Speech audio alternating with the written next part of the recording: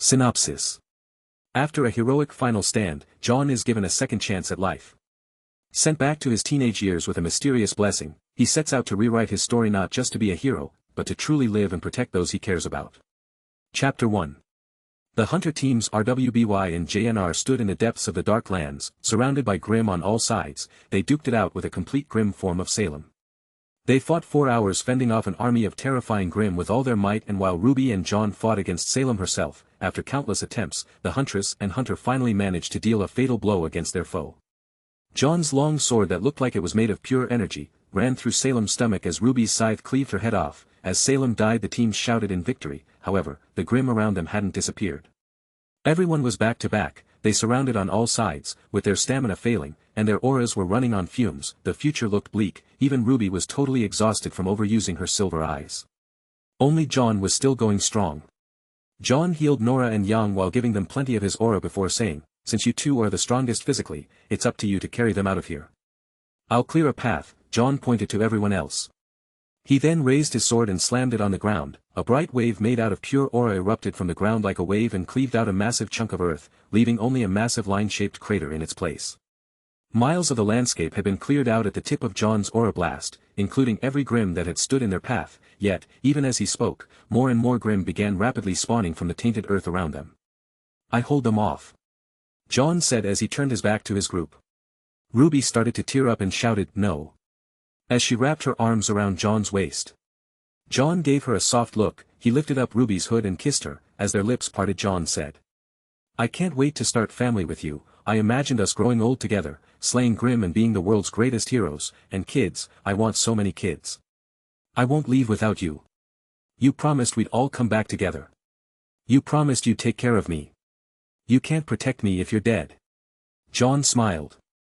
"I'm not planning on dying. You guys have to come back and save my ass." Everyone looked down. They didn't want to leave Jaune because it would be hours before they could get support from Ironwood. They knew if they left now, Jaune would most certainly die. "Yang, take care of my wife for me." Jaune handed her over.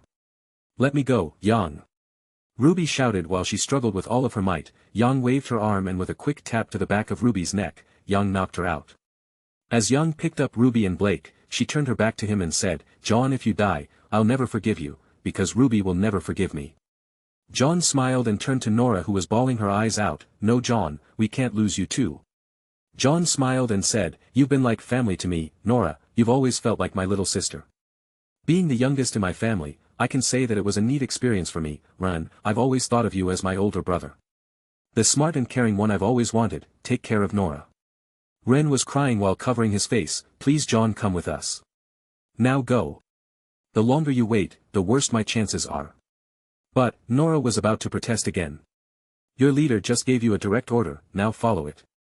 Nora turned around and left him alongside Yang. They were moving as fast as they could. Jaune, however, surrounded his body in aura and shook his sword. Countless Grimm was being killed while he dove into the danger. Jaune's long sword cut down through a Gant troll-looking Grimm. The two halves fell over onto multiple Grimm, crushing them. As a dragon type breathed black fire at him, Jaune raised his shield and dove into the flames, bashing the dragon's head in. A giant Nevermore swooped down and tried to eat Jaune whole. Jaune raised his sword over his shield arm and jumped forward into the creature's mouth, with a powerful stabbing motion. Jaune came out of the center of the Nevermore's throat. With a simple jump, Jaune kicked his feet off the Nevermore's back, and flew back into the crowd. Landing on a Gant Goliath Grimm's forehead, the Grimm's mask broke as his feet sunk into the creature's face. Jaune quickly stabbed his sword out into the Goliath's head and jumped off of it before a pack of Grand Beowulfs attempted to eat him. With a powerful spinning motion, Jaune's body turned into a tornado-like blur, chopping up everything in his path. Even though it had only been a few hours since the team left, Jaune had lost all his sense of the time. He no longer remembered how many times he had swung his sword. His arms were burning, callous torn. He could feel the blood dripping down from his hands and falling from the hilt the blade. "How long have I been fighting?" Jaune questioned. His armor was broken, body covered in wounds. His aura was barely managing to heal them anymore. His stamina was beginning to fail, and he was starting to doubt whether he would survive this ordeal. Jaune looked up and raised his sword into the air. A horse-shaped Grimm with a crocodile's head tried to eat Jaune whole. His sword pierced through its mouth and stabbed into the creature's brain. As it turned to ash, Jaune fell to his knees and looked at the surrounding Grimm before sighing. "I guess this is it for me. I'm almost out of aura, but don't think I'll let you eat me." Jaune started to a chain reaction inside his body. By stockpiling all his remaining aura into a single point, a dense white drop of solid aura appeared in front of him. He then tapped into his life energy and poured it all into one final attack. Jaune shouted as his aura inflated thousands of times over, creating a giant dome-shaped ball of golden light. The clouds parted as sunlight covered the entire dark lands. Mixed with Jaune's aura, the Grimm's biggest spawning center been purified by a glowing gold aura. All of the rotten and dead greenery that once was now had fresh flowers and vibrant grass growing, glowing green moss coated the withered trees, and sprouts for new redwoods appeared popping up from the ground. Every Grimm in 1,000 miles radius had all died off and were no longer spawning. The black tar pits that spawned the Grimm turned into clear waters that shined with a white aura. Jaune's body fell forward as he placed his sword in the ground to support him. He started panting heavily, his skin had turned pale, almost ashy. Jaune stayed there for almost an hour, chanting. I can't die until Jaune comes back, she'll kill me. Over and over again, his dull eyes still had a speck of light in them. As he watched the sun rising on the horizon, he heard someone shouting his name. A whole group of hunters around 100 strong alongside his friends came running over to him and started shouting his name. However, he couldn't see them anymore. He felt RWBY placing her hands on his cheeks, crying with every ounce of water she had in her body. Everyone used a machine to try to give him their aura in order to heal him, but it wasn't working. Ironwood frowned and covered his face. I'm sorry, Jaune used his life energy to do this. All the aura in the world can't heal him now. Jaune smiled and moved his dull eyes at RWBY before saying, I did it, I held on. Hey RWBY. Jaune's voice was getting weaker. What is it, Jaune? Everyone's tears were falling to the ground and pooling together. Do you think they'll remember me as a hero? Yes. The greatest hero. They'll probably even make a statue of you, so stay with me, Jaune, you have to live to see it. Everyone was gripping their fist or staring at the ground with a hollow expression as they watched their friend dying. RWBY, I'm sorry I couldn't keep my promise. I'm the worst arc ever, Jaune said, grinning. Jaune's eyes closed on last time and his body fell forward. RWBY screamed at the top of his lungs. Jaune. Honey, wake up, please no. No, please, no. Oh. RWBY rocked his lifeless body back and forth as she was surrounded by her friends and family's comfort while she continued to grieve. Jaune felt his soul leave his body. He felt a great sense of guilt as watched his wife crying over his lifeless body in dismay. I'm so sorry, RWBY, I never wanted to make you cry like this. He looked at his transparent hands as he floated further into the sky. Eventually, he ended up at a large and empty white void. He was wondering if this was heaven or hell, when all of a sudden, he heard a voice call out to him. It was a voice that he recognized. Jaune, you've done well. Jaune turned himself around to see an unfamiliar man standing before him. He didn't recognize that appearance of Ozpin's first incarnation, but he recognized the voice. That voice? Ozpin. Is that you? My apologies, Jaune, I did not wish for your death, but because you have killed Salem Husk and purified the majority of the Dark Lands, you have freed my soul and brought balance to Remnant, Ozma explained. Jaune rubbed the back of his head. No, I didn't do much. RWBY was the one who struck the final blow. Ozma smiled. Don't belittle your actions, you have grown so much stronger. Thanks to your actions, I have become something other than human, and have hidden away the relics so that no person shall ever call those childish gods back to the planet. Ozma stared at Jaune. Jaune, you are the first person I will tell the whole truth to, the reason I hid away the relics and tried to hide Salem's history. Jaune looked over at Ozma with a serious expression. You know about the gods of light and darkness. When I was younger I believed in them with all my might. Ozma then somehow summoned a mug of coffee and took a drink. However, since my time on Remnant, I have changed my opinion of the gods of light and darkness. Compared to how quickly humans mature, as eternal beings the gods could only be seen as children. Jaune was shocked. They were also too young to understand what they created, and too immature to consider the consequences of creating a being with such potential. But they created us, right? How could we be stronger than them? It's more than that, Jaune, we are the combined creation of the light and dark. We can become far stronger than the gods that created us. Even now, I find myself understanding more and more about the universe and how to manipulate it.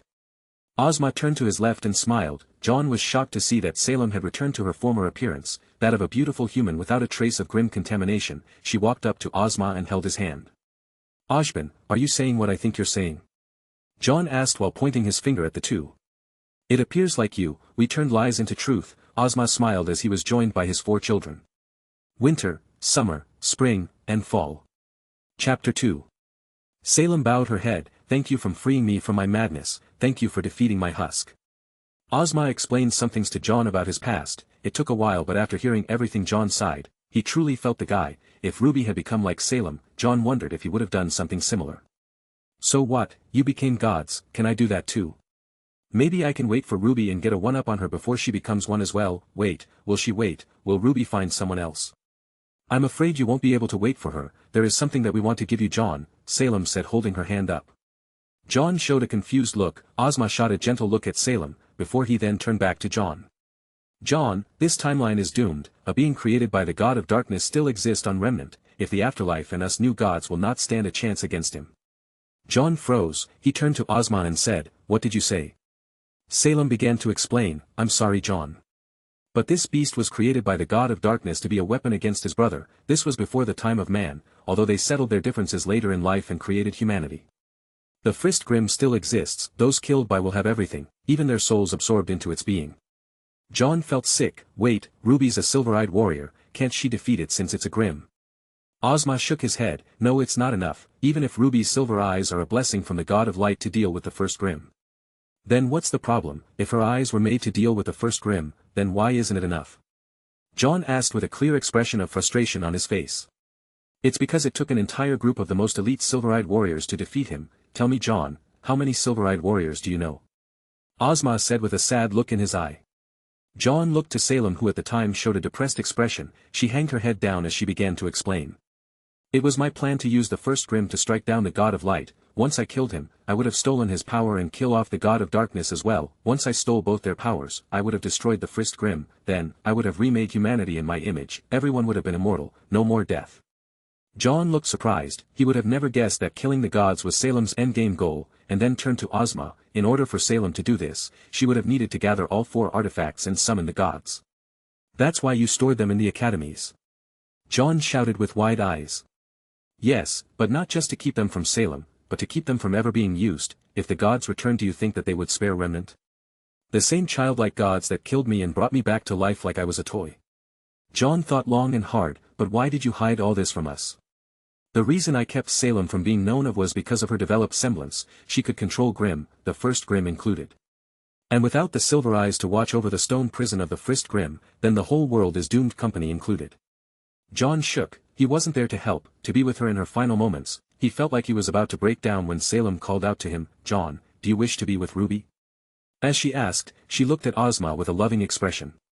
Jaune looked up into the empty white void and said, "Yes, I can't imagine life without her." Ozma's daughters stood next to their parents and said, "Ah. Jaune, we can let you live once again," Salem said with a gentle and tender smile on her face. "Wait, I get to live again. You're going to bring me back to life." Ozma's voice echoed out, "I'm sorry, Jaune, I can't return your soul to your current body." Jaune pouted, "Why are you playing with my heart? We can't revive you without cursing you in some form or another. The laws of the universe have been deadlocked by the gods. However, after studying the curses inflicted upon us, we have developed a different way to resurrect you. We found a loophole, or so they say," Salem informed. Ozma smiled and said, "I'm sending you back in time, to right before you arrive at Beacon. We could only cut the time to 7 years in the past. I'm sorry, but I could not improve the spell even further." Jaune scratched his head and thought that it was strange that they would send him back to that time, but with a single thought of RWBY's face, Jaune smiled and said, "Send me back then. Starting from scratch with RWBY is better than not having RWBY at all. She's a special girl, that RWBY," Ozma said as Jaune's soul started to glow. "That she is," Jaune said, thinking of all the wrongs he could right. "Oh, and thanks to your last fight, you've caught the Wargod's eye. He's decided to give you a blessing.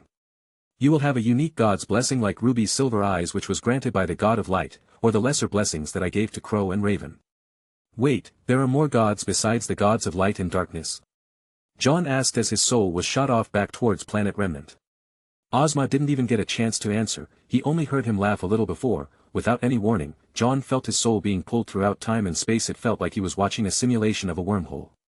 As his soul completely vanished, Ozma made a sound like he was slurping coffee and said, "They'll need you to be even stronger than before to survive Remnant's final test." Another person walked into the void. He was one of Ozma's previous incarnations, the King of Vale, the hero of the Great War, and the one known as the God of War, Ozthar Ark, also known as War God. Play on King Arthur. This incarnation was very weird for Ozma. Out of all his hosts, Ozthar was the only one with a strong enough will to put Ozma on the back burner, so to speak. He could only let the War God handle the body while he gave advice. Ozma was surprised by Ozthar's powerful soul, so much so, that when he finally took control of the body, Ozthar was on the verge of death. That the wild War God of Vale had a family, 2 sons, one who was the next in line for the throne, while the other created the Order of the Knights of Ark. This was John's grandfather, Seal Ark. After many years, Seal had a son of his own, who, instead of taking up the role of the Ark household, chose to abandon his royal status and become a hunter. To the one that became a hunter, Lance Ark, eventually settled down with a huntress named Gwen, and together they had 7 children, John Ark being the youngest. Ozma was then surrounded by 10 of his strongest incarnations, each of them had become a god in their own right. Do you think that he'll be able to pull it off? Oscar, Ozma's most recent incarnation, appeared and asked. He's my grandson, of course, he'll be able to pull it off. After all, that combined blessing you had us all make should help him a lot. What did you call it again? I call it the Ultimate Leader System. You probably don't know about scrolls, but John and I like to play these RPG games on them, and I thought it might come in handy for the rest of the team. Oscar bragged about his idea. I think he'll do fine. What now, dear? Salem asked as she hugged Ozma's arm. I picked him for a reason. Sacrificing the 4 artifacts was truly the right choice to make. Now all we can do is wait for this timeline to be replaced, Ozma stated as he stared at the portal that sent John back in time. Vanish. John's soul flew past a shattered moon and charged towards a large green and blue planet. His soul then shot over a city and through the surface of a very familiar flying ship. John's soul collided into the current-day John Ark, who was in the middle of experiencing a bout of motion sickness. John's 2 souls clashed and merged into one. He placed his hand on his head and groaned out in pain. When he started to wobble, John heard the sound of the most important woman in his life call out to him, "Are you all right?" The newly reborn John shook his head and shook off the nerves that were building up in his body. He turned around to see RWBY and Young staring at him. Because of his memories of being an Ironwood Army operative, he had gone on countless flights and overcame his nerves almost instantly. John wanted nothing more than to pick RWBY up and kiss her. He wanted to shout that he was back, but, seeing how he hasn't even introduced himself yet, he knew that he had to hold back his emotions, and on top of it all, he still felt sick to his stomach. Although John was no longer experiencing his usual motion sickness, he still felt that like he was going to puke. Wiping off the sweat from his brow with his sleeve, John spoke up with a shaky voice. Yes, it's the first time flying, just feeling a little woozy. Motion sickness? Young said, scratching the side of her face. I'll adapt, not going to puke, thank you for asking. John's cheeks suddenly puffed up, swallowing down his bile. He then said as looked around. Does this ship have a bathroom? Young and RWBY pointed over towards the tail end of the ship and watched as he ran into the bathroom on the verge of puking. Poor guy, RWBY said, looking a bit embarrassed. At least he was man enough to hold it in long enough to ask. Young laughed as she placed her arm around RWBY and went back to tell her just how great it would be at Beacon.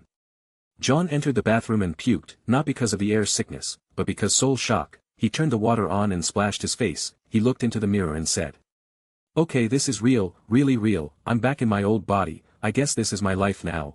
Ah, man. All my muscle is gone." John suddenly heard a chime ring in his head. A transparent screen popped up in front of him and had the words, "Accept Wargood's blessing." His eyes scrolled down to the yes or no buttons and pointed out pressing yes. John felt his aura unlocking and increasing 6-fold, almost the same aura levels from when he was 19. He then looked at the new screen that appeared. It showed his status just like a video game menu. Status. Name, John Ark. Age, 17. Title, Wargood's Knight, 15 to battle power. Class, Hunter Knight in training level, 01. Overall level, 001. Experience, 0. Experience needed until the next level, 1450. Condition, 100. Constitution, 15. Defense, 28/10 armor bonus. Intelligence, 14. Focus, 10. Mana, 0. Battle power, 25. Aura, 3000. Previous soul semblance, mutated aura amplification. Current soul semblance. Wargood's blessing, training and combat have a long-term growth effect on aura and battle power. Increases the effects of training by 10,000 x 10. Inventory. Skill tree. Aura abilities. Magic. Class grid map. John was blown away. He could feel that the strength that he gained from his title had increased his power a decent amount. He felt that he now had the same physical strength, had the same strength from his previous life, but still had the physique of a thin teenager. Chapter 3. How is this a blessing? I thought I would get something like Golden Eyes, or Uncle Crow's transformation ability. This is totally like a video game. Why is my semblance mutated, and what's with the question marks on my second one? Wait, I have two. John placed his hand on his chin. Maybe since this is before I unlocked my aura amplification, it's changed somewhat to suit my new personality. The fusion of my past and future soul must be responsible for the extra semblance. Maybe it's because I'm two souls in one. Letting out a sigh, Jaune said, so many questions, so much to learn. He clicked at his inventory and saw the status screen collapse, and then a series of 99 slots that the words empty on every one of them. Jaune then started to think about how he should move his equipment into it, when all of a sudden, his sword appeared inside the first slot. Status. Inventory. Crochet Moors X01. Skill list. Aura abilities. Magic. Class grid map. Just like that. Jaune thought about holding his sword and like magic, it reappeared. He then pointed to his skill tree, and he saw a small list of skills with lean cost next to an upgraded sign. Climb, LV 1. Cost to level up 100 lean. Craft, LV 3. Cost to level up 10,000 lean. Diplomacy, LV 1. Cost to level up 100 lean. Handle animal, LV 1. Cost to level up 100 lean. Intimidate, LV 0. Cost to level up 10 lean. Knowledge, LV 3. Cost to level up 10,000 lean. Perform, LV 1. Cost to level up 100 lean. Profession, LV 1. Cost to level up 100 lean. Drive, LV 1. Cost to level up 100 lean. Ride, LV 0. Cost to level up 10 lean. Swim, LV 1. Cost to level up 100 lean. Stealth, LV 1. Cost to level up 100 lean. Perception, LV 1. Cost to level up 100 lean. Jaune looked at his wallet and sighed, 500 lean, that's barely enough to make it through a month. Sis helped me fake my transcript and only gave me a monthly allowance. Jaune groaned, we won't be able to start taking missions until the second semester, I have to get a job. Next, he looked at his class grid map and was reminded of something like Final Hunter 10 sphere grid, only it was much smaller, and only the spheres covered a single class, Hunter Knight in training. He looked over the slots and saw that some increased his aura, some increased his battle power, and the rest were special class abilities, such as aura abilities. One was called Guard, it increased the body's defense by 15 when guarding someone. Another was called Shout, it increased the output of a single attack by 15. However, the only way to activate one of these rings was to gain grid tokens from leveling up. He noticed that he had a single token. After some thinking he decided to put it into a Constitution 4 modifier. His body started to itch, his body started to move sporadically as he felt himself get slightly stronger by the second. Jaune lifted his shirt and saw that his body was completely shredded, his muscles didn't have any girth to it, but every one of his muscles was well developed like it had been sculpted by marble. Jaune put his shirt back down and laughed. He noticed that his defense and battle power had increased by 2, meaning he could deal out and take even more damage now. So Constitution increases my physique and maximum health, next one I get I'll use on a skill. Jaune noticed that the ship came to a halt. I guess it's time to go. After leaving the ship, Jaune marveled at the sheer beauty that was Beacon Academy. It was filled him with a great sense of happiness. The last time he saw Beacon Academy was when they returned to the ruins before the final fight. Jaune continued to walk while looking into the distance when he heard Ruby's famous sneezing explosion. Weiss had already begun berating her, when Jaune suddenly walked over and held out his hand to Ruby. Hey, need a hand? Excuse me. I was in the middle of talking with this person, how dare you interrupt me, do you know who I am? Weiss Schnee, heirs to the Schnee Dust Corporation, one of the largest producers of energy propellants in the world, a young and serious-toned woman's voice called out. Everyone turned to see Blake walking over while holding on to a bottle of dropped dust. Finally some recognition. Weiss said, placing her hands on her hips while throwing her nose up at them. The same company infamous for its controversial practices and questionable business partners, Blake shot back. How dare, the nerve of, Weiss tried to shout back something in defense when Ruby and Jaune started to giggle. Weiss took a deep breath and stomped away after taking her bottle of dust back. I promise I'll pay you back someday. Ruby shouted at Weiss. Letting out a sigh she turned back to thank Blake, only to see her walking away. Thank you. Ruby shouted to see Blake wave her hand behind her head, like whatever. Ruby then turned back to Jaune and said, thanks for helping me. Jaune held out his hand, Jaune Arc. As they shook hands Jaune's heart quaked, he almost started crying on the spot, when what Ruby said next spoiled the mood. Ruby Rose is the name, don't wear it out. Hey, aren't you the guy who threw up on the ship? Vomit boy. It was motion sickness, and I'm over it, it will never happen again, Jaune said with a red face. My future wife called that damn nickname, Jaune thought as he hid his face from her. Sure. Vomit boy. Jaune shook his head and laughed, okay crater face you asked for it. Hey, that explosion was an accident, Ruby shot back. The two laughed at one another, when all of a sudden, it got kind of quiet. Ruby looked at the sword on his hip, then pulled out her hunter's weapon crescent rose and said, "Sue, I have this thing." Like she wanted to show off. Jaune smiled and said, "Neat scythe, is that a high-impact velocity sniper rifle attached to it?" "Made it myself." "What about yours?"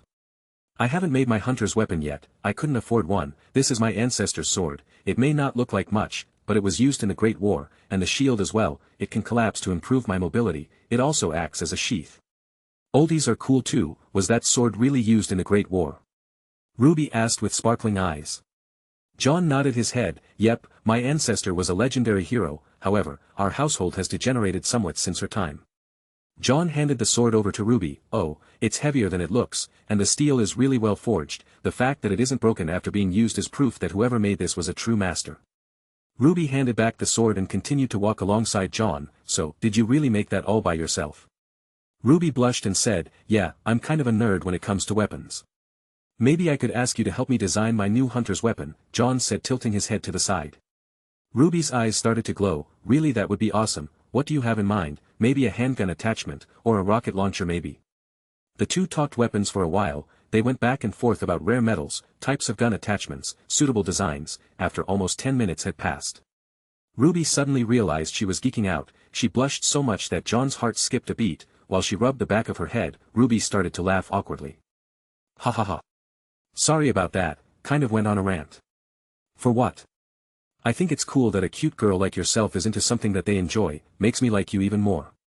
Ruby gave a good hard, long look at Jaune, before suddenly turning her head to hide her flushed face. "Why's your face red? Are you feeling okay?" Jaune teased. "It's nothing, never mind." She gave him a peek before pulling her hood closer to her face. "So, why did you help me back there in the courtyard?" Why not? My mom always says that strangers are just friends you haven't met yet, and Dad says that you should always help a lady in need." Ruby giggled. "Nice sayings. It's even better if the one I helped happened to be a cute girl like you, Ruby," Jaune said with a gentle smile. Ruby stopped moving. Jaune swore he saw steam coming out of the side of her hood. She turned around and slapped her cheeks a couple of times and then looked around before saying, "Hey, where are going?"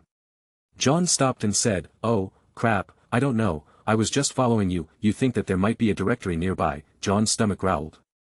"Maybe a food court while we're at it. I'm pretty sure I left breakfast on the plane."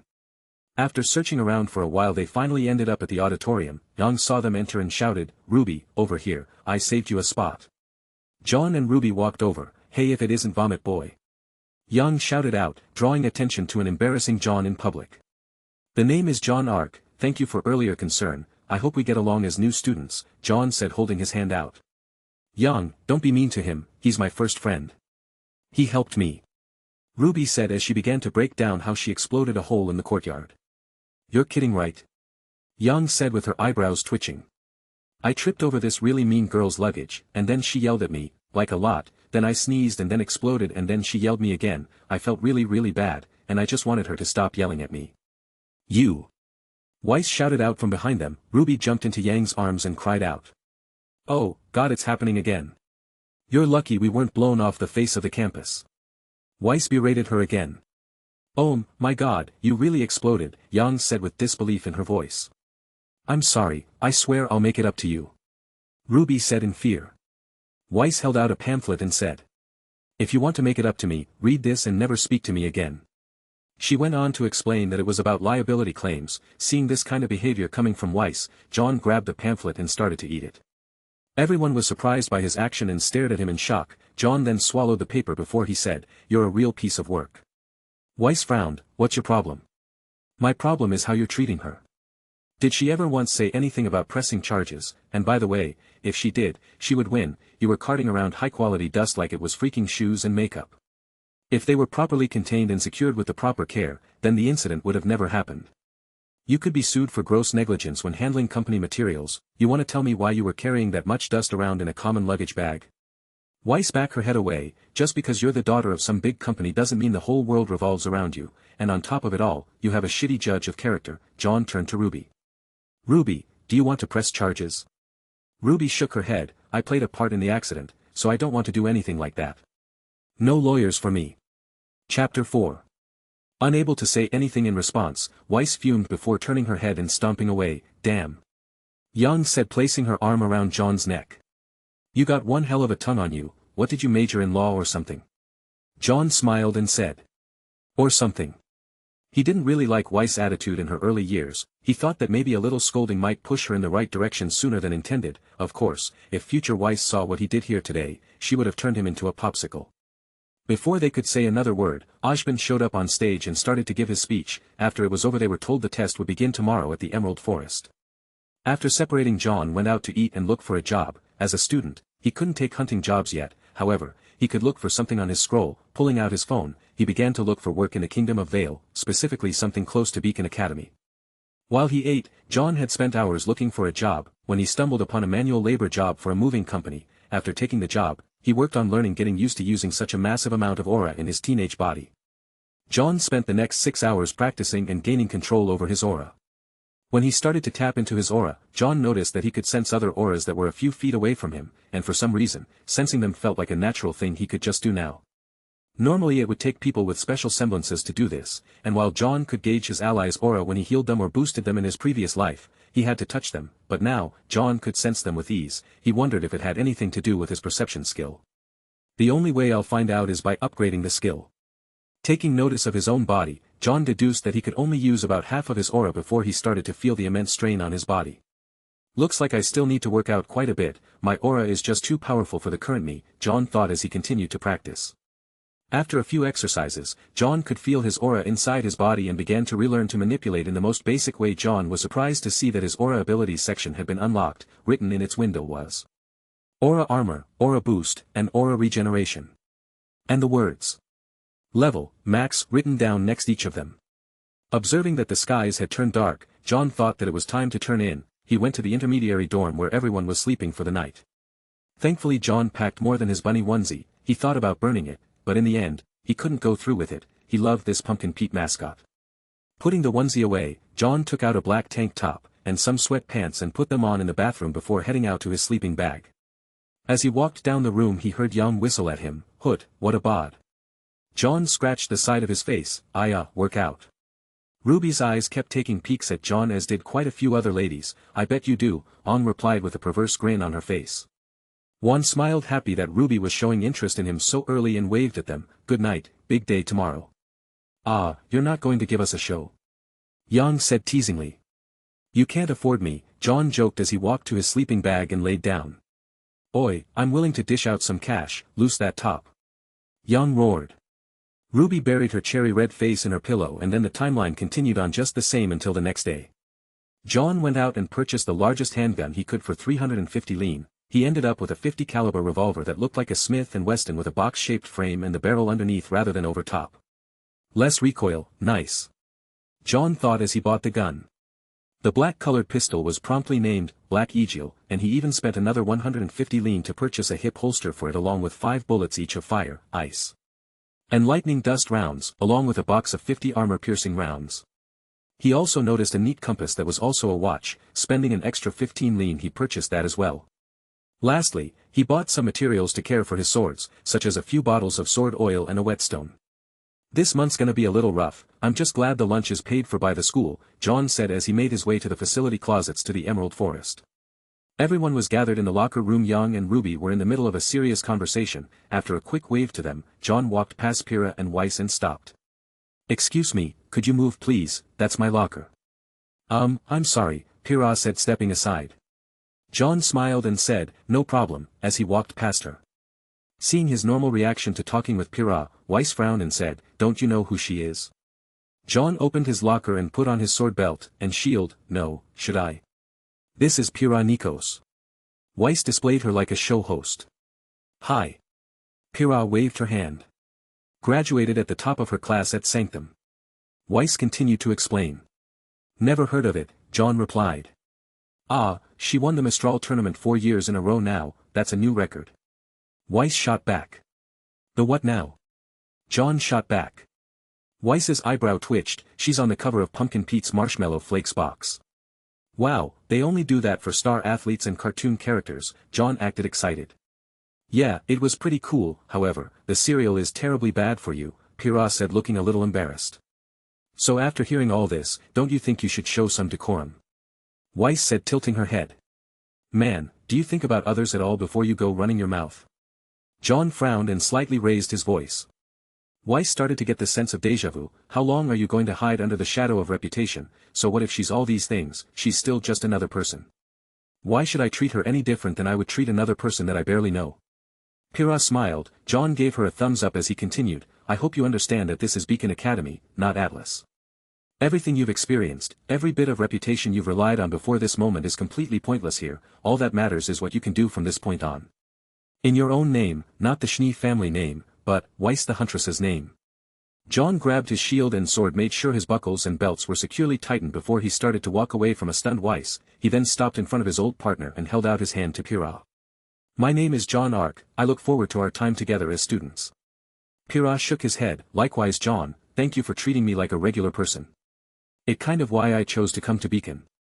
When you get really famous, it makes it much harder to just be casual with someone. I just wanted to make friends, not more fans. Jaune smiled as they shook hands. Well then Pyrrha, consider me your friend. Pyrrha blushed and nodded her head. Amen. Jaune felt a whirlwind of emotions. He used to have feelings for Pyrrha, and he knew that she would develop feelings for him. I have to find a way to let her down easy, Jaune thought as he hid his emotions and turned around. The two parted with Weiss standing there in shock. She took this opportunity to speak with Pyrrha. Could I be your friend too? Pyrrha nodded her head up and down in a pleasant mood. She then grabbed Weiss's hand and said, another friend, what a joyous day this is. As Jaune walked past the young and RWBY, they joined him and started to travel out to the launch pads together. Why are you so harsh on her, Jaune? RWBY asked. I just don't like people who rely on their family or political positions to throw their weight around. I think she can be better than she is, but how will she ever learn if she doesn't hear the bitter truth? Jaune said, scratching the back of his head. You sound like an old man scolding a child, Jaune giggled. Jaune smiled and thought, if you added up all both of my lives' total time, then, yes, I would be an old man, Jaune thought before saying. You whippersnappers better shape up. The two straightened their backs and said, yes Grandpa Jaune. The three then suddenly burst out into laughter as they exited the locker room. Jaune even had the guts to throw in some cheesy puns as jokes. Everyone met up on the launching pad, as they were told of what to do, and that the first person they crossed paths with would become their partners for the next 4 years. RWBY showed shock as she looked over at Jaune and at Jaune. I have to find them both first.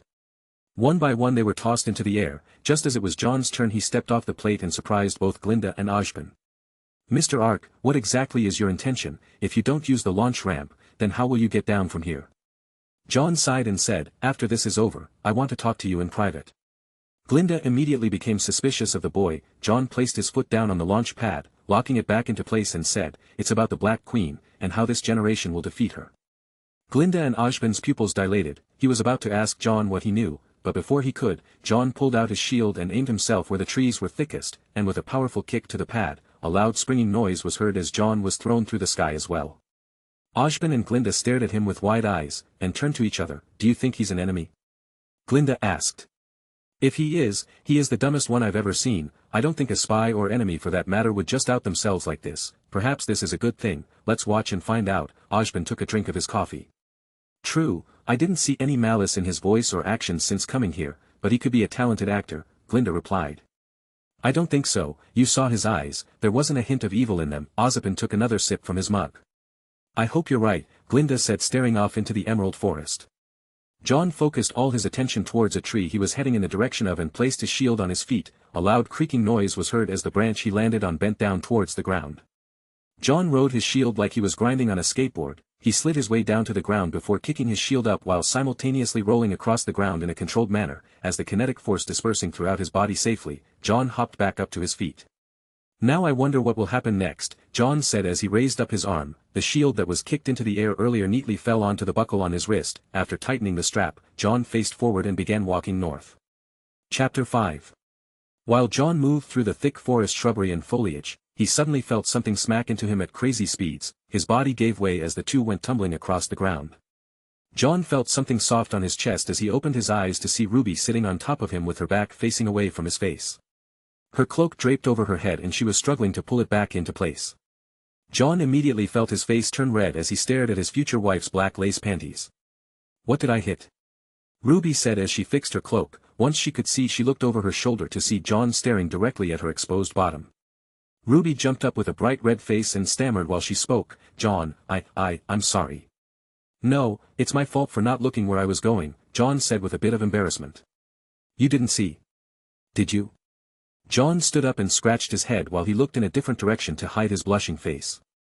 I forgot how klutzy she is. Guess Ruby's going to be my teammate now. I knew my actions would change the timeline, but, for it to happen so soon.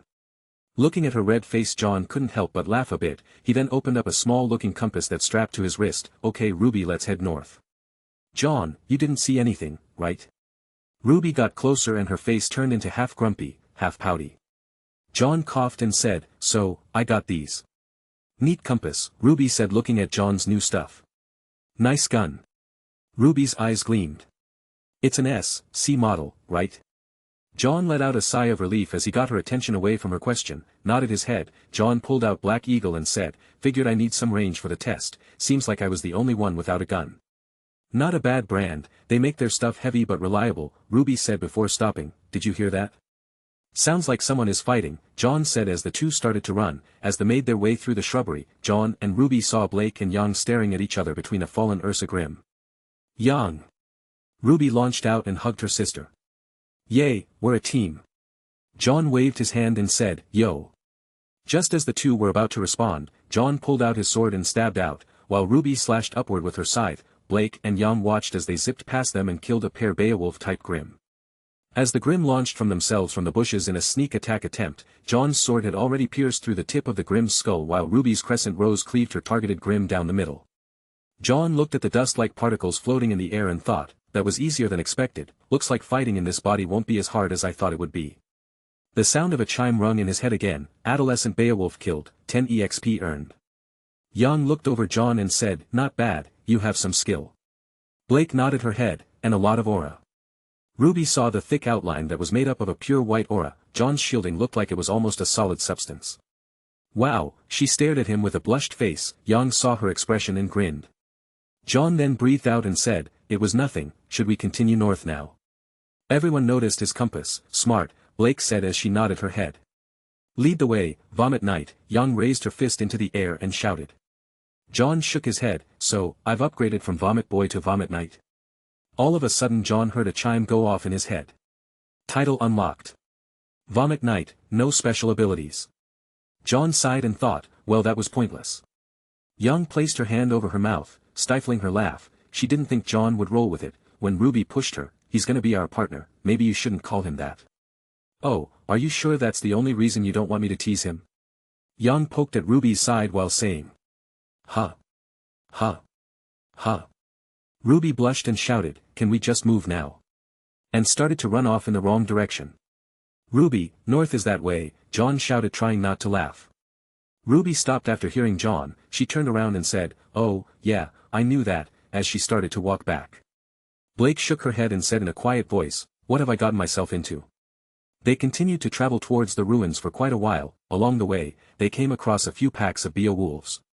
Jaune and the rest made quick work of them, and he even ended up earning 130 experience for killing 13 of them.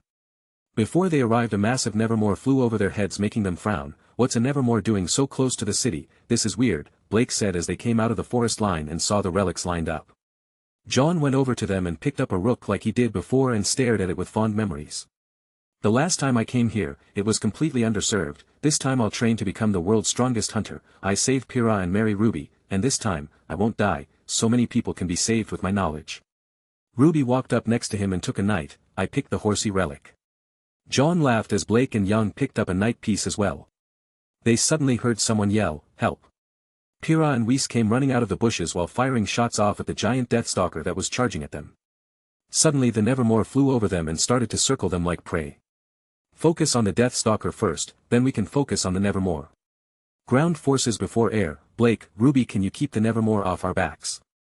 Jaune shouted as he ran towards the Deathstalker. Leave it to us, Jaune. Ruby shouted as she turned her crescent rose into a sniper rifle and started shooting. Blake joined her and started running alongside Ruby as the Nevermore shot down feathers that stuck in the ground like blades. Yang pounded her fist together and shouted, wait for me, Vomit Knight.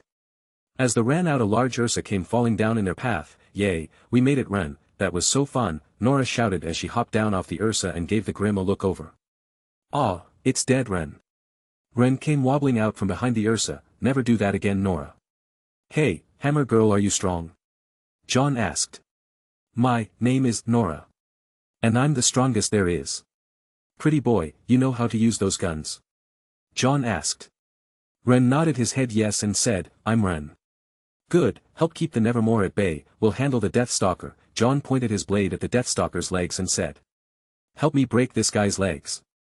Nora grinned and shouted, now you're speaking my language. They dashed out and John started to focus his aura around Corsia Moors and thought, please work. Aura ability, Aura Blade level 5 unlocked. John was a little upset to see that he didn't master his Aura Blade ability like the rest of his aura abilities. It appears the technique he made to fight alongside everyone wasn't even fully developed. Once his blade was completely covered in the white glow, everyone was shocked at the density of John's aura, sharpening and increasing the edges of his sword. John felt his aura drop around 10, his sword suddenly started making creaking noises, making John curse inwardly. Damn, Corsia Moors's current condition can't handle the strain of my aura. Young. Stun it. Young grinned and charged out with everything she had and punched it in the face. The ground cracked around its body, and as the Deathstalker put all its weight on its legs, they grew stiff and easy to cut.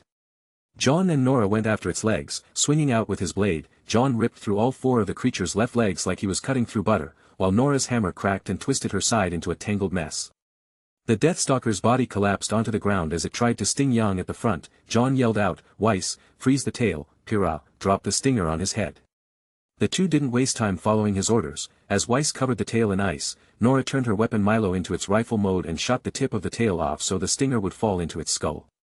John shouted, Nora. Give me a lift. As he jumped up into the air, Nora smiled and said. One-way ticket on the Magnhild Express. With a powerful swing, her hammer flew into the bottom of John's sneakers as he was shot up into the air. John flew up around 15 feet before he started to fall back down. Surrounding his shield and aura, John fell onto the stinger with a powerful, falling shield bash. John heard a chime go off in his head, Aura ability Aura Shield level 5 unlocked. Another 10 of John's aura dropped as his shield came into contact with his target. The stinger was thrust into the Deathstalker's head and its body turned to ash, softening John's fall. Adolescent Deathstalker killed, 480 experience acquired. Before anyone could celebrate, John stood back up and said, now we take care of the Nevermore. Pulling out his black Aegil pistol, John pointed the barrel towards the Nevermore and fired off 2 shots. One was made from fire dust, and the other lightning dust. When the 2 shots hit their target in the head, the Nevermore let out a screech of pain as the combined dust lit up like a flash bomb. Its body flew into the cliffside over the ruins and started to fall down the massive canyon. This gave everyone time to regroup. Ruby ran up to John and shouted, that was amazing. Everyone had to agree, John's performance was quite the spectacle, as with just a few orders, he managed to help them take out a Deathstalker like it was nothing. Before the rest could give him a compliment, the Nevermore scratched out from the bottom of the canyon as it started to fly back into the skies, more irritable than ever before. Well, that bought us some time. You got a plan for this one too, Vomit Knight? Young called out. John did have an idea, however. After seeing Ruby's expression, she was clearly holding back her own idea. John smiled and said, I think Ruby's got one, why don't you share? Everyone looked to Ruby. I think I'd rather hear John's idea first. Everyone turned to John. He smiled and waved his hands in front of his face before saying, sorry, I'm not very good at aerial combat. Everyone turned back to Ruby. Okay, so my idea works like this.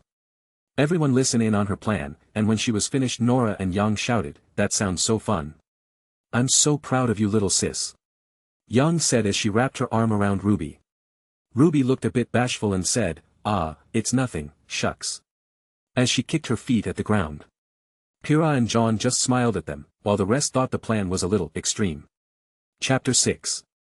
John clapped his hands. You'd make a brilliant leader, Ruby. This is a great plan. Everyone else will draw the Nevermore's attention to the front of the cliff. Weiss, Blake, Young, you know what to do. Everyone was about to move when the Nevermore had reached the proper altitude to start shooting at them with deadly sharp feathers that were harder than most steel. Everyone dodged left and right to avoid the attacks and started to make their way to the ruins built over the cliff's drop-off. Team JNPR shot at the Nevermore with their long-range weapons and forced focus on them while Ruby and the rest set up their attack. After drawing in the Nevermore to the base of the cliff on the opposite side of the canyon, John ducked down and placed his shield above his body. Young, Pyrrha, jump. Young jumped first. As she soared into the air, she was surprised by how far up John managed to throw her. When she looked back, she saw Pyrrha's foot landed on top of John's shield, and with his help, he lifted Pyrrha up into the air even faster than she was thrown. Young. Your turn. Yang's feet felt the bottom of Pyrrha's shield make contact and jumped up once more while using her shotgun blast to launch herself into the air. Yang laughed as she landed right in front of the Nevermore's mouth. The Nevermore roared as it tried to eat Yang. However, she quickly grabbed the creature's beak and started to fire off shotgun blast mixed with fire dust. The creature was taken by surprise as Yang yelled, "I hope you hungry." Countless shots fired into the Nevermore's mouth. With one final kick off the giant crow-type Grim, Yang flew towards the ground only to be caught by Nora flying on her hammer. "Need a lift?" Nora laughed as she held Yang like a princess. "My hero," Yang joked as they landed on a nearby column in time to see RWBY being launched by Weiss. The ribbon from Blake's weapon was stretched out across two large pillars. The Nevermore started to fall towards the cliff when RWBY jumped back into the stretchy-like cloth, and had Weiss used her glyphs to pull her back even further. Weiss turned to RWBY and said, "I still think this plan is crazy. You let me worry about the crazy part, you just focus on making the shot. You can make the shot, right?" RWBY asked. Weiss smiled and said, "Can't I?" With a cocky attitude. "Can you?" RWBY asked again, this time with a sense of worry in her voice. "Yes. I can make the..." The blade came down around the Nevermore's neck and multiple glyphs appeared on the side of the cliff for RWBY to run up. As she dragged the Nevermore behind her, RWBY shouted and shot off even more of her ammo, accelerating her even more. She quickly dashed up to the surface of the cliffside and used the edge as an anchor to cleave off the creature's head from its shoulders. As she stood at the edge of the cliffside, rose petals falling into the wind, Jaune could only say the same thing he said in the first timeline, "Wow." Yang walked up to the crowd and said, "So that was a thing." Everyone gave a chuckle. They all began introducing each other, and watched as RWBY used her semblance to shoot back over into the crowd. After talking for a bit, they all grabbed the remaining chess pieces and started to head back towards Beacon Academy. When they returned, Ozpin congratulated them and told them to meet up with the rest of the students in 3 hours. Everyone let out a sigh of relief as they were allowed to relax for a while, when Ozpin turned to Jaune and said, "I would like to have that talk with you now, Mr. Ark." Jaune smiled as the rest of the team showed a sign of shock. They wondered why Ozpin singled out Jaune. Jaune waved his hand and said, "I had some issues with my transcript. I'll meet up with you guys in the auditorium." Everyone but Weiss accepting his excuse. She thought something was off with Jaune ever since he spoke to her. Thinking about how he berated her, she gave Jaune a hard and suspicious stare. Thinking that she could finally dig up some dirt on the boy that was giving her such a hard time, Weiss pulled out scroll and decided to make a few calls. Jaune was led to Ozpin's office alongside Glinda. After reaching the top floor, Jaune walked out to see a sight that almost moved him to tears. A wave of nostalgia washed over him as he saw Ozpin take a seat behind his desk, and fill up a mug of coffee. With Glinda by his side, Jaune felt like everything had returned to normal. "So Mr. Ark, you wanted to speak with me about something?" Ozpin said before he took a sip of his coffee. Jaune took a seat in front of them and said, "Now, I know this is going to sound crazy, but, since crazy is your entire lifestyle, Ozpin, I'm hoping you will be able to believe me." Glinda and Ozpin shared a confused look as Jaune began to tell them what happened to him. "I'm from the future, or at least, my soul traveled to the past to possess my former self, and Ozpin is the one who sent me here." The two adults stared at each other with a blank look. Ozpin turned back to Jaune and said, "Well, Mr. Ark, I have lived a crazy life as you said it." Ozpin took a sip of his coffee. "But I don't think time travel has ever been a part of it." Jaune sighed. "I knew it wasn't going to be this easy." He gave them a stern stare and started at the beginning. He told them about events that would occur in the future, about Cinder, Emerald, and Mercury being Salem's pawns. "I also know that Pyrrha is the next Fall Maiden. That you're holding her body in a hidden sub-basement in this tower, oh yeah, and that you have been cursed by the gods to possess those of like minds to continue your mission." Jaune made Ozpin and Glinda jump. "I also know that Glinda has had a crush on IR. And that's enough, Mr. Ark." Glinda's cheeks puffed up, making Ozpin and Jaune almost laugh. Jaune then smiled and said, "I still have more to talk about though." He then went on to tell them how Salem gained the 4 artifacts, and Ozpin, or rather Oscar, sacrificed his life to use them and make Salem mortal, all the while, somehow managing to hide the artifacts one last time. "This time, you told me you sent them to the center of Remnant, where no one could reach," Jaune explained. Ozpin was fascinated by his story when Glinda said, "Ozpin, does this mean you'll die soon?" Ozpin smiled. "No, that future is no longer a thing. If Jaune's words turn out to be real, then I might not even die in this new timeline. Especially since if I kill Cinder and awaken my semblance, I can heal the Fall Maiden," Jaune said, scratching his head. "There is no need for Pyrrha to become the new maiden." Ozpin smiled. "That is if your semblance is still the same. I take it you've come back to a time before your aura was awakened, correct?" "Nothing has changed, Ozpin. Is still desire to keep those close to me from dying. I won't let it happen again. It's just slightly different than before. After some training, I'm sure I'll be able to unlock my semblance again," Jaune said with a stare that could bore a hole through steel. Ozpin nodded his head. "Pardon me, it was wrong of me to assume." Jaune sighed and said, "After you died, you left us to deal with what was left of Salem and her grim army. a lot of people died in that war. Tens of thousands of hunters and huntresses all perished in the first wave, millions more after, even citizens were getting in on the fighting. Jaune gripped his fist. We were lucky enough to be taken under Ironwood's forces and fought on the front lines for years. It wasn't until we trained in the Silver-Eyed Warrior's sacred grounds that we managed to fight back. 2 years, we trained for 2 years, so many died in that time. Glinda and Ozpin could see the pain on Jaune's expression. I take it the last fight was the worst. Jaune started to cry. Crow, Taiyang, my whole family, all of them died in the last battle. I did as well, but we managed to defeat Salem, and I saved my friends, and hurt her. Ozpin lifted up an eyebrow. I was surprised to hear you and Ruby ended up as a couple. I suppose you don't want to skip through hunter training then, do you? Jaune smiled. No, I have to make my future wife fall for me after all. I can't exactly walk up to her and say, hey, you love me. You don't know it yet, but you love me. Can I? Glinda actually chuckled. How old were you when you died? Jaune finished Glinda's thought. Yes, Glinda answered. 24 to 25, not that old, but not that young either, Jaune replied. The two adults sighed. I'm sorry, Jaune, to put so much on your shoulders when you all were so young. Ozpin shook his head. We didn't have a choice, we would have chosen to do so even if we were given one, Jaune said while he crossed his arms and thought back to the last thing Ozpin said before he died. I'm putting my hopes on the people, the next generation to end strife amongst the people and gain everlasting peace, Jaune said aloud. Ozpin nodded his head. That does sound like something I would say. Jaune then went on to tell them about his final fight and what he experienced afterward. I gained some kind of blessing from the war god. Can you see this? Jaune pulled up his inventory only to get weird stares. What? Jaune asked. Interesting, there are more gods.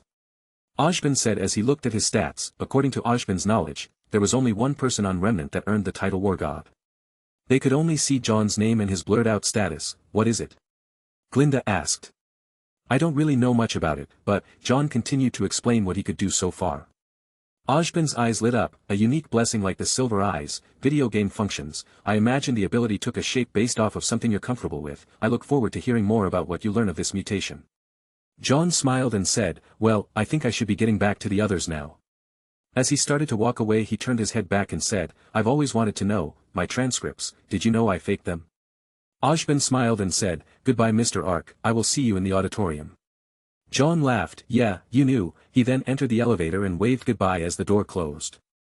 Ozpin sat there for a few minutes to take in the information. He turned to Glinda and said, well, he was right about my life being crazy. Who would have thought? We really managed to end this fight in this generation. Yes, it sounds odd. I wonder if I'll pass on the moment she's defeated, or maybe this is my last life. Ozpin walked over to the window, the cogs rolling past his face. He took a deep breath and said, I will miss this world quite a bit, but I will never forget it. Glinda grabbed her arm and had a sorrowful expression as she looked downward. Cheer up my dear Glinda, if this is to be my last life, then let it be full of good things. Ozpin turned around with a smile on his face that hadn't been seen in years, a smile full of hope. Chapter 7. There are some changes to dorms I wish to make. If that team is the one to defeat Salem, then we need to provide our young Mr. Ark with an opportunity to unite them, Ozpin said as he watched Jaune walk across the courtyard from the distance. Jaune walked through the academy. He was smiling because he felt like he lifted a weight from his chest. Now all he had to worry about was getting his future wife to fall for him. Jaune suddenly stopped in his tracks.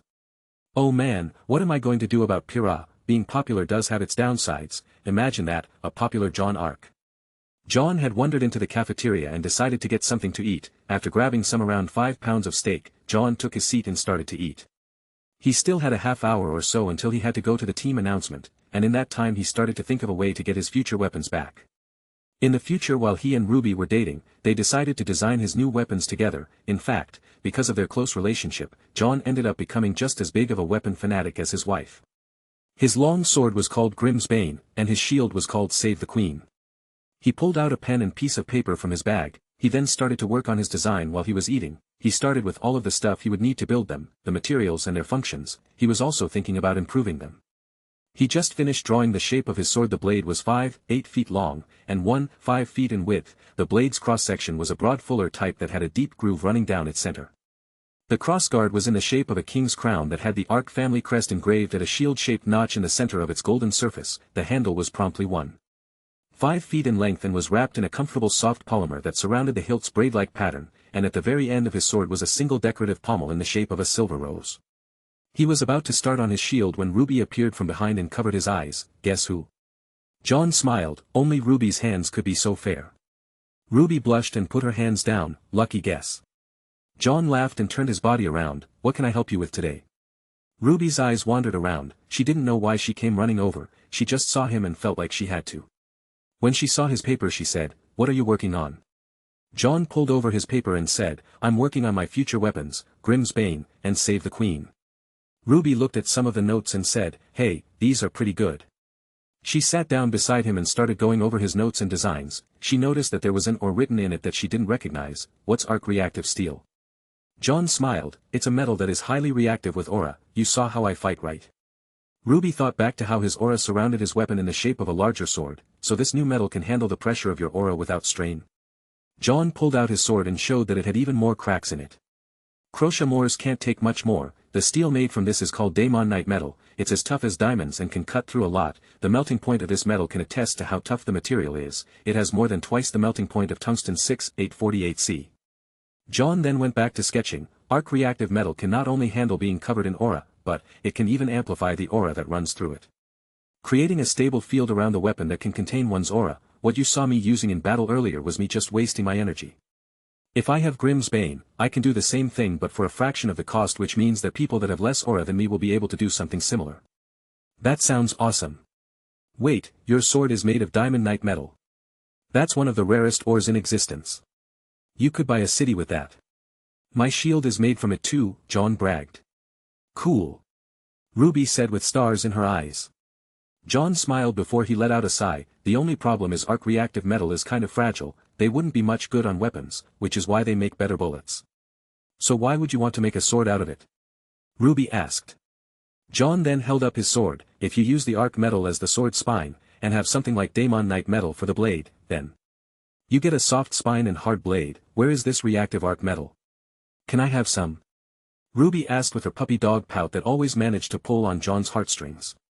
It doesn't exist yet, I kind of made this material by accident once, Jaune said while scratching his face. Ruby was blown away by his statement. You made a new metal. Jaune laughed, I know where I can get the arc reactive ore, but it has to go through a certain process to be made, this is why it's called arc reactive metal, it's got my name in it. Jaune was still hoping that his semblance was the same because without his aura amplification, Jaune wouldn't be able to make the arc reactive metal, at least not without some assistance from the one who built Penny.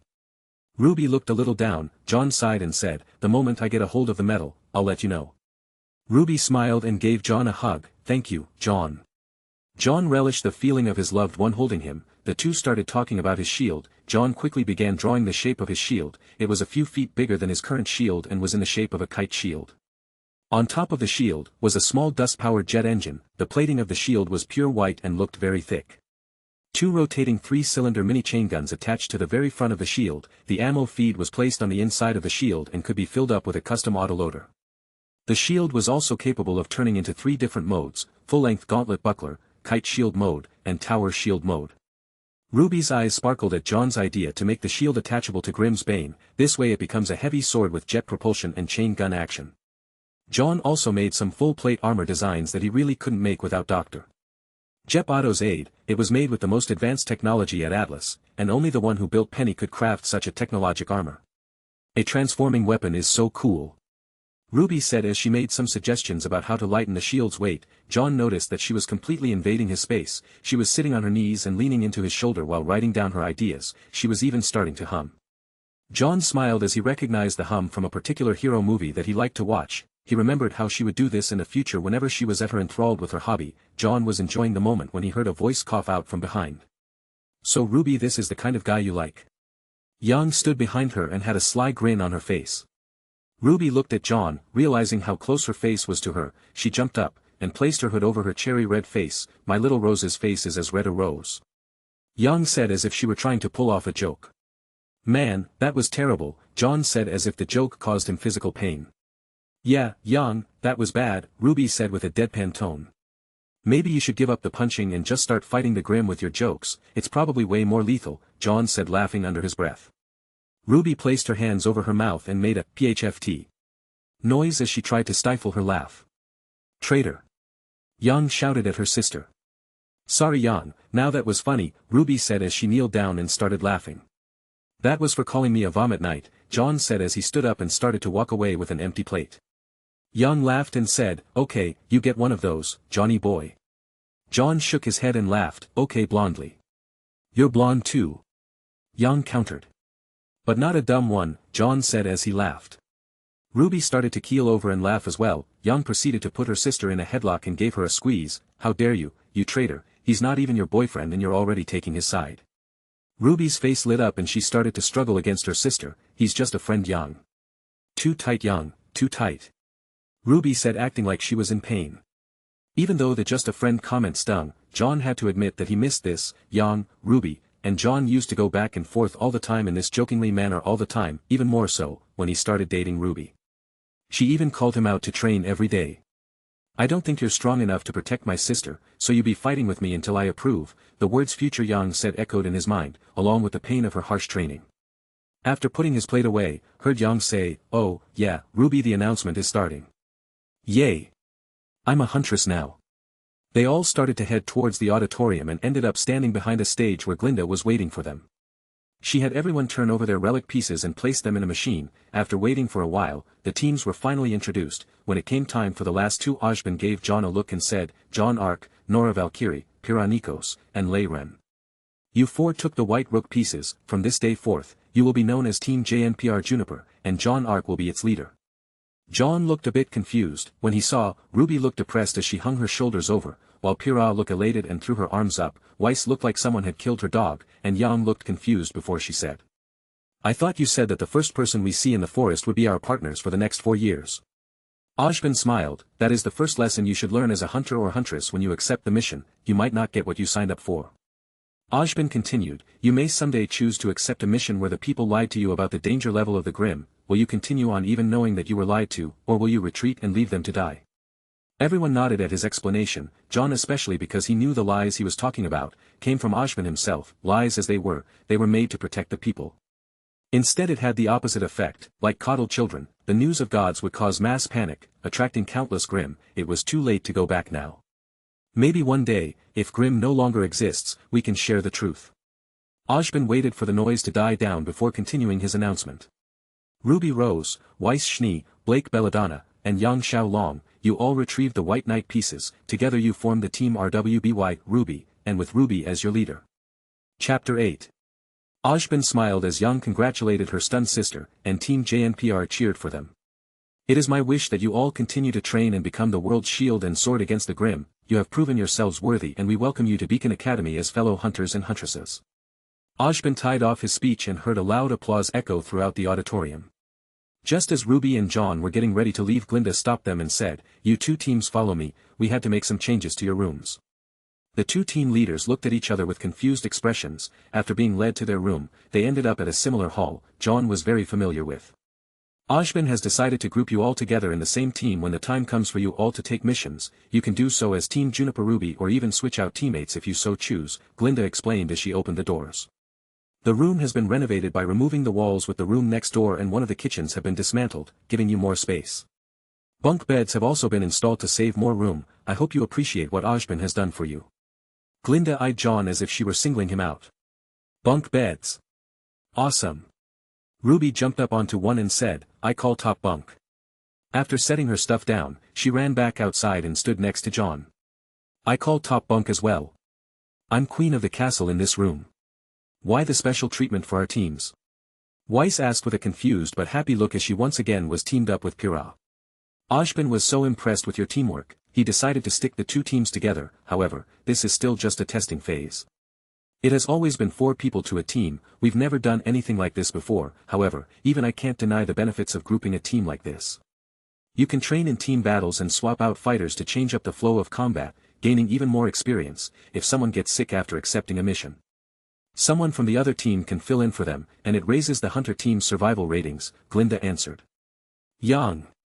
We have 2 bathrooms. No way, let me see. Yang rushed inside the room.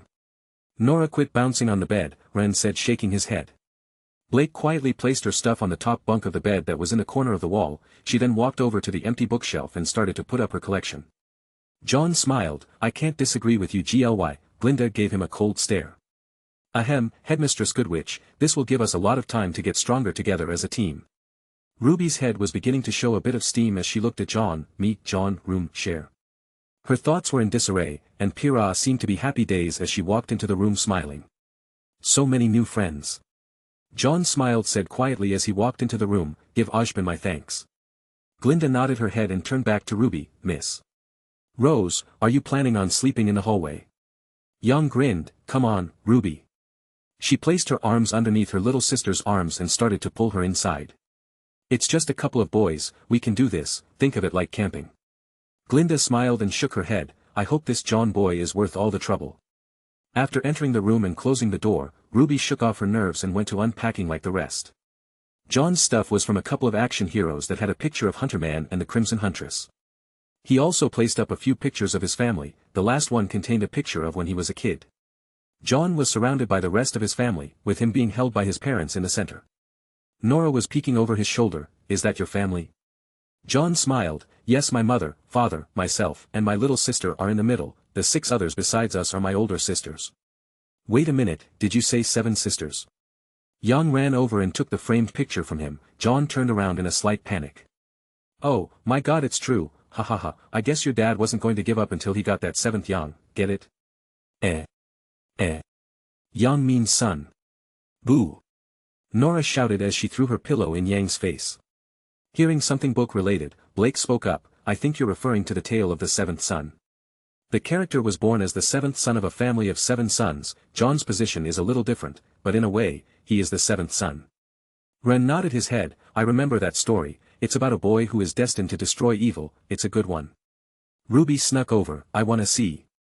As she stared at the picture, Jaune began to sweat a little. Ah, they're adorable. Yang grinned and whispered, all of them, or just Jaune? Ruby hid her face with her hood, all of them, Yang. Even Weiss was intrigued by this and took a peek, prosperous, I refuse to believe that a woman could give birth to 8 children and retain such a beautiful figure. I guess that's a compliment, Ren said to Weiss's statement while looking at Jaune's family. What are their names? Pyrrha asked. Saffron is the oldest, she's a technician at the Argus Relay Tower, the next one is Rouge, she's a hunter like the rest of the family, this one's Asher. This one's Saphir, the next one is Amathea, Amy for short, then we have Claire, and the last one hugging me is Violet, she was born 6 minutes after me. Twins. How cute. And they're all hunters. The ones in the center are my dad, as you can see, I got my ruggedly handsome looks from my mom. Ruby snorted, Yang gave his dad a look over, he did have Jaune's eyes, but a much broader chin and a bit of a beard growing, his mother looked like an angel, and the rest of his siblings looked like supermodels. I think he looks pretty good, no wonder you mom can't keep her hands off of him. Yang. Ruby shouted. What? I call it like I see it. Nora's face got closer to the frame. What is it, Nora? Ren asked. This photo is folded at the bottom, Nora answered. Jaune gulped and tried to take the photo back, okay, I think that's enough. Yang grinned after seeing his nervous reaction, she lifted the frame away and opened it up, Jaune shouted, wait. Everyone paused for a moment, Jaune was sweating bullets as he stuttered out, please don't do that. Do it, Yang. Nora shouted. Yang laughed as she pulled out the picture to reveal his sister and him wearing a Pumpkin Pete bunny onesie with the words, Mama's little bunny written on his outfit, and Papa's darling rabbit. The room burst into laughter, Jaune covered his face to hide his cherry red expression. I think they look adorable. Pyrrha said as she covered her mouth and tried her hardest to hold in her laughs. They really are cute though, Ruby said as she held her stomach and let out a small burst of laughter. I'm a little jealous Jaune, you almost look as cute as me when I was around the same age, Yang said slapping her knee.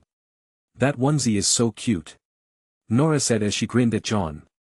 Ren sighed and placed a hand on Jaune's shoulder, it's okay Jaune, I feel your pain, my parents used to give me animal onesies when I was young too, luckily, I put an end to all that when I was 4. Jaune started to sweat even more thinking of the fact he still had that same style onesie packed in his luggage must never be known about. Yeah, stopped wearing them, Jaune mumbled. So you come from a hunter family? Are they the ones who trained you? Jaune looked a little down and said, well actually, they didn't train me much at all. In fact, the people that could be said to have trained him more than anyone else were all in this room. He fought alongside them, trained next to them. Experienced countless trials and tribulations together with this group, and in the end, he became one of the strongest hunters in history for being with them. Everyone gave him a look of disbelief. I'm serious, I was the youngest so they treated me with kid gloves like I was made of glass, like I was fragile. Then how did you get so strong? Young asked. I watched them, copied them to the best of my abilities and trained in secret, John said, scratching his chin. This wasn't a lie. If he didn't do this awkward training as it was, he would have been even weaker in his first timeline. John remembered the stuff he did in his first lifetime, training that consisted of childish thoughts, such as lifting bags of rocks and running with them, or cutting logs that he tied to a tree every day to practice his swings. It's why he took the Ark family's heirlooms. It was the only thing he could practice without his parents noticing. Why didn't you ask them again after you learned you had talent? Kira asked, tilting her head. John tilted his head and thought about what he should say. I didn't want to hurt them. I mean, they practically gave up on me. I wanted them to see me as a hunter, and be proud that I made such achievements. Didn't you graduate from the top of your combat class? Weiss had apparently used her contacts to take a look at John's transcripts after they fought alongside in the Emerald Forest. She was especially interested in John because of the amount of aura he had, and to her, his character was well above suspicious. John scratched his head. How do you know about that?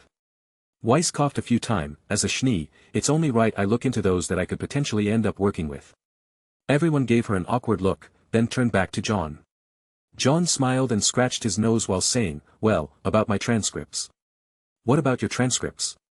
Weiss said, frowning. I kind of ran away from home and joined Beacon by using fake transcripts my sister forged. The stuff you saw on my paperwork was actually Violet's achievements, John answered while rubbing the back of his head. Everyone in the room was shocked, and when Blake heard he ran away, her ears twitched slightly. Is that why Ozpin singled you out earlier? Ruby asked. John nodded his head. Yeah, I fessed up before I took the examination in the woods. I told him that I faked it, and used that chance to prove to him that I belong here. He's already agreed to let me in if I passed, and now I'm here.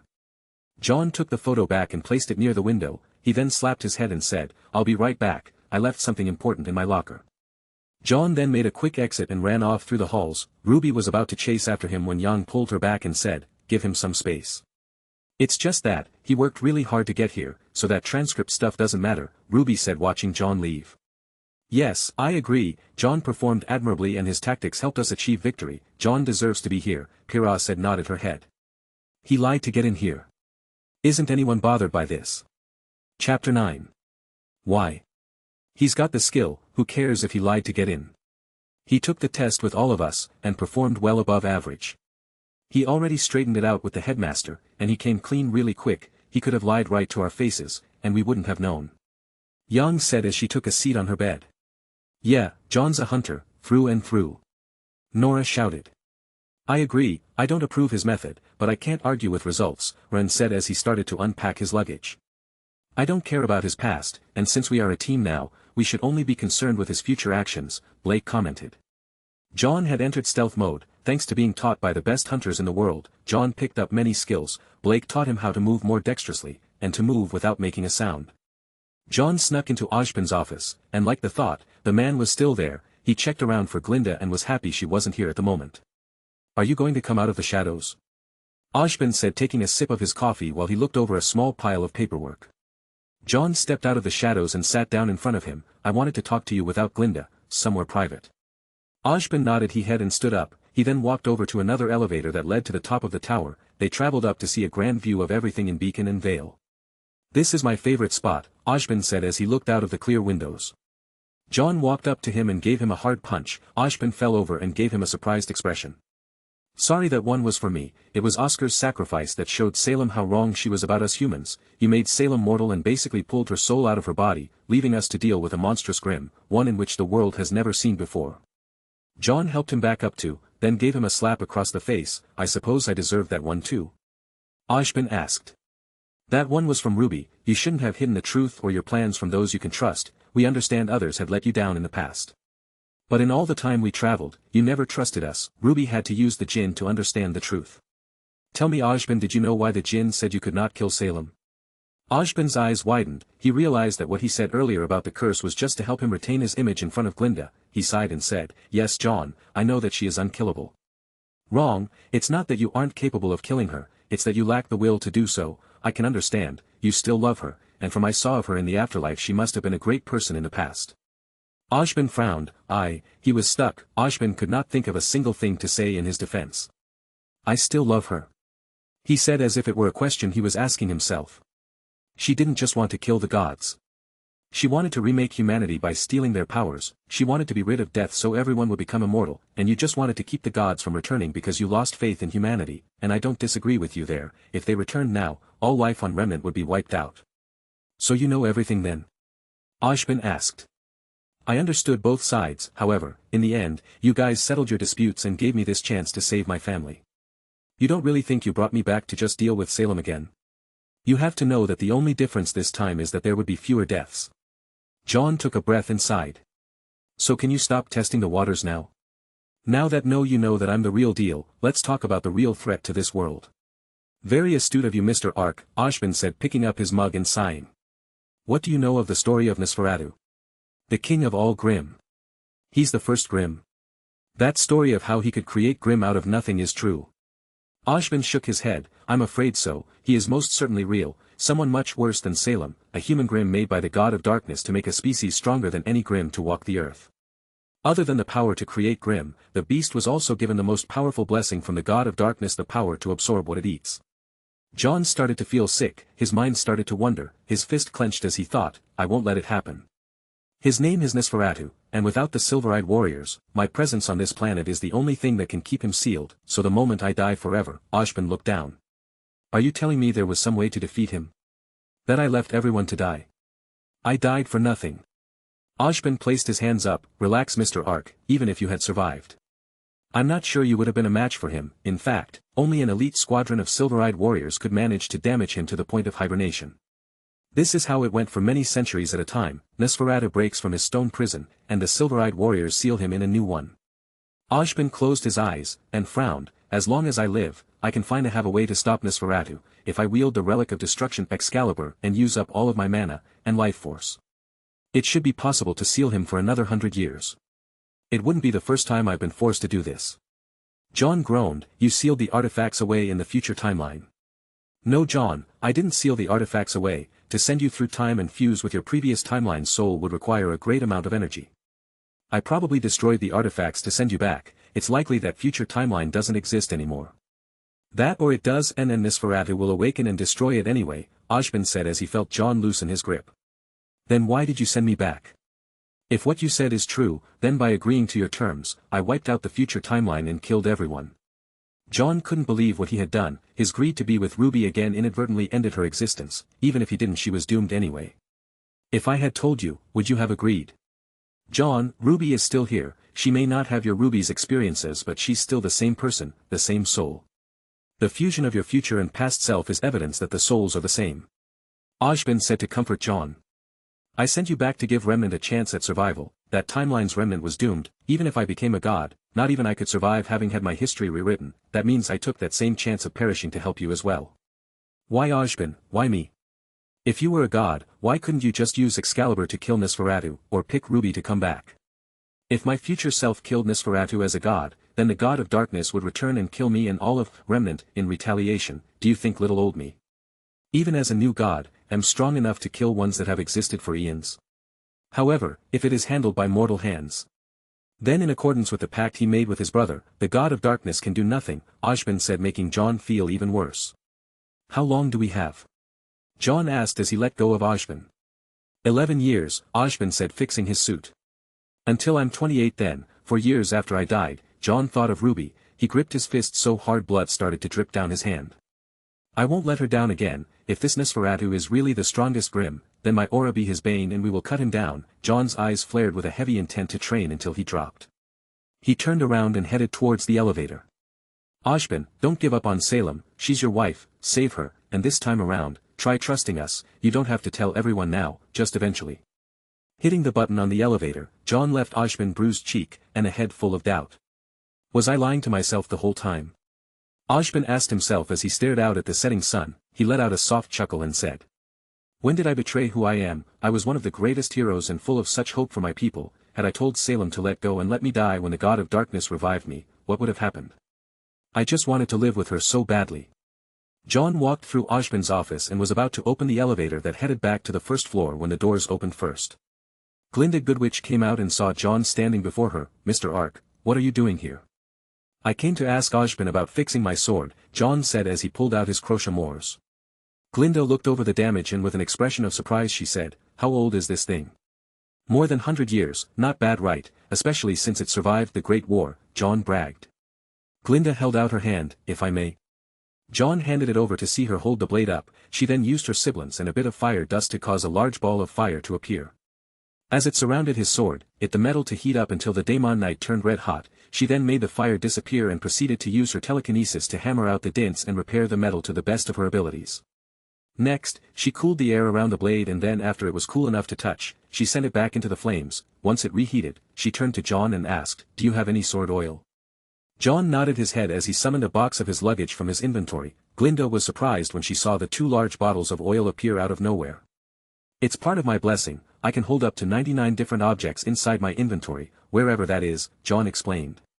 "Useful," Glinda said as she opened the bottles and pulled out the oil to temper the sword again. After it cooled, she sharpened with her telekinesis, causing thousands of small chips of embers to shoot off like sparklers. When she was done, Jaune noticed the lethal edge added to Crochamores and was more than happy.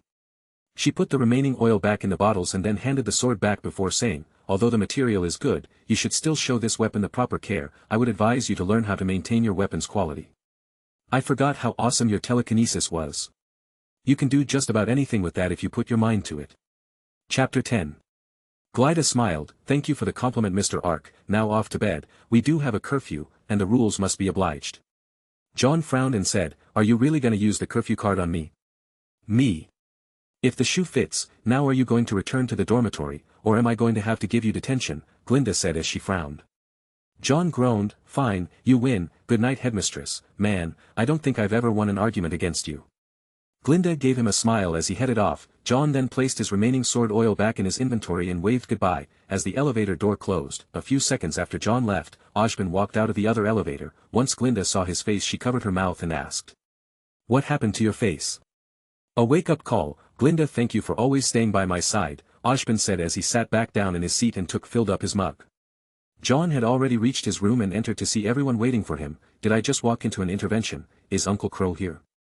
Jaune thought while scratching his head in confusion. RWBY walked forward and said, "Jaune, we were all talking, and we decided that we don't care that you faked your transcripts. You proved that you belong in Beacon, but in the future, no more lies, okay?" Jaune had already completely forgotten about that and smiled as he looked around the room. "Thank you, I won't betray your expectations of me. I promise to work hard and be a good leader." Everyone smiled and started to speak up. "You better," Weiss said with a cocky attitude. "Yay! Jaune is still our leader." "I look forward to working with you," Ren said, bowing his head slightly. "Yay! Vomit Knight is here to stay." "I sure you'll do great, Jaune," Pyrrha said, giving him a thumbs up. "Work hard," Blake said as she turned back to reading her book. "As co-leader of the team, RWBY will work hard with Jaune to help us grow into the coolest, most awesome, most talented hunter team, that are also best friends," RWBY said while geeking out and waving her arms. Jaune covered his mouth and started laughing. "Way to kill the mood, RWBY," Young said as she walked over to her bed and sat down. They all stared at one another for a while, when Jaune suddenly coughed, ahem. After getting everyone's attention, he smiled and said, "As a team, I think we should get to know each other a bit better. We're already aware of each other's names, but not much more. What would you suggest we share?" Pyrrha said with a happy expression. "Well, I told you guys about my family, tell me something about yours," Jaune said before sitting on his bed. Pyrrha stood up and introduced herself. "I'm Pyrrha Nikos, I'm 17 years old.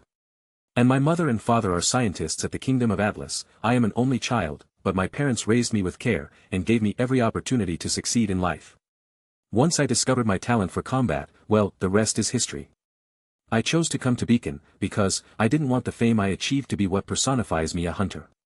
And I wanted to make actual friends. Most people know me as the goddess of victory, but here, I'm just Pyrrha Nikos." Pyrrha sat down and everyone applauded. "Well, you got lots of friends now," Yang said as she placed her arm around Pyrrha's shoulder. "Okay, me next," RWBY said, standing next to Yang.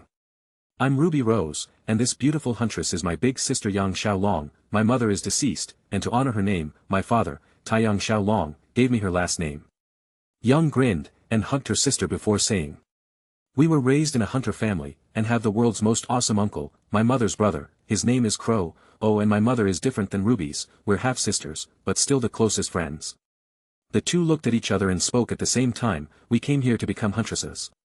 Jaune smiled as listened to Nora say, "Me next." She jumped down off her bunk and placed her arms around Nora. "Ren and I have been together since we were kids, no family left, all we have is each other."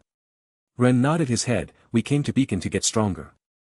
I'm Weiss Schnee, of the SCH." Weiss was about to speak as if she were representing the family business when she thought back to how Jaune scolded her in the locker room. Weiss then changed what she was going to say, "I aim to become the world's best huntress and take over the family business someday. My mother is deceased as well, and I have a little brother. My father is my father." "Someone's got family issues," Yang whispered to RWBY. RWBY pushed her sister while saying, "Yang, that's mean." She then turned to Weiss and shouted, "I'm rooting for you, Weiss. You can do it. But my sister Winter is the absolute best. She's perfect at everything she does. She's fashionable, beautiful, elegant, charming, and very strong." "I disagree. Yang is the best big sister," RWBY said, chuckling. "Ah, Weiss loves her big sister," Yang said with a grin. "But, nobody's a better big sister than me." "I beg to differ," Weiss said as the three started to bicker back and forth about who the better big sister was. Saying that this wasn't going to stop anytime soon, Jaune interrupted them and said, "I think it's Blake's turn." Everyone turned to Blake and stared at her for a while. She closed her book and looked back before she sighed and said, "I'm Blake Belladonna. I have a mother and father, only child, and I came from far away." Everyone waited for more. However, it appeared that Blake was done. "Okay," Yang said, scratching her head, when all of a sudden, everyone heard Glinda shouting, "Lights out!" down their hall. Everyone laughed as they headed to bed. RWBY and Yang stayed up chatting to one another sometime before they went to sleep. Jaune set his alarm to go off at 4 in the morning to begin his workout regimen. He would need to build this body up quite a bit if he wanted to use the full potential of his aura. He went to bed that night thinking about how if the timeline survived, then RWBY must have died in the future at the hands of Nosferatu. He cursed his weakness and struggled sometime before he finally fell asleep. That night Jaune dreamt of the grim invasion. He could still recall the fires burning in the streets of Vale, all the innocent people killed in front of him. While he and the rest of his team were unable to stop it from happening, him begging RWBY to help Nora, Yang losing her arm, and them banding together to escape the city. Jaune woke up from the nightmare, sweating and panting heavily. He looked over to see that it was 2:55 in the morning and sighed as he turned off the alarm early. Jaune stood up and went to the bathroom. After taking a shower, he got dressed and snuck out of the room without waking anybody up. Jaune went out to the courtyard and started to do a set regimen of 100 sit-ups, 100 push-ups, 100 handstand push-ups, 100 jumping jacks, and 100 acrobatic jumps such as back flips, high jumps, spinning flips, all just to improve his nimbleness. Then he swung his sword 1,000 times in place. Drips of sweat fell from his body as he continued to work at his form. After working out in this manner for around an hour straight, Jaune started to run to his job. It was a 50-mile run to the nearest dock he worked at, but to a hunter who has as much aura as Jaune does, it was just a 20-minute sprint. Jaune dashed down from the gates of Beacon and sprinted throughout the city with all of his strength. After reaching the docks, he started his working right away. When he met with his boss, Jaune gave him a proposition. If he could do 8 hours of work in less time, he would still pay him the full amount. His boss laughed at him and said, "You think you can load those shipping containers faster than my machines? How about a bet? If I'm able to do this, not only will you give me the job, you'll give me a 500 lean starting bonus. If I lose, I give you the same amount and work the first week for free," Jaune said, playing the old man. "Oh, you're on." The elder shook his hand and laughed about the easy money he was about to make. Jaune grinned as he walked over to the ship where a pile of containers was ready to be loaded onto the ship's crane. Jaune grabbed the corner of the container and started to pick up a 2-ton steel shipping container. He grunted as he made sure to apply the proper amount of aura to reinforce his muscles and said, "I wonder if your machine is as fast as me." He then jumped up and landed on the top of the ship's deck. Everyone was expecting the ship to tilt from his abrupt action. However, Jaune easily distributed the weight and focused it solely on his upper body. "This is going to be a great workout as well." He then walked over and placed the container on top of another container and felt a magnet locking it down in place. Jaune jumped back down to the surface and said, "How many can you load in 8 hours?" Everyone stared at him in awe. A random dock worker then said, "About 115. Jaune smiled, and turned to the boss and said, "Then I'll do 115 every day." The boss was stunned and couldn't say anything in response as he watched Jaune go back and forth loading the large ship up with all 115 containers in a matter of an hour's worth of time. After he finished up, Jaune was hired and paid 500 lean before he sprinted back to Beacon and went back to the courtyard. Jaune decided to spend the rest of his time practicing his swordsmanship. During his training days, Jaune used a method called shadow fighting to create an imaginary image for him to fight. It was something he developed after watching his allies fight countless times, and battling countless grim John's visualization was so good that he could even fool his own brain into believing that the shadow image was real, and by using his own aura against himself, John could simulate force from attacks and take damage from a non-existing target. The Grimm he imagined up to fight was one of the toughest of them all, Death Knight Grimm. They looked mostly like humans in physique, the differences started with their long sharp claws. Their mask in the shape of a cracked skull that stopped just above their nose, their fangs were protruding a few inches out from their lips, each of them thin and pointed, a bright red glow could be seen between the gaps in its teeth, and its eyes glowed with a haunting ember. Their bodies were made of a bone-type armor in the shape of a Dark Knight's full plate, even the top of its head resembled a helmet. The creatures had two long retractable sword spikes that were positioned at the top of their wrist. The weapon was made from the Grimm's bone, only it shined like black-colored steel. They had a special nickname for this Grimm in the Dark Lands: Hunter-Slayer. Chapter 11. A group of 6 imaginary Grimm charged at John. He raised his sword and began his practice. He tucked his body in and placed his sword forward, his shield was placed beneath the tip of his blade, and he jumped out and stabbed at the first creature in his path. His sword was parried by the Death Knight, and another attacked his blind spot, causing John to raise his shield to the left. He then felt the impact against his shield and threw himself to the side by a few feet. By ducking down and using a spinning low kick courtesy of Yang's training, John narrowly avoided a Death Knight stab to the back of his neck. Continuing his rotation, John swung his sword close to the ground and lifted it at an arc. His blade cut through the upper torso of the tripped Death Knight, killing him instantly. John raised his shield as another Death Knight performed a leaping dropkick with both of its feet and sent John tumbling backward. John slapped his hand on the ground and jumped up to avoid the 5 remaining Death Knights attacking him at the same time. They formed a circle surrounding him and stabbed out as quickly as they could, just narrowly avoiding John's body with their blades. John threw his shield out and hit one of the Grimm down. The shield smashed through the creature's chest, killing it instantly, while the tip of the shield pierced through the ground slightly and stood in place as John landed next to it. While he landed, John placed his arm through the strap hold. Without any wasted movements, John pulled the shield out the ground and turned around, swinging his sword out with all of his strength. Death Knights raised their blades in retaliation, only to be sent flying backward as they parried. John raised his shield and started to deflect multiple blades that struck out at him. Countless swings of his sword and slight repositionings of his shield were made so rapidly that he was somehow managing to barely keep up. John continued to fend off the 8 blades from the 4 remaining Grimm, each attack dodged so closely that they almost claimed his life. John then continued to look for his opening to strike. He raised his shield and flicked his forearm out with all of his might, causing the Death Knights to raise their arms as his shield collided with their blades. He didn't bother to waste time. John swung his sword, decapitating the one farthest to his left. The 3 remaining on the right all struck out at the same time. Like clockwork, these Grimm would take advantage of the slightest opening. John lowered his arm and took the blow with his shield. His body shot back and bounced off a stone pillar, making a loud noise as he fell forward. The 3 remaining Death Knights wouldn't give him a chance to recover. They struck out with a powerful jousting motion, turning into a black blur as they approached John's position. John leaned on the ground and launched himself forward. Placing his shield directly in front of him, John made contact by charging his shield into them and pushing back with all his might, as they smashed into his side and lashed out like wild beasts. John rolled back again, narrowly avoiding his throat from being slashed, and cut the legs of the Grimm closest to him at the same time.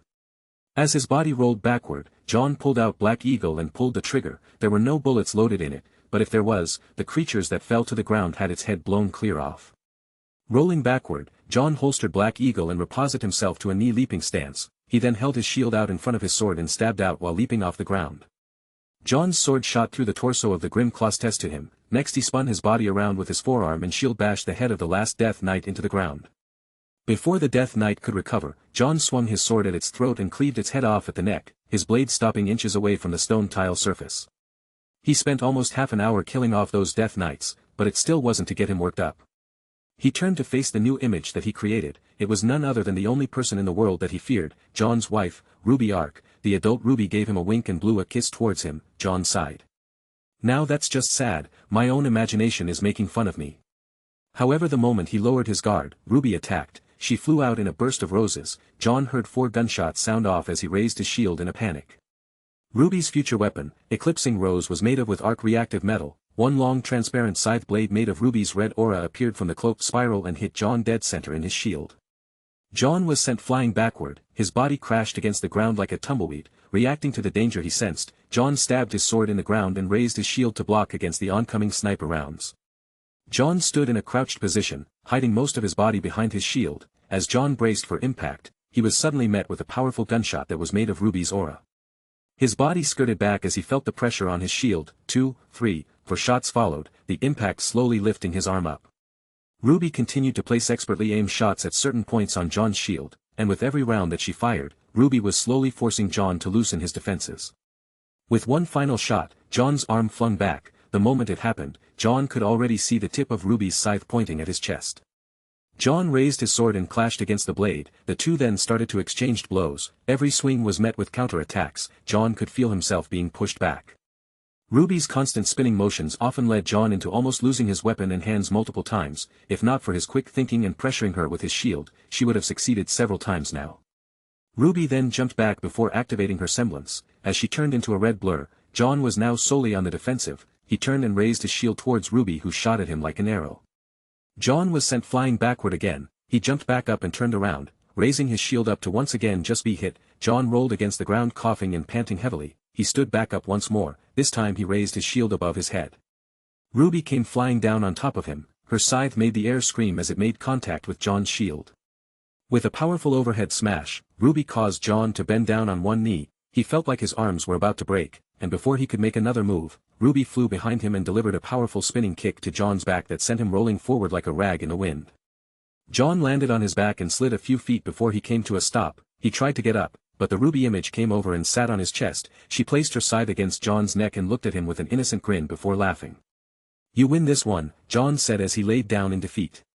Jaune then looked at the confident giggling expression of his adult wife and said, "This wouldn't have been so easy if I was fully equipped and of proper age." The RWBY image gave him a yeah-right look before she vanished. Jaune stood up and ran his aura through his body to heal the damage he inflicted on himself. He took a whiff of his own odor and noticed he reeked of sweat. Deciding to return to the dorm and prepare breakfast, Jaune sheathed his sword and ran off towards his place. Unknowing to Jaune, there was a certain bunny faunus that took pictures of the whole ordeal. When he got back to his room, Jaune discovered that it was around 6 in the morning. Sneaking in, Jaune saw that everyone was still sleeping. As he made his way across the room, Jaune almost laughed thinking about how both teams managed to be seconds away from being late on their first day. After taking a shower, Jaune dropped his chest plate on the bathroom counter, inadvertently waking up RWBY in the process. She tried to ignore it, but once she heard the shower running for a while, she sat up and scratched her belly while making a yawning noise. Looking around, she noticed the steam coming from underneath bathroom door. Huh. Jaune's already up. RWBY climbed down from her bed just in time to hear the shower stop, and see Jaune open up the bathroom door with only a towel wrapped around his waist. RWBY paused as she stared at Jaune's muscles. Her face lit up as they stared each other. "Good morning, RWBY. I was just about to make breakfast, but I forgot to grab a change of clothes before I got in the shower."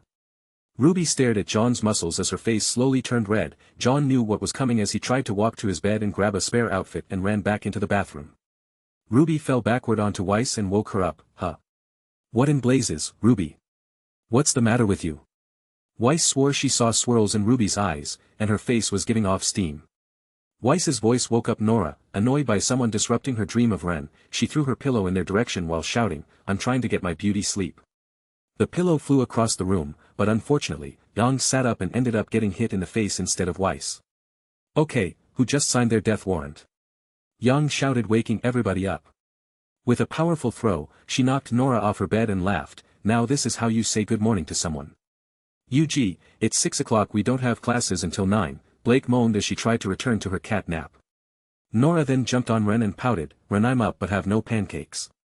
Ren groaned before getting up and rubbing his bed hair down. "Okay, just let me get a shower first." He walked towards the bathroom door and saw Jaune walk out. "Sorry about that," Jaune said, expecting to see RWBY still standing there. "Good morning, Jaune," Ren said as he walked by Jaune and closed the bathroom door. Jaune nodded his head back at Ren and headed to the kitchen. Jaune opened the fridge and pulled out a carton of eggs and started to cook some rice in the rice cooker. After the rice was done, he started to make omelet. Adding in small cubes of sausage meat, the smell began to make everyone wake up. Jaune then started a pot of coffee and finished making breakfast for everyone. The whole group was staring at his food with water drooling from their lips. Jaune made a plate and poured some ketchup on the omelet and handed it to RWBY. "Enjoy," Jaune said as he started to make another. RWBY smiled and took the plate. "This smells amazing." Everyone watched as RWBY cut into the omelet, causing the room to fill up with a delectable aroma. RWBY filled up her spoon and took a bite. When it entered her mouth, RWBY's body froze in place as her eyes widened. "So is it good?" Yang asked after she gulped. RWBY pulled the spoon out of her mouth and said, "I've awoken to a new favorite breakfast." She then started to take another bite and said, "Delicious." With her stuffed cheeks. Chapter 12. You can cook. Weiss said in shock. John grinned as he pulled out another omurus and handed it to her. Gowing up with 7 sisters teaches you a thing or two about cooking. Weiss was about to take the plate when Yang suddenly snatched out of John's hands. After shoveling a mouthful into her jaws, Yang's eyes popped as she shouted, "So good." "Hey, that was mine." Weiss shouted while stomping her foot. Yang gave John a funny look before saying, "You'll make a great wife someday, John." John frowned and said, "You want me to take that back?" Yang jumped on top of her bed and said, "You can try," as she quickly stuffed her face. John laughed as he finished cooking up enough for everybody. Nora squealed when she saw John make her a stack of pancakes to go with the omurus. "This is delicious," said John. "If your life as a hunter doesn't work out, you could always come to work for the Schnee family as a chef." Weiss said as she licked her lips. John shook his head and said, "Dream on." Ren come out of the bathroom with a surprised expression. He was going to make pancakes, but he heard Nora suddenly shout, "Delicious, they're almost as good as Ren's." Ren smelled the food and nodded his head. "This is a good recipe, mind if you trade with me?" John laughed and said, "No problem, Nora says your pancakes surpass my own, I look forward to tasting them." "You can cook too?" Yang shouted. Blake was chowing down on the omurus when she said, "Does anyone else find it weird that the boys probably cook better than us?" All the girls shared a moment of silence before Nora said, "Nope." In a simple and quick manner. "Yeah, nothing weird about that, and I'll have you know that I can cook as well," Ruby said crossing her arms. "Yeah, cookies, and only cookies," Yang corrected her sister's statement. "I'm not very good at cooking, I usually relied on field rations and instant food, I would love to learn how to cook like this," Pira said scooping up another spoonful of her omurus. John and Ren laughed as they continued to eat their meals. After everyone finished eating, Ren started to make a blend of some kind of medicine smoothly. He added in a few dozen foul-smelling herbs and a pinch of chocolate powder for taste. After blending some milk and eggs into it, everyone gave Ren a weird look as he filled up a cup. "What? It may not taste great, but it's very healthy for the body, it can help you get stronger if you drink it regularly, it even helps by providing the body with all the nutrients one needs to grow in their adolescence." Ren quickly started to drink it and then held up the blender. "Does anyone else want some?" "There's still enough for another cup." Everyone shook their heads back and forth. John smiled and said, "I'll take a cup, I wouldn't mind growing a few inches taller." Everyone suddenly gasped. "Don't, John, you might not survive." Ruby cried out dramatically. John laughed as he quickly downed the drink. It tasted worse than he thought. If it weren't for the chocolate, it would have been unbearable to drink. After putting the cup down, he shook his head and said, "That wasn't all bad, once you get past the earthy taste, the chocolate really helps you stomach it." John placed the cup in the sink and started cleaning up the mess. "No way, he's still walking," Nora said in shock. After cleaning up, John noticed that they still had a couple of hours until class started. He then decided on to spend the next few hours explaining how they fight, and what their semblances were. When it came time for John to explain his own, he looked up and gave out a half-lie as he said, "I don't know yet." His status stated that his aura amplification ability had mutated, and he had an entirely new semblance to unlock. "You don't know what your semblance is?" Ruby said with surprise. "Yeah, I haven't unlocked it yet, but when I do, I bet it will surprise all of you," John bragged. "Maybe it's some kind of vomit-powered semblance," Yang said placing her finger on her chin. "Shots fired, shots fired." Ruby shouted out as she waved her hands like she was looking for cover. "Just for that, when I unlock my semblance, you will be the last to know what it is," John said with a grin. "Oh no, Yang. He's using mental guerrilla warfare tactics, what are you going to do?" Everyone burst into laughter when John looked at the clock. Seeing that it was getting late, they all headed to their first class. When they got there, John was happy to see Professor Port in good health. However, it wasn't until Peter Port started to boast about his tales, that John took back his earlier feelings. "Never mind, now I remembered why I disliked Port's class." He looked around to see over half of the class struggling to maintain consciousness. Seeing as he wasn't telling John anything he didn't know, John pulled out a sketchbook and started to compile a bestiary of all the Grimm he encountered in his previous life. "I'll just turn this in for a grade, I doubt Port will fail me, after all, I know about Grimm he's never seen before. Better keep those out of the papers I turn in, at least until we get permission to leave for missions. Don't want to raise suspicion about the fact I've been to the Darklands." John started to jot down everything he remembered about the local Grimm. He also included information about where their weak points were and the best way to take out the Grimm if one's team is individually weaker than Grimm. He started to list strategies for fighting them when Ruby peeked over at John and saw his sketches. Art was one of the few hobbies he had, so with his other life's experiences, John's art almost looked real. Ruby, being the huntress fanatic that she was, recognized many of the Grimm he was drawing, only a few she was clueless on. "What's that?" Ruby whispered as she leaned closer to Jaune. Jaune looked at the large cat-like monster. It's a behemoth king. Jaune quickly drew a tiny stick figure at the base of the creature's foot. This is how big an average adult is compared to a human. Grimm that big exist? Ruby was shocked. Jaune could only shake his head and say. Ones this big are exceedingly rare. The longer they live the bigger Grimm get. They continue to grow until they reach a certain age, or mutate to a more humanoid form. There are human-shaped Grimm? Ruby asked with surprise. Is there something you'd like to share with the class, Mr. Ark, Miss Rose? Because I would love to hear what you two are talking about during one of my classes. Jaune smiled and said, we were just discussing how Grimm age, and what happens when they mutate to have human forms. Everyone was shocked to hear that the Grimm could achieve a more human-like form when Prof. Port said. A good topic to discuss, however that is fourth-year material, and I would prefer if you listen to the class I'm teaching. Can you tell me about the Borbitusk I was speaking about? Jaune stood up and said, it has bone plates surrounding its head and back that is capable of deflecting steel weapons, 4 eyes, and large tusks. The Borbitusk has a habit of charging and rolling into a ball to assault its targets. Its weak point is located on its underbelly. Very good Mr. Ark, since you are so knowledgeable about this Grimm, perhaps you would like to demonstrate how to dispatch one. Professor Port pulled out a large crate from behind his desk. Jaune nodded his head and moved to the front of the class before pulling out Crochet-Moors. Seeing the blade in its repaired form, Jaune surprised his teammates as the gleam from the metal shines. It looks like Jaune managed to repair his weapon, Ren said as Nora smiled. It looks sharp. Port eyed Crochet-Moors suspiciously and said, begin. As he lifted the gate. Jane didn't waste any time. He stabbed out with Crochet-Moors the moment the Borbitusk charged towards him. Thanks to being repaired, Jaune's sword could now handle a small amount of his aura surrounding the blade. As he stabbed out, Prof. Port shook his head as he saw that Jaune targeted the center of the Borbitusk's forehead. This is where the armor was thickest. However, the moment the tip of the sword touched the Grimm, Prof. Port was stunned. Jaune's attack went straight through the boar and pierced its brain, but how? I thought the armor would block it. Weiss shouted in surprise. As the creature died, Jaune received 5 experience for killing an adolescent Borbitusk. Jaune thought it was a little weird that killing the Borbitusk only netted him 5 experience. He sheathed his weapon and turned to Weiss before said. It can deflect most steels, and by surrounding my sword with my aura, it's even sharper. You can channel aura that far away from your body.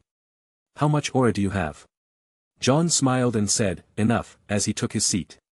The class clapped and everyone began murmuring about him behind his back. Professor Peter Port gave a hearty laugh as he said, such confidence, this reminds me of my first Goblin Grimm hunt, when I was a young hunter in the spring of my youth. Nice fight. You'd be even stronger if you had that arc steel you bragged about. Jaune smiled and went back to working on his Grimm bestiary and continued to chat with Ruby about various things hunter-related. He even helped Ruby fill out her classwork quicker than Port could explain the purpose of the lesson. After class, Jaune made sure to turn in all the work without worrying about his grade. With his future knowledge classes were going to be easy for him to stay ahead of, giving him lots of time to spend in the Emerald Forest to train and kill Grimm. He couldn't wait to see what would happen if he levels up. Jaune finished up all next few classes fairly easy. He was a little surprised to see that Weiss didn't complain about Ruby being the leader. What he didn't know that the whole reason besides Weiss's selfish attitude, it was Ruby's childish attitude in the forest during the first timeline, and her actions in Prof. Port's class afterward was the final straw that set her off. In this timeline, she handled the Nevermore so well and Jaune kept her attention on something educational in class. Weiss had a much higher opinion of Ruby currently, at least for now. It was that time of the day when they all joined up and spared under Glinda's supervision. Like the original timeline, the fights played out in a similar fashion. That was until Jaune was called up. Jaune Arc, v. S. Carden Winchester. Jaune walked up to the stage and pulled out his sword and shield. He faced Carden with a smile. It was weird facing the bully that used to make his life hell, but after a while, they eventually became friends, good enough to invite him to his wedding. Kick his butt, Jaune. Ruby shouted from the crowd. You can do it. Break his legs, leader. I have money on you, so don't lose Vomit Night. Yang shouted. You can do it, Jaune. Pyrrha yelled as she placed her hands around her mouth to make her voice louder. Weiss shook her head and thought, just what do they see in him? Chapter 13. The moment the match started, Jaune dashed forward and knocked Carden's mace aside with a shield parry. Carden's arm flew back as Jaune struck out with his sword. The point of the blade stopped inches away from Carden's neck before Jaune said. Lesson 1: Never underestimate your opponent. Just because my weapons don't have guns attached to them, doesn't mean I'm weak. Carden gulped, then was surprised to see Jaune back off and take a defensive stance with his shield. Come on, we came here to learn from each other, come at me with everything you can. Kadrin got pissed off as he charged Jaune wildly and swung his mace out as hard as he could. Jaune shook his head and stood to the side, tripping him over, and swung Crochamores, hitting Carden in the back with the fuller of the blade. Carden tumbled forward, causing his aura to drop a bit. He quickly jumped back up and shot a couple of fire dust blasts at Jaune. Jaune leapt forward into the attack and created an aura shield around his own shield. He tanked the blast as he charged forward and slammed into Carden's chest, pinning him to the ground. Jaune placed his sword over the lip of his shield and pointed at Carden's neck again. "Do you yield? Get off of me, you goddamn freak!" Carden yelled as he tried to push back against Jaune's shield. However, Carden found that he couldn't even move in the slightest. Jaune then sheathed Crochamores and gave his opponent a fierce punch in the face that knocked Carden's aura down into the red. Young frowned. That move, she was surprised how much of Jaune's image overlined with her father's stance. "Does Jaune know martial arts?" RWBY asked, seeing the similarity between them as well.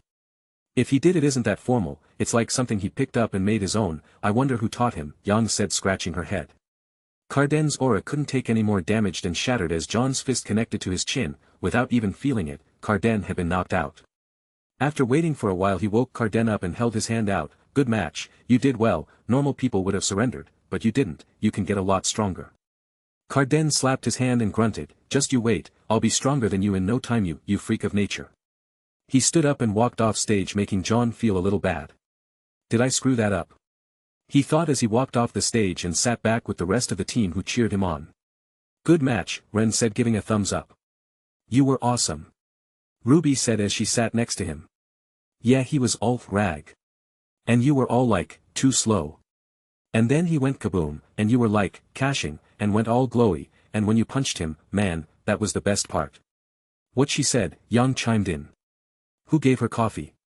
Ren asked, seeing Nora's pouring out a cup from a thermos container and sipping from it. Jaune slapped his head. "I made a pot this morning. I guess she took some without me noticing." "She'll burn out soon enough," Ren said, shaking his head. "Any idea why he called me a freak?" Jaune asked.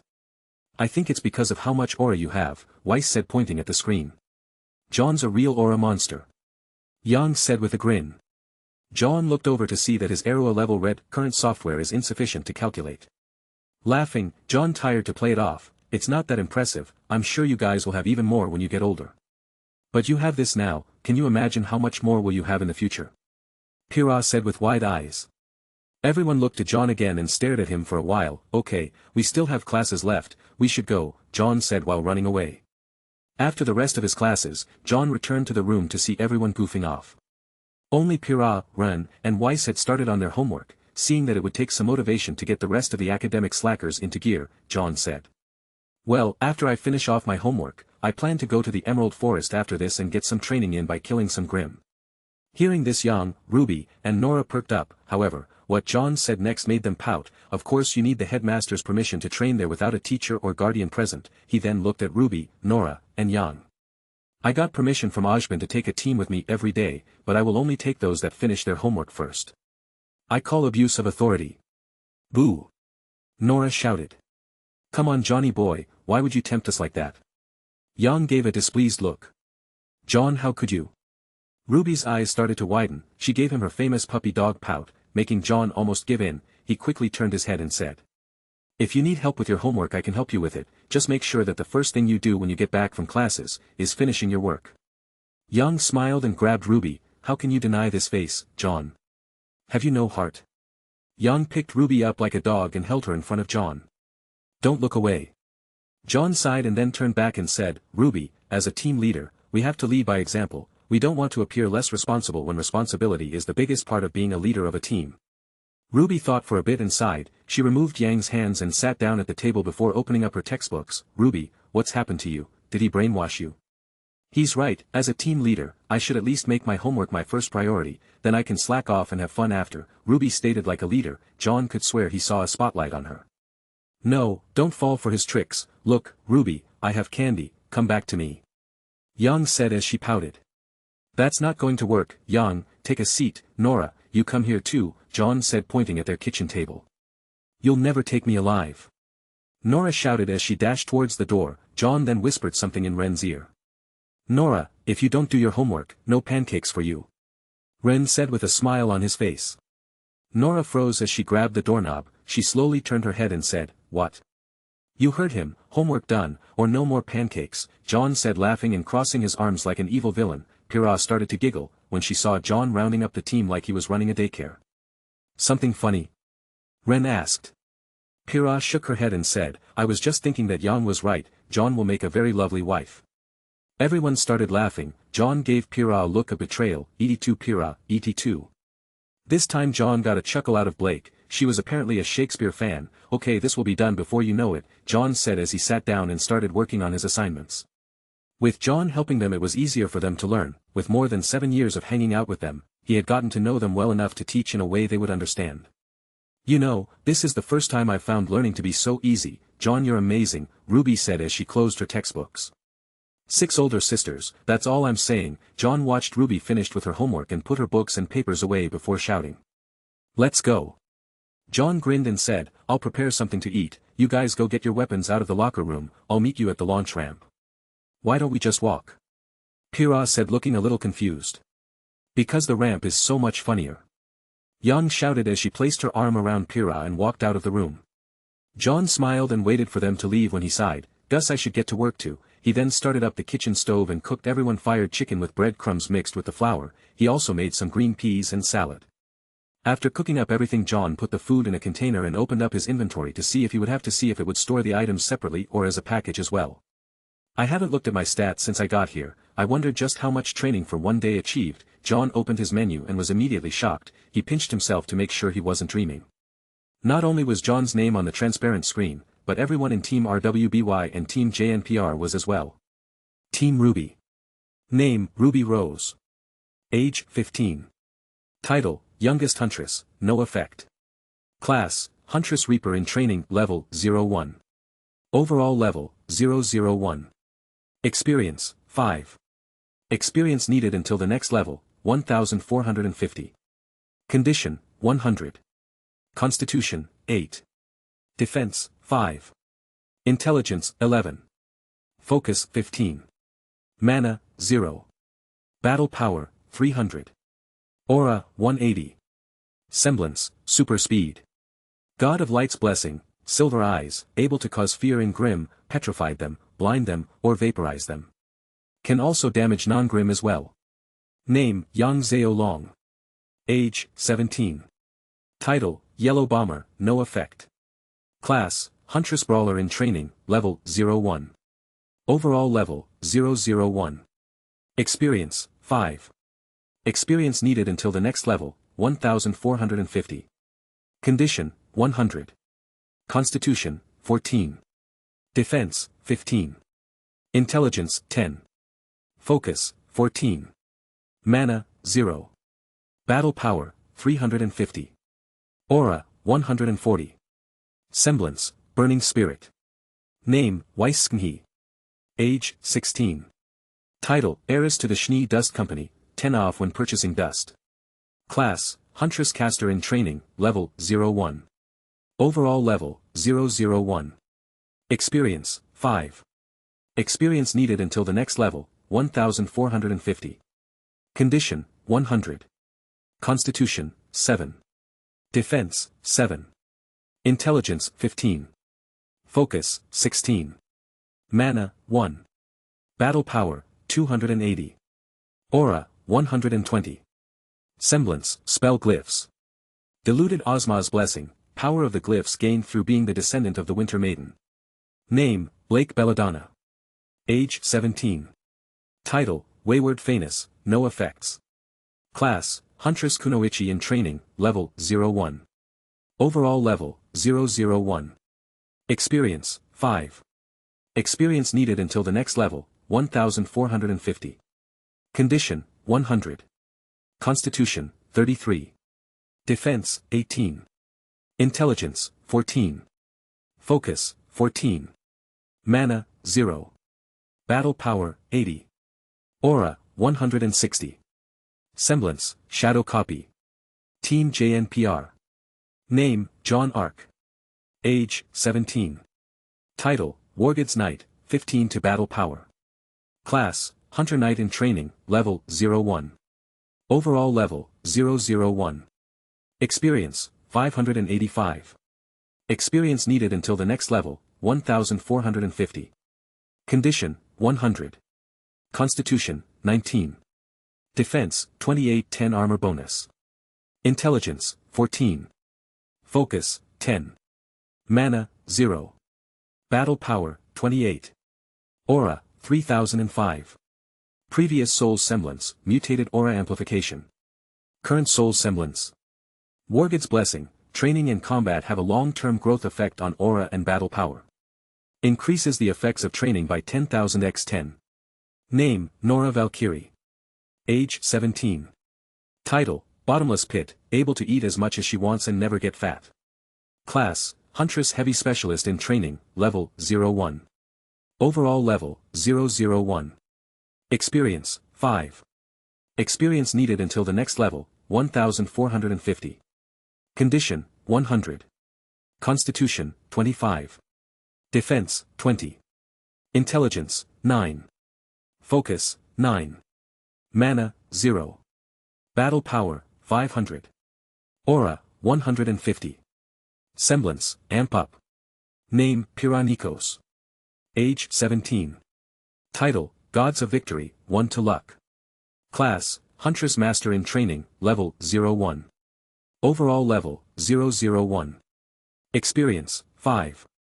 Experience needed until the next level, 1450. Condition, 100. Constitution, 15. Defense, 18-8 armor bonus. Intelligence, 15. Focus, 15. Mana, 0. Battle power, 500. Aura, 170. Semblance, Polarity. Name, Lei Ren. Age, 17. Title, Orphaned Avenger, no effect. Class, Hunter Assassin in Training, Level, 01. Overall Level, 001.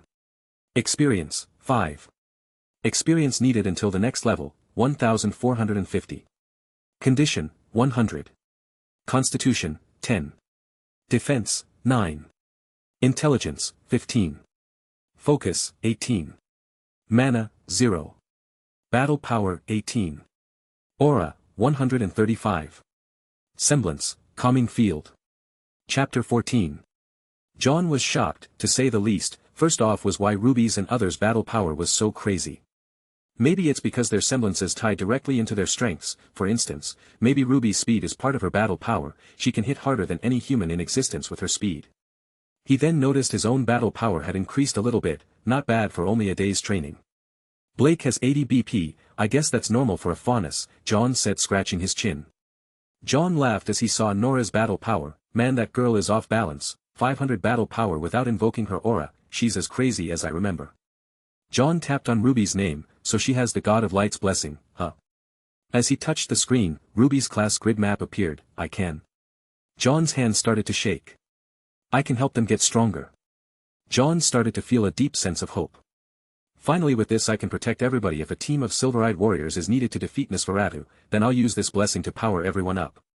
Jaune felt tears of joy running down his face. Finally I can protect everyone. Jaune suddenly felt something in his aura come loose. He saw his aura shine golden as he realized that he unlocked his semblance. That's right, how could I forget? When Weiss was hurt, I wasn't thinking about not wanting to lose someone again, or please make this stop. I thought, I want to protect you. After calming down he read the change in his semblance. This can't be, it would simply be a cheat. Semblance, mutated aura amplification, allow one to heal wounds, amplify aura permanently just once, and amplify target once more temporarily anytime after. 30-minute limit on aura boost. Jaune was over the moon. He then thought about what he should do for their class grid, for a second. I better include everyone in on this, they should choose what they want to unlock. He noticed that everyone had a single level token to use and smiled. How am I going to explain this one? The last thing he discovered was that he could remove teammates from the roster, and he even had the option to remove experience sharing from the group. This is why I only received 5 experience for killing the Borbatusk. I guess its original amount was 40 experience. After packing the lunch in a basket, Jaune sent it to his inventory. He was delighted to discover that he could store the entire thing if he boxed it. This will save me so much space. I wonder if I can do this to a whole shipping container. Jaune tried out a few more things. He tried to take one of RWBY's pillows, only to discover an error notice. Error. Object does not belong to you. So I can't steal, not that I would. John thought as went back to looking over everyone's status, especially their titles. Nora was a hoot. He was in the middle of laughing about hers when he heard Ruby call out in shock. "John, what's taking so long?" Ruby walked through the door and saw the transparent frames floating in front of John. "What's that?" John froze and turned around, his menu floating in front of her. He quickly tried to think of something to say when he just sighed. "Well, Ruby, I think this is my semblance." Ruby's eyes sparkled and looked over the screen. "What is this?" John grinned and replied, "It's everyone's status. I think my semblance formed to be something like a video game, and here's the good news, it's team-related." Ruby couldn't believe what she was hearing. "But I can't see anything written, all the letters are blurred out other than the names." Odd, just as John thought about letting her see them, the blurs started to clear up. "Ooh, I can see them now, but only mine. Let's see what it says. Name, right, Tittle, youngest huntress. What the, well, it's not wrong, but I'll be 16 this year." Ruby's eyes read down her stats and wondered what the numbers compared to, when she asked, "How much is your battle power?" John grinned, 28. "Ha, mine's bigger." Ruby said, pointing at him. "Bad choice of words," John said, suddenly embarrassing Ruby. "Besides, I can use my aura to amplify my battle power just like you guys." Ruby gulped. "How much aura do you have?" John smiled, 3005. Ruby froze. "That's not fair." "Relax, Ruby, besides your aura's not done growing, there's a chance for you to catch up," John said to try and raise her spirit. "But your aura's still growing as well, right?" Ruby pouted. John then smiled before saying, "I'll tell you a secret, this isn't my main semblance's function. My semblance's name is called aura amplification. Normally the effect is temporary, but just once can I permanently increase your aura." Ruby's eyes glowed. "You're amazing, John, can you do that for me?" She envisioned herself gaining powers like her superhero books. Jane shook his head. "Now, I don't know how it works, whether or not if it will be a doubling of your total aura or something like draining my own aura to give you an equal amount. So I want to wait until you guys improve your auras as much as possible." Seeing her down look, John laughed and placed his hand on her shoulder. "But I will let you experience a temporary boost." John then used his semblance to amplify her aura. Ruby felt a warm sensation as a multicolored light surrounded her body in a soft glow. John was surprised to see that her aura had magnified by 8 times its original amount. "Back when I was in my previous timeline, I was only able to boost them to 4 times their aura. This is such an improvement." Ruby's new aura was at 2400. She jumped around the room faster than ever before. "This is amazing, I can fly." John laughed as he said, "It will last for 30 minutes, and I won't be able to boost your aura for another hour afterward." "John, you're the best teammate ever." Ruby flew into his arms and gave him a hug. "I can't believe your semblance does this." John blushed and stopped himself from hugging her back. He knew that wouldn't turn out well, so he coughed. "Ruby, if someone came in right now, they would really misunderstand the situation. I really want to show Young. I bet I could beat her now." John laughed and said, "I don't doubt it. In fact, show her up just to get some revenge. She dared to call my semblance a vomit-related one. What's God of Light's blessing? Silver eyes. Can my eyes really do this?" John smiled. "You're not the only one with a blessing, I have one too. It says Wargood's blessing." "What's yours do?" Ruby asked, still confused by the mention of a blessing from a deity. She didn't know if this was because of John's semblance, or if it was there, to begin with. "Wargood's blessing, it gives me the power to get the effects from 10 days of training in one, a 10 times multiplier to any training or exercise." "Neat. No wonder you have so much aura." John chuckled and said, "Wanna help me test something?" Ruby nodded her head. John then told her, "Tap on your status." Ruby did so and saw her class grid map, and her skill listing. "Can you choose what you want? Remember, you only have one token, so choose wisely." Ruby looked over the abilities. "Will this let permanently give me power-ups?" John shook his shoulders. "It did for me." Ruby looked for one she likes and asked, "Which one did you pick?"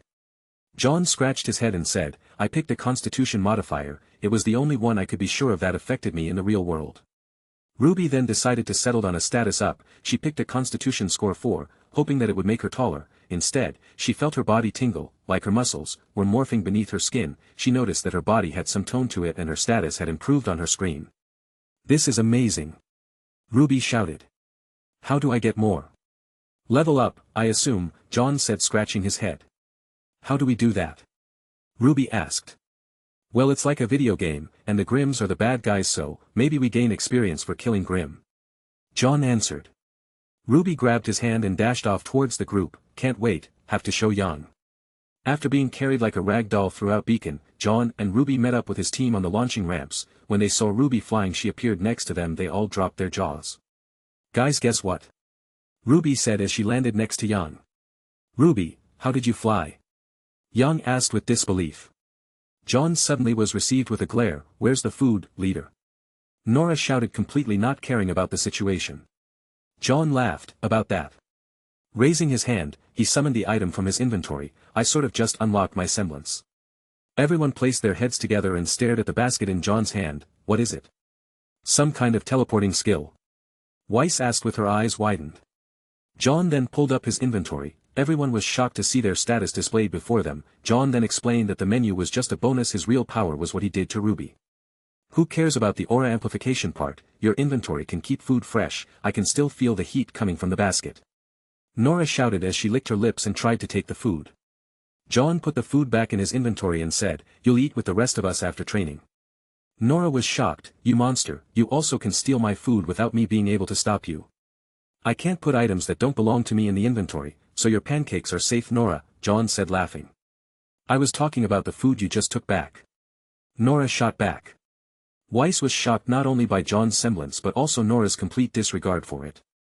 "Do you have any idea how monumental this is? If Jaune can permanently increase the strength of hunters just by being on his team, he can single-handedly revolutionize the entire system. Can you imagine what this will do in the hunter society? I bet you could make a killing by charging to boost someone up," Jaune said, placing her arm around Jaune. "If you need a manager or bodyguard, I want 10 of the profits." Weiss then stood stunned. "She's right, countless hunters would pay a fortune to have their abilities improved instantly." Weiss read over her status and showed a confused look. "This title is strange. Does it have an effect on causality, or does my position as a Schnee make everyone give me a discount?" Shin then noticed that she had a blessing. "Who's Ozma?" "Wait, Winter Maiden. My ancestor was the Winter Maiden in the fairy tale." "Is that real?" Jaune then clapped his hands, snapping Weiss out of her trance. "That's it, that's how I can make money." "You need money?" Weiss asked. Everyone was confused to see Jaune excited over making money. He didn't seem to be the greedy type. RWBY then jumped in. "Click on your status." When they did, they saw their class grid and skills. It cost money to increase skills, RWBY explained. "Why does a semblance need money?" Jaune asked. Chapter 15.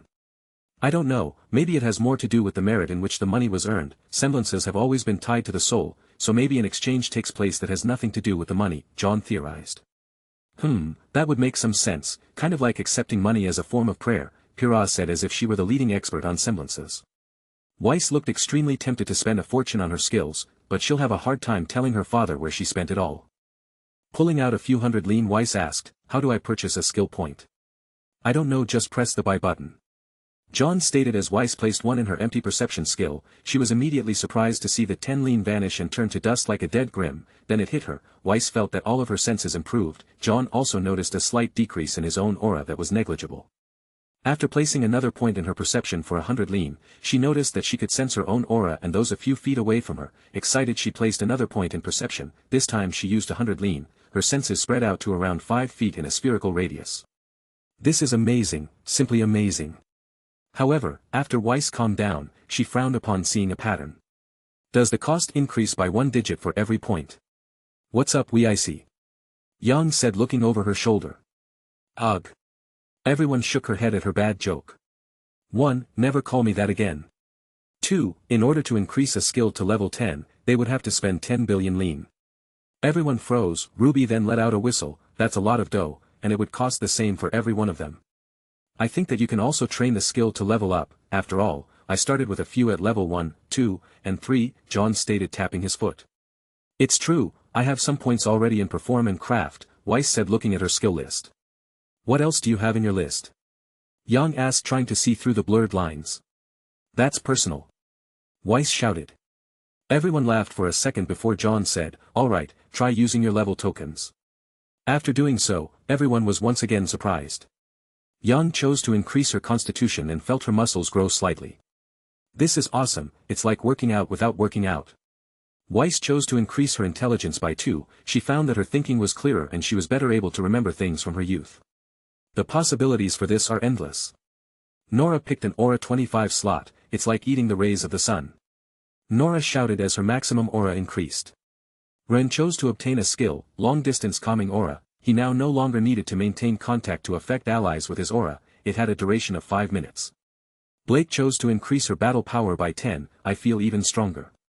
Pyrrha was having a hard time choosing, she then closed her eye and pointed out she decided at random, she ended up picking a skill called Hawkeye, it increased her visual range by 15, she found she could see even farther than normal people, and her kinetic vision was heightened as well. Seriously Jaune, you could make a fortune, or better yet, what if you became a teacher, could you do this to your whole classroom? RWBY asked wondering how Jaune's semblance worked. If this gets out, Jaune will become the center of attention for all hunters. And even worse, really evil individuals will desire to use him, they'll probably try and kidnap Jaune, or worse someone from his family to threaten him. Blake stated with cold facts. Then we should probably keep Jaune's semblance a secret, Ren said frowning. Jaune then shook his head, or I could just move my family closer to Vale, if I don't earn money then I won't be able to increase my skills, besides, all of them are hunters, the Ark family's not exactly an easy target. That's because you don't know what's hidden in the shadows, Jaune, there are things, people so powerful that even I'm not a match for them, Blake shot back. Jaune shook his head, I know better than most Blake, I'll keep it a secret for now, but when I'm strong enough, I want them to know that regardless of what these nefarious people want, the Ark family won't be harassed. Jaune, I don't think you understand the threat of your power, if word of this gets around, then people would start wars to get at you, Pyrrha said with worry in her voice. Jaune paused and sighed. I won't change my mind, if nations try to threaten me, then I'll just be stronger than those nations. He knew they didn't have long until the revival of NSFW, not to mention Salem and her forces, he was concerned about how he was going to convince the Wicked Witch of the Dark Lands to stop her ways, it took Oscar sacrificing his life willingly to save Ozpin's soul. At that moment she saw the beauty of humanity once again, thanks to that Ozpin managed to save Salem's soul and removed it from her immortal body. With the curse broken, all that remained was a mad, soulless, human Grimm. Killing Salem's husk was the worst experience of his life, countless innocents died from her army. However, this time things would be different. Do you really think you can become stronger than a whole nation? Blake shouted. Jaune then turned to RWBY, ask her. RWBY then said, my aura multiplied by 8 times its original amount, Jaune said if he works on it, he might be able to improve that number even more in the future. Like how our semblances improve over time. If we get strong enough and then boost our powers permanently, then have Jaune boost them once more. There's no telling how strong we can get. RWBY then flew around Yang, with how much aura Jaune's power-up gave me, I feel so strong right now that I bet I could take you on, Yang. Yang placed her fist up and said, oh, yeah, bring it on. Yang then punched out, however, only roses were left where she attacked, RWBY appeared behind her and said, if I have the edge in speed, then I control the battle, seriously Yang, you look like you were moving in slow motion. Yang turned around with a spinning jump kick, however, RWBY just flew over her leg like she was playing and gave Yang a kiss on the cheek as she said, I could have killed you 5 times now. How long have you wanted to say that? Yang asked as she grinned with joy, she was so proud of her sister's strength right now. He. I'm telling you, sis, this feels great. But the effects only last for a while, 30 minutes to be precise. Yang nodded her head, cool, can't wait to try it. Huh. Yang wants to experience my vomit semblance. Funny, come on Jaune, seriously, let me try it. Yang said with a pouty face. Seriously, is that look genetic? Jane yelled as he gave up. I let you guys experience the feeling of having your aura boosted, however, you need to wait an hour before I can do it again, after going on a grim killing spree for 30 minutes, we'll take a break to get something to eat. Jaune said as he placed his hand in Yang's shoulder. This is crazy. I feel like I could punch a Goliath into chunks. Jaune smiled and continued to do the same for the rest of his teammates. Pyrrha smiled happily, so warm, it feels like the rays of the sun. Weiss felt the same thing and said, this is amazing. Ren closed his eyes and thought that if they had this power, defeating the Grimm that destroyed their village would be easy, Jaune thank you. Nora grinned, I'm invincible. Blake stared at her hands, if I had this kind of power I could. After they all powered up, they felt like they were on the top of the world, Jaune stood on the launch pad and said, just give a little kick, and kill as many Grimm as you can on your way to the ruins. Nora was the first to jump on the launching pad and shouted, last one there is a rotten Grimm. Jaune launched next, then RWBY, and everyone else. Jaune laughed as he landed on the ground, he could already hear his teammates causing havoc in the Emerald Forest. As Jaune continued along his path he sent out a violent desire to kill that attracted the Grimm, he drew his sword and launched himself towards a pack of beowulfs. It was far easier to deal with than his first time around, with Jaune's skills and strength, killing Grimm of this level was as easy as pie. A flurry of swings left trails of light as Jaune cut through a dozen beowulfs like they were nothing. He then noticed a large Ursa charging in his direction. Jaune didn't wait as he jumped onto the large Ursa's shoulder and stabbed its head as he leaped off. Adolescent Ursa killed, 10 experience gained. So Ursas are worth 80 experience solo, Jaune thought as he continued to head north while wiping out every Grimm that he saw. As he made his way forward, Jaune encountered the same cave he and Pyrrha encountered in his first lifetime. "Jaune, is that you?" The sound of Pyrrha's voice called out from behind him. "Yay! It's Jaune." Jaune turned around and saw RWBY and Pyrrha standing next to each other. He then thought it was a little silly, like seeing an ex hang out with the wife. Jaune smiled and said, "Sup guys, you have a lot of fun getting here?" RWBY ran up to him and said, "Did I ever? I managed to kill 50 Grimm in no time flat." Jaune opened up his menu to see that he was close to leveling up, only need 30 more experience to level up. Thanks to the EXP sharing option, Jaune watched as that number dwindled down to nothing while someone in his team continued to kill multiple Grimm at a rapid pace. "I just gotta level up," Jaune said with a smile as he heard a chime go off inside his head. Level up. 2 to Constitution. 2 to Defense. 1 to Focus. 10 to Battle Power. 25 to Aura. 1 level token awarded. Jaune smiled as he felt his body grow stronger. It wasn't long until RWBY and the rest experienced something similar. RWBY jumped up after watching her stats move. They felt the change, but without Jaune, they couldn't see how much the level up had given them. Nor would they be able to use their level tokens. "This is the coolest semblance ever," RWBY shouted as she ran around Jaune. Pyrrha had to agree with her as she walked over to him and thanked him for the power-up. "Well, we still have around 15 minutes left to explore before meeting up with everyone. What do you say to explore this cave? Strong Grimm like to gather around in dark places after all," Jaune said as he pointed to the cave. "Spelunking in a dark cavern, eh? No hero would shy away from the darkness. If we go together, then I'm all for it," Pyrrha said as she raised her hand. Jaune then turned around and shouted, "Well then, let's go fight some Grimm." Chapter 16. As Jaune, RWBY, and Pyrrha stood at the entrance to the cave, Jaune went ahead and used his level token to purchase a skill, Aggravate, able to amplify negative emotions and draw the attention of the Grimm in the area. RWBY picked a skill as well, Reaper's Dash, increase speed by 15 for 10 minutes 20-minute cooldown. Pyrrha selected an Aura 25 boost and felt a warm sensation as if she were bathing in sunlight as she said, "This really is amazing Jaune. If we continue to grow like this, then can you imagine how strong we'll be when we graduate?" Jaune gave a laugh as he started to walk into the cave. "Stay close, and take out any Grimm you see." The two nodded their heads. As they started to walk forward, Jaune used his aura to brighten up the area. "I wonder how far this tunnel goes," RWBY said scratching her head. Jaune smiled and said, "If there are any Grimm here, then they be coming out any second, stay on guard." Trying out his new ability, Jaune activated his aggravation skill and felt his body give off a gloomy emotion. They continued to make their way deeper into the cave. Jaune was beginning to think that the skill wasn't working when Pyrrha shattered that illusion. Is it me, or are the walls moving?" Jaune looked around and suddenly lifted his shield in time to block a glowing stinger that was headed for his face. The impact sent him sliding back a few feet, giving him enough time to study the target.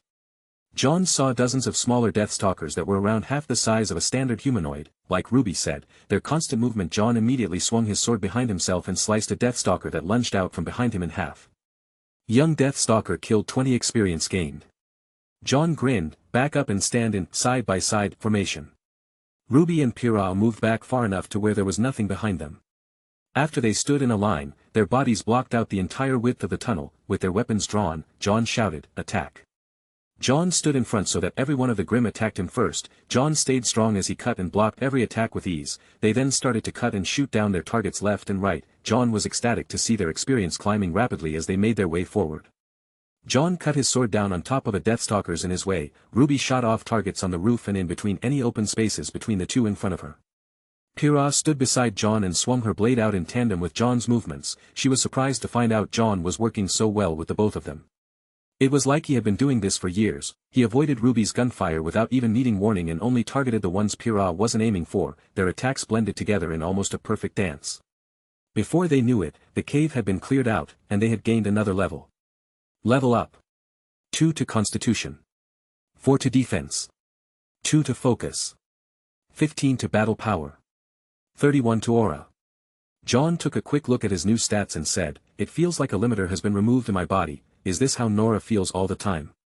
Jaune's battle power represented his total battle power, meaning it factored in agility, dexterity, strength, endurance, and unique factors such as semblances that are passive in nature. Such as RWBY's super or Pyrrha's ferrokinesis, but if he had to guess, RWBY's distributions for her stats had to be really skewed. He was guessing that it must be 80 agility, 10 dexterity, 5 strength, 5 endurance. By increasing constitution it improves the body, and when the body is improved all the physical stats, STR, Agi, Dex, and End, are raised evenly. Jaune continued to ponder how his stats worked. The bonuses we get must distribute our battle power stats evenly because I didn't feel any of my parameters shift towards one spectrum, or maybe it's different for everyone else. Maybe RWBY's agility improves faster than the rest of her stats. Going off my own stats, a normal human must be around 5 to 10 in battle power, and a veteran hunter could be anywhere between 25 and 500. Jaune shook at the system given to him. He discovered the blessing he was given was far more powerful than originally thought. Just what kind of blessing did I receive? Name, Jaune Arc. Age, 17. Title, Wargood's Knight, 15 to battle power. Class, Hunter Knight in training, level, 03. Overall level, 003. Experience, 5,680. Experience needed until the next level, 7,300. Condition, 70. Constitution, 23. Defense, 32-10 armor bonus. Intelligence, 14. Focus, 12. Mana, 0. Battle power, 58. Aura, 3061. First semblance, mutated aura amplification. Second semblance. Wargood's blessing, increases the effects of training by x10. Just as Jaune was about to use his level token, RWBY, who had seen that there was light coming out from an opening in front of them, rushed ahead while shouting, "Oh, my gosh, it's beautiful." Jaune walked out of the cave to discover a small puddle of water around what appeared to be a large crater in the hillside. Jaune looked up to see large branches covering the top of the crater. The entire area looked like a small biodome filled with greenery. Small rays of light pierced through the leaves above them and glittered off the pond like gems. Jaune didn't see any other tunnel other than the one they came through and shook his head. He then started to climb the walls, and as he did, Jaune spotted a white glimmering shard of dust against the moss-covered surface. Jaune took the shard out and frowned. Have any of you ever seen white dust before? Ice dust is blue. I've heard there are exotic types of dust such as gray gravity dust, and green plant dust, but I've never heard of white dust before, RWBY said, scratching her head. Jaune jumped back down and showed the shard to RWBY and Pyrrha. It really is white. I wonder what kind of dust it is. Pyrrha looked at the dust with great interest. Jaune shook his head and thought of using his inventory. After sending the item to inventory, Jaune's jaw dropped. Moon dust. Jaune looked up to where the surface of the crater was and quickly turned his head to the lake. Jumping in the small body of water, Jaune quickly started to dig away at the thin layer of mud beneath his feet. Curious to what Jaune was doing, RWBY was about to ask, but Jaune's efforts suddenly revealed a large boulder-sized crystal of white dust buried under the surface. Jaune smiled as he placed his hand on the crystal and pulled into his inventory. The water around him quickly began draining, showing many other fragments lined in the hole they were standing in. This is an impact crater, one from a fragment of our moon. Jaune said with his eyes gleaming. This is moon dust. After hearing this, the two huntresses dropped their jaws in amazement. Wait, like from the moon, moon? RWBY asked with a glow of excitement shining in her eyes. Jaune started to laugh. I just wish I could understand what it did. Pointing his finger on the item slot, Jaune found himself surprised. An extra menu popped up showing the words, exchange, discard, and inspect. Jaune pressed his finger down over the inspect button and watched a 3D hologram of the item appeared showing what the dust did. Able to enhance the potency other dust elements, and if ingested it has a healing effect, similar to my aura amplification ability. Prolonged exposure from the dust's radiation causes a natural increase in aura levels. RWBY and Pyrrha read the effects of the material and stood still wide-eyed. A healing-type dust. This really is a piece of the moon. RWBY shouted in surprise. Jaune couldn't believe it either. To think a dust deposit was so close to the school. Jaune looked at Pyrrha and thought of how she led them here last time, and then he thought of her tittle. One to luck, huh? Jaune thought as he closely observed Pyrrha. Is there something on my face? Pyrrha said as her cheeks turned red and started to get a little unnerved. Ahem. Jaune. Sorry, it's just, you found the tunnel right? Jaune asked. Yes, when I searching for the ruins with Weiss, Pyrrha said, covering up her embarrassment. You really are the goddess of victory. If you had continued to follow this path you would have discovered this mine. I was wondering how you tittle worked, and this helped answer that question. Jaune couldn't help but think back to when they discovered it during his first life. If only I was strong enough back then again, maybe it wouldn't have mattered, it never occurred to me to check this place out again. Oh, no, I don't think I would have figured out that this was an impact crater, much less a dust deposit. Pyrrha shook her hands in front of her face. Anyways, let's call in the rest of the group. I think that we should mine everything here. With my storage, and Ruby's speed, and everyone else's manpower, we can clean this place out, Jaune said as he pulled out his scroll. After calling up the group, he was asked by Yang, where are you guys? Give me a minute. Jaune said as he decided to climb up to the top of the hole and then look down at the crater from the top of the tree line. As he looked out, Jaune noticed that from the ground to the air, the branches perfectly camouflaged the impact crater and made it seem like just another plain old part of the natural scenery. Looking off to the distance, he could see the ruins where they had collected their chess pieces. He then thought about storing the trees in the area around the hole to notify them. As he held his scroll up, Jaune showed Yang and the rest around her before saying, "See where the ruins are?" Jaune trailed the video call all the way back to his position and said, "Look for where the trees suddenly disappeared." Using his inventory, Jaune pulled in a few dozen trees into a single inventory slot. Jaune stood at the top of the only remaining tree that he climbed like a marker in a circular clearing. While he was waiting for everyone to notice him, Jaune checked out if there were any other noticeable craters in the distance. Unfortunately, he couldn't find one. Looks like this one was a stray fragment, the rest must have fallen from the horizon. Jaune looked at the shape of the explosion. Using the oval-shaped hole he could discern which direction the meteor was heading when made impact. If there were more falling fragments, then they would have landed southeast from this location, or they could have fallen behind me, in a northwest direction. Jaune then saw his teammates running over in surprise. They knew Jaune's semblance could store items, but when they heard that it could store anything as long as it didn't belong to anybody, they almost fell over. "Do you think you could store an entire house in your inventory?" Yang asked. "I don't think the size of the object matters. The inventory can take in any object, but I only have 99 slots, and I don't know if how many items can be placed in a single slot yet." Jaune walked over to the crater and heard Ruby shout, "Yang, we found a dust deposit from the moon." Chapter 17. There's more down here. Come help. Yang grinned. "You guys actually found a dust deposit." Weiss ran over and said, "Let me see." Ren and Nora walked up to Jaune and gave him a hug. Jaune was taken by surprise and didn't expect this when Ren said, "Thank you Jaune, if we stay by your side, we can accomplish what we came here to accomplish faster." "Thanks, Jaune." Nora shouted as Jaune felt his body being crushed. Jaune suddenly figured out what they were talking about, the revenge against the Naklavi. Jaune smiled and pulled up his menu and said, "Go ahead and use your level tokens." While his menu floated in front of them, Jaune saw everyone's level 3 status. Name, Nora Valkyrie. Age, 17. Title, Bottomless Pit, able to eat as much as she wants and never get fat. Class, Huntress Heavy Specialist in Training, level, 03. Overall level, 003. Experience, 5,100. Experience needed until the next level, 7,300. Condition, 100. Constitution, 33. Defense, 29. Intelligence, 9. Focus, 11. Mana, 0. Battle Power, 550. Aura, 225. Name, Pyrrha Nikos. Age, 17. Title, Goddess of Victory, 1 to Luck.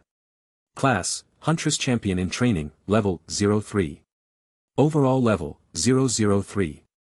Experience, 5,100. Experience needed until the next level, 7,300. Condition, 99. Constitution, 19. Defense, 22 8 armor bonus. Intelligence, 15.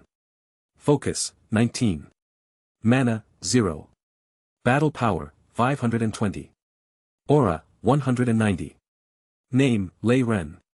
Age, 17. Title, Orphaned Avenger, no effect. Class, Hunter Assassin in Training, level, 03. Overall level, 003. Experience, 5,100. Experience needed until the next level, 7,300. Condition, 98. Constitution, 14. Defense, 16. Intelligence, 19. Focus, 24. Mana, 0. Battle Power, 38. Aura, 155. Name, Ruby Rose. Age, 15. Title, The Youngest Huntress, no effect. Class, Huntress Reaper in Training, level, 01. Overall level, 003. Experience, 5,100. Experience needed until the next level, 7300. Condition, 98. Constitution, 14. Defense, 8. Intelligence, 11. Focus, 17. Mana, 0. Battle power, 325. Aura, 225. Name, Weiss Schnee. Age, 16. Title, Heiress to the Schnee Dust Company, 10 off when purchasing dust. Class, Huntress Caster in Training, Level, 01. Overall Level, 003. Experience, 5100. Experience needed until the next level, 7300. Condition, 96. Constitution, 9. Defense, 9. Intelligence, 19. Focus, 19. Mana, 3. Battle power, 315. Aura, 165. Name, Blake Belladonna. Age, 17. Title, Wayward Phanis, no effects. Class, Huntress Kunoichi in Training, Level, 01. Overall Level, 003. Experience, 5100. Experience needed until the next level, 7300. Condition, 93. Constitution, 39. Defense, 22. Intelligence, 14. Focus, 22. Mana, 0.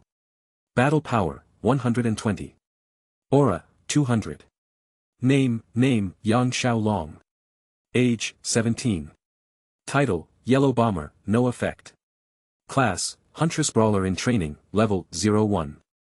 Overall Level, 003. Experience, 5100. Experience needed until the next level, 7300. Condition, 90. Constitution, 18. Defense, 21. Intelligence, 10. Focus, 16. Mana, 0. Battle power, 380. Aura, 190. Jaune gathered everyone and showed them their improvements. After their experience with having their aura boosted, they could all feel that their bodies had grown in strength by quite a bit. Weiss questioned Jaune about her mana boost with great curiosity. Jaune, what is mana, why does it improve my power over my glyphs? Weiss held out her hand and showed everyone 3 small glyphs rotating in her hand, each of them summoning a Nevermore, a Deathstalker, and an Armagigas Grim. Jaune looked surprised, but knew it wasn't the time to tell everyone about the war to come. He wanted to save Beacon, and let them graduate safely before filling them in. However, he wasn't sure that it was the right choice to make. He didn't want to lie to his allies. After sighing, Jaune said, maybe magic is real, and you're the only one to able to use it. Maybe that's why your family's semblance is hereditary. After all, you have a blessing like me, and RWBY, I don't know who this Ozpin is. But I remember the story about the 4 maidens. Everyone looked to Weiss, Jaune, and RWBY. What's a blessing? Yang asked, looking at her sister with some worry. Jaune smiled and said, I don't know, but according to the blessings we have. I've got a blessing from the war god that gives me 10 times the effects gained from training. RWBY has a blessing from God of Light. Her silver eyes are basically a Grimm's worst nightmare if they have nightmares, and Weiss has a blessing that's been passed down through Schnee's family line. It says she's related to the Winter Maiden. Winter Maiden, like from the 4 Maidens story? RWBY said with starstruck eyes. Everyone was shocked somewhat, but I thought that was just a bedtime story. Pyrrha said with wide eyes. Every story has some truth to it, Jaune said with a grin. But, magic. Yang shouted. We live in a world where we can use aura and semblances, a world where grim and superpowered hunters exist. And magic is what you find strange? Haven't you ever wondered where grim came from, how auras and semblances came into being, or even how magic like Weiss's semblance is? Seriously, just how versatile is your semblance? Weiss seriously began to wonder about her own family's history. I can use magic. RWBY squealed and hugged Weiss. This is amazing, my bestie is a wizard. Weiss smiled with a cocky look and said, yes, I suppose I am. Wait a minute. Weiss pushed RWBY off of her. Who are you calling you bestie? We barely know each other. Aw, come on, I think we've been hitting it off pretty well. RWBY said as she fell back. Weiss frowned. Be that as it may, a person who is my best friend would have to be like Pyrrha, beautiful, smart, elegant, and the best at what she does. Hey, I'm all of those things. RWBY said, standing back up as she turned to Pyrrha and compared herself to her fellow teammate. See, I'm still growing, but when I get older, you bet I'll fill out. Pyrrha gave a quick chuckle and said, I'm sure you be a very lovely lady RWBY. RWBY blushed and hid her face. Aw, Thanks, Pyrrha, you're a bestie too. Pyrrha said, you can have more of those. Jaune laughed and said, sure, the more the better, right? Ruby nodded her head and said, see, Jaune gets it. Jaune laughed and broke up the moment by saying, but what does that mean? What can my sister's eyes do? Are there really gods in this world, and what are the chances of 3 people with blessings ending up in a party? Jaune shook his head, don't know, but Ruby's eyes, if she figures out how to use them, could kill a Gim with a single look. Everyone froze. Ruby rubbed the back of her head and laughed with an awkward tone, yeah, I don't know how they work. Jaune shook his head and said, I think I know someone who can help.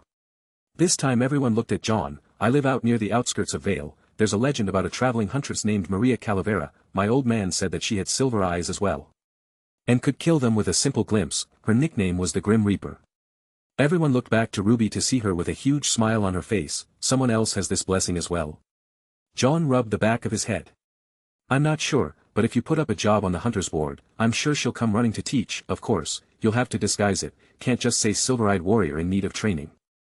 Jaune lied, he would have to get Ozpin to contact her. Ruby needed to learn how to control her silver eyes, and Maria Calavera was the best choice, seeing as how she had helped Ruby master her blessing in the future. It was only right that she does so in this one. Why does she have to hide it? Yang asked with her brow lowered. Because, just like me, don't you think people would kill to get at Ruby's eyes? Jaune's statement made Yang's hair fly up and glow. If anyone even thinks of harming my Ruby, they'll die before they hit the ground. Jaune nodded his head. I agree, Ruby has to keep her blessing a secret for now, just like my semblance, but once we are strong enough to make our debut, I'd like to see what they could try to do to a fully trained silver-eyed warrior. Everyone looked at Ruby in shock again. Is being a silver-eyed warrior really that great? Nora asked. You don't know the half of it. Jaune shook his head. According to the legend my dad told me, silver-eyed warriors are the strongest hunters and huntresses to ever exist. All Grimm fear them.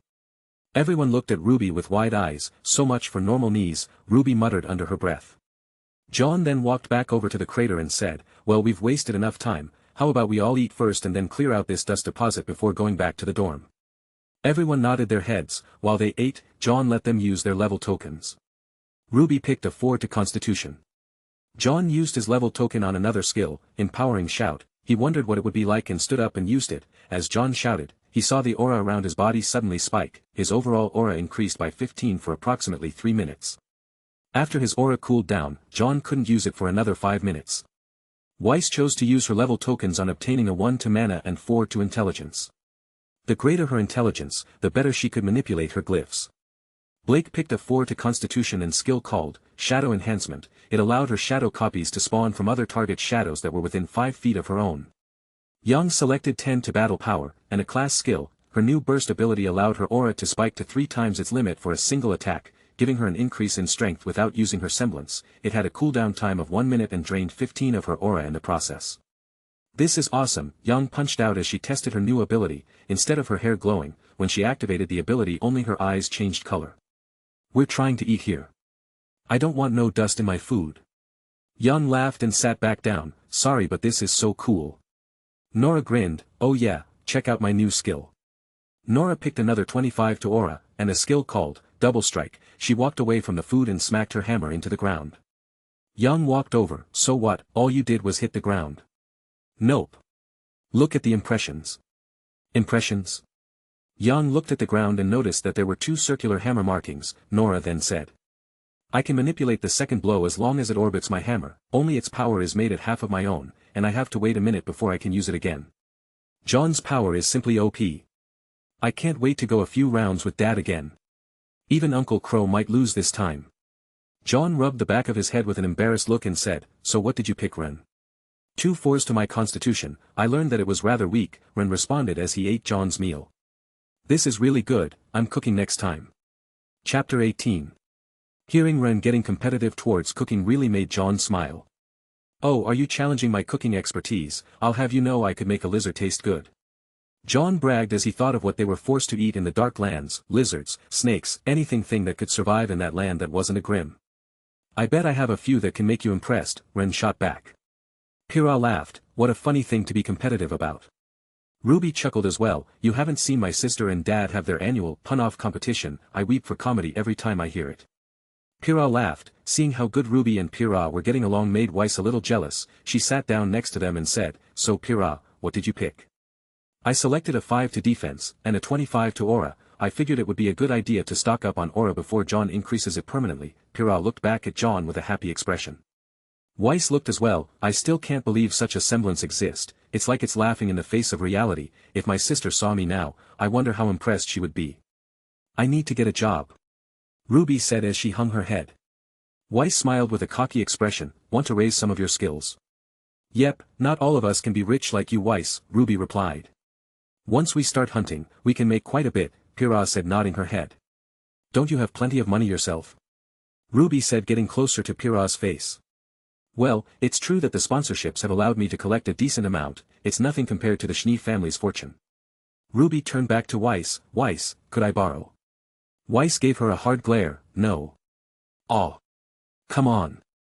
I'm good for it, silver-eyed warrior, able to kill any Grimm. You can't use them yet though. I'll tell you what, you become my butler for my duration at Beacon, and I will pay you the same salary I pay my head butler, Weiss proposition. Pass. Ruby said as she took a chunk out of her cookie. You could sell your share of the dust you get from this deposit, Weiss said, tilting her head. That's it. Ruby jumped up. I could sell the dust. Stuff this valuable and rare has to be worth a fortune. Weiss grinned. She felt that Ruby fell into her trap. Well, Ruby, if you sell it to me, not only will I pay a sky-high price, but I will also include a golden discount card reserved for the most honored partners of the Schnee Company. You will receive a 30% discount on any Schnee product you purchase. Ruby turned to Pyrrha and asked, is that a good thing? Only if you like using dust in your ammo. The Schnee family owns the biggest dust company in the world. You would be able to buy any dust that you want at a huge discount, Pyrrha advised. Okay, but I'm keeping 10% of it for myself. Ruby shook her hand. Jaune shook his head as he saw Weiss's triumphant look on her face. He finished up his meal and waited for everyone to finish as well. After putting the dishes back in his inventory, Jaune went to the crater and with everyone's help, managed to clear out the entire thing. Pyrrha used her semblance to locate the dust, while Yang and Nora cleared a path using brute force.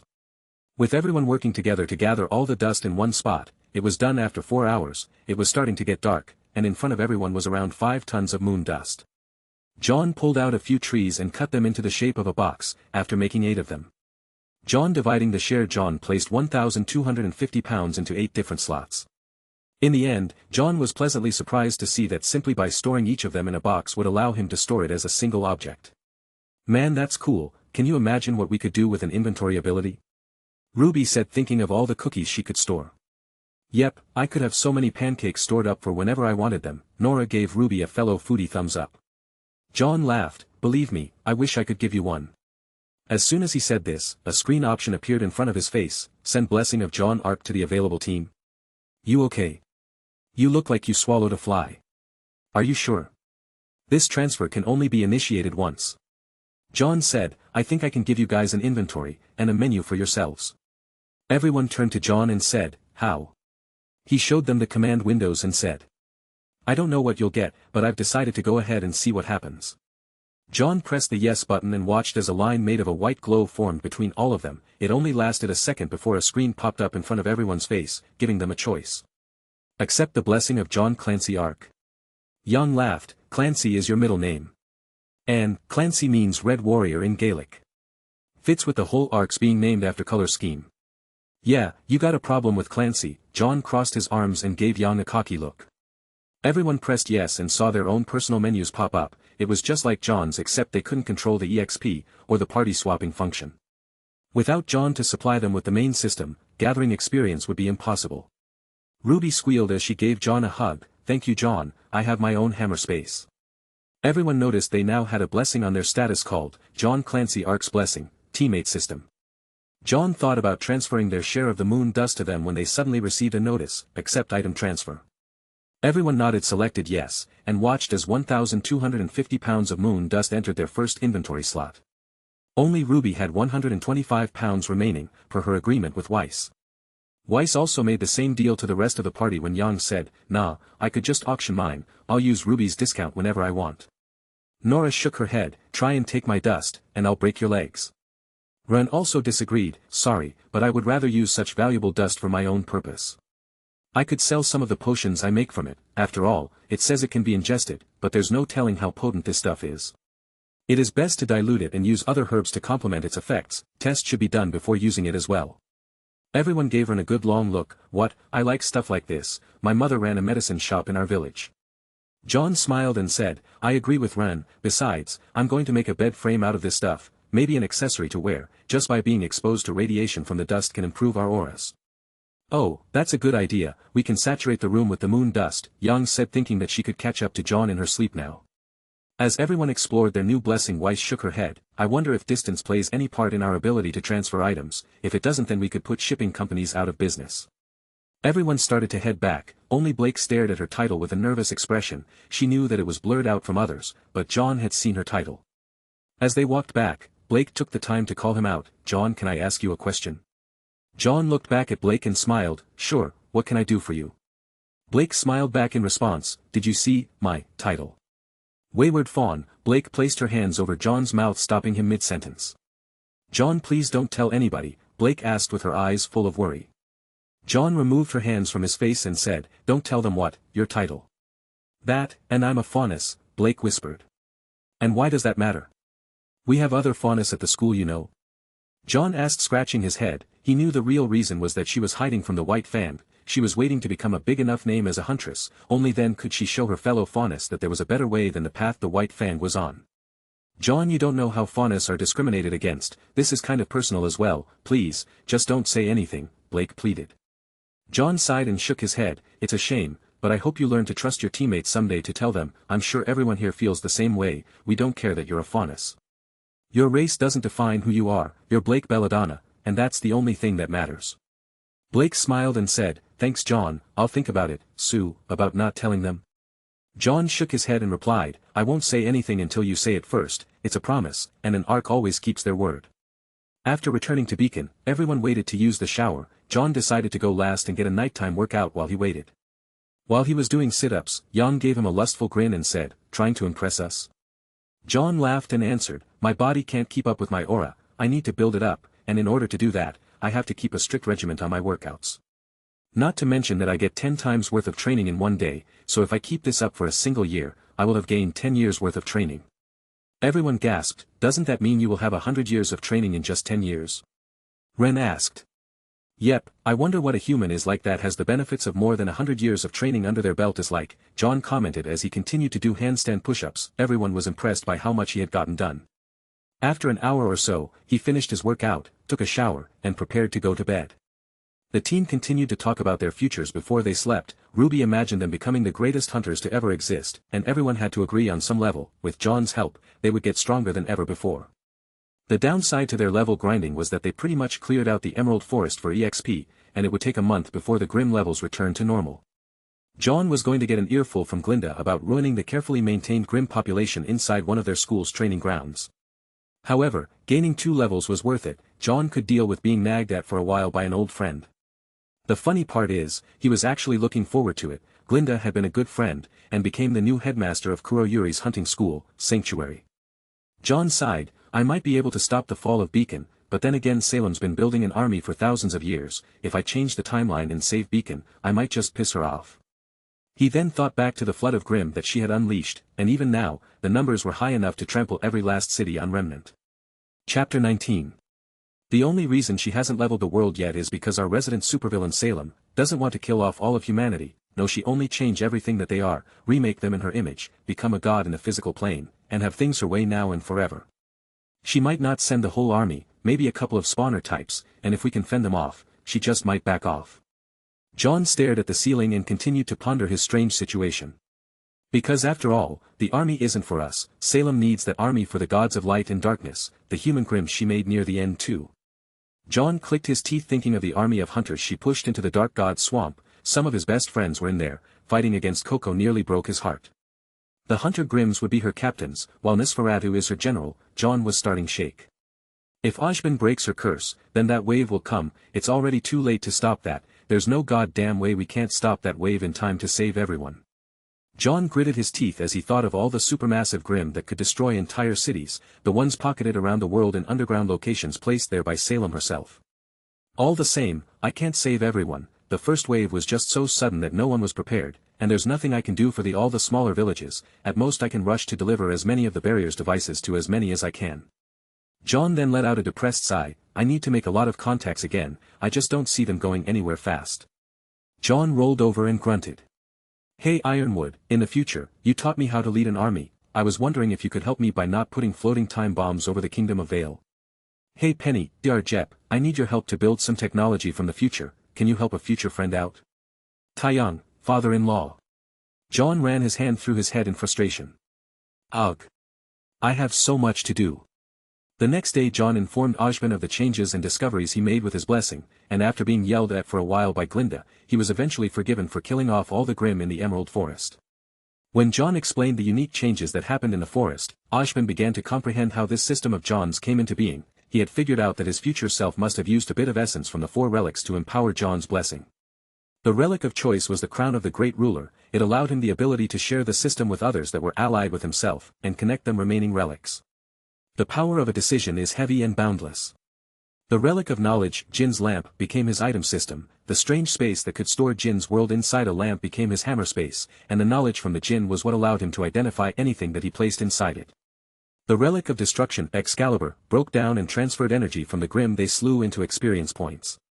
While the relic of creation, the staff of creation, used that experience to alter their bodies and improve them through unnatural means. After telling Ozpin that he had awakened his semblance, Jaune walked up to Ozpin and used his permanent aura amplification ability on him. Ozpin's aura flared up, causing the old wizard to become shocked to his core. If Jaune could read his aura right now, he would have discovered that it even dwarfed his own. Ozpin's base aura was at 900. After Jaune used his semblance, it multiplied by 8 times, reaching 7,200.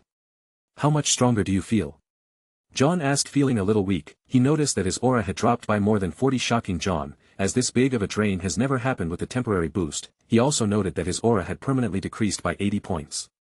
The way Jaune's semblance normally worked, was that he would provide his own aura as a kind of kindling for the person he was healing or amplifying, like pouring gas on a fire. Or igniting a small part of his own aura as kindling, using the permanent version offered up and severed fraction of his aura from himself and fused it to their own, improving not only the quantity of their auras, but the quality as well.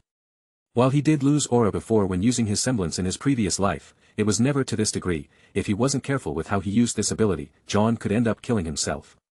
Ozpin kept him from falling and said, "Easy there Jaune." After helping him take a seat, Ozpin answered his question. "If I had to guess, then I estimate that I've grown around 8 times greater than my original strength. Are you okay?" Jaune grinned. "I'd like to see Cinder kill you now." Jaune laughed as he stood back up. "I should do the same for Glinda, and let me know when Crow arrives with the Grim Reaper. I'll do the same for him too." Jaune wasn't worried about his decrease in his aura. Since the costs were so low, he wasn't exactly worried about losing a bit of his aura, especially since after he turns 18, his aura levels will start to rapidly increase every day. Jaune didn't know how high his aura was in his previous life, however, if now that he had something to calculate his aura level, he could get a rough guesstimate. I might have gone into the tens of thousands range. Jaune thought to himself. Ozpin smiled. "I haven't had an ally I could trust in a long time, Jaune. Should be finding a way to help you, but it seems the shoe is on the other foot this time. I sent word for Crow to abandon his information-gathering mission and seek out Maria Calavera. Luckily she's still an active huntress, so getting a hold of her won't be too much of a problem. Convincing her, on the other hand," Jaune finished his sentence. "Yes, she can be difficult, however, once she hears that another silver-eyed warrior exists and hasn't been trained," Ozpin continued. "She'll come, especially when she hears that there is no one left to teach RWBY." Jaune shook his head. Before leaving, Jaune waited for Glinda to arrive and used his semblance once again to boost Glinda's power. She originally had an aura level of 800, and after going through Jaune's power-up, it had reached 6,400. Glinda never felt so powerful in her life. Jaune fell down and almost collapsed, after having another chunk of his aura sapped away. Jaune's condition dropped down to 20 as he barely kept himself from falling into Glinda's breasts. Glinda, on the other hand, showed deep concern for Jaune's well-being and held him up. "Are you okay?" Glinda asked with worry on her face. Jaune nodded his head yes and looked back to Ozpin before saying, "Although I've unlocked my semblance, I won't heal the Fall Maiden yet. Cinder will come to the academy searching for her, only then will I heal her." Ozpin saw the worth in his strategy as he said, "Draw them in. The closer Cinder is to the maiden, the faster the magic will return to her body. I look forward to the day she comes. Finally, I can go on the offense." Jaune laughed as he waved his hand behind his head and entered the elevator. "Let me know when Crow arrives." "I will, Mr. Ark, and please continue to perform well in your classes. Your teams are setting an example to follow amongst the other students," Ozpin said as he watched Jaune leave. Glinda walked up to Ozpin and said, "His ability. Ozpin nodded his head. Yes, keep it from getting out, Glinda. Jaune has placed his trust in us, best not to let him down. Jaune continued to go about his normal business for the next 3 months or so. In this time he found 2 more jobs and continued to work out constantly. His team fought against each other in constant mock battles and even against the rest of the school's hunters. They hunted a lot, but only managed to gain a single level. Jaune's picked his 3rd skill, Defender. Whenever he raised his shield in defense of someone else, he would receive a 15 boost to his aura, and it could be used in conjecture with his shout ability. Everyone else picked stat boosters, mainly aura. Jaune's new stats gained was 2 to Constitution, 4 to Defense, 2 to Focus, 20 to Battle Power, 28 to Aura. Jaune had the biggest change in his body. He was almost 4 inches taller, and his muscles had grown quite a bit. He didn't look like a championship bodybuilder, but had more of an acrobatic build. From his training, Jaune had gained a 10 to his Constitution. His battle power was now at natural 100, and his aura had exploded in growth thanks to Weiss and his efforts in making everyone a necklace out of the moon dust. It was pretty late in the evening while Jaune and Weiss sat across from each other and worked on a new glyph for her to discover. Jaune's semblance did something very strange when it interacted with inert materials, unlike the temporary boost that others got. Metals, stones, plants, and animals, all gained some form of awakened soul. Weiss was trying to use her semblance to seal Jaune's semblance in it by having her temporal glyphs moving in a time loop. After countless days of experimentation the two finally succeeded. However, the next problem came with the energy loss. The moondust was leaking energy everywhere and not into the glyph that maintained her intended effect. She wanted to focus the energy into the glyph so that she wouldn't have to constantly recast the effect. It took them a while to find a method to seal the aura inside another glyph that covered the moondust pendants with a thin barrier and then made a glyph that siphoned a tiny portion of energy coming from the dust to maintain the whole thing. A tripled layered glyph, not bad at all if I don't say so myself. Weiss bragged as they completed the first product.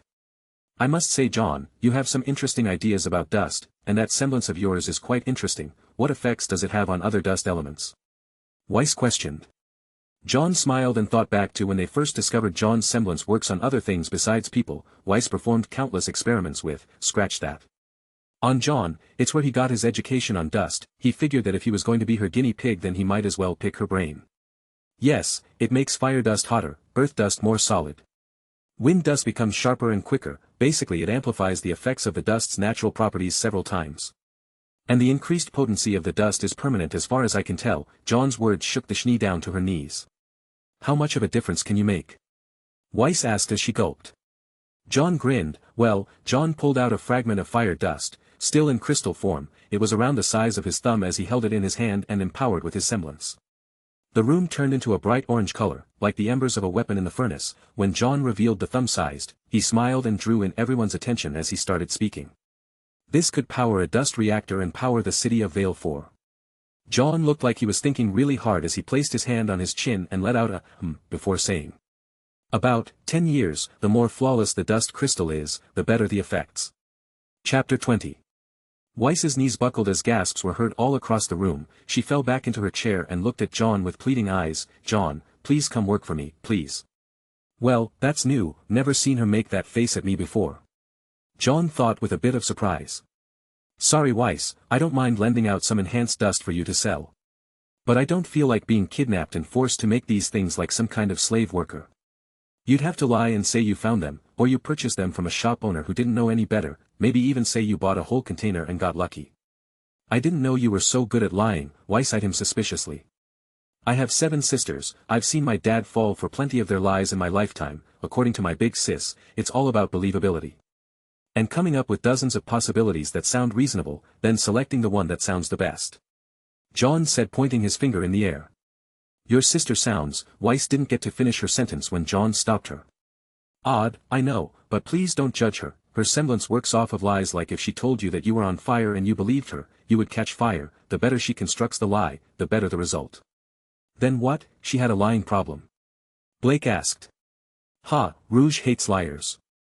She didn't get the semblance because she has a habit of lying. She never lies, well, at least not to anyone good. Then how did she get a lying semblance? And can that even be used to fight Grimm? Do they even understand what we are saying? Young asked innocently. She calls it story crafter. Other than being a hunter, my sister's a pretty famous author actually. She thinks she got this semblance because she was the one who read everyone bedtime stories when we were young. And to answer your other question, Young, if she reads a story to the Grimm.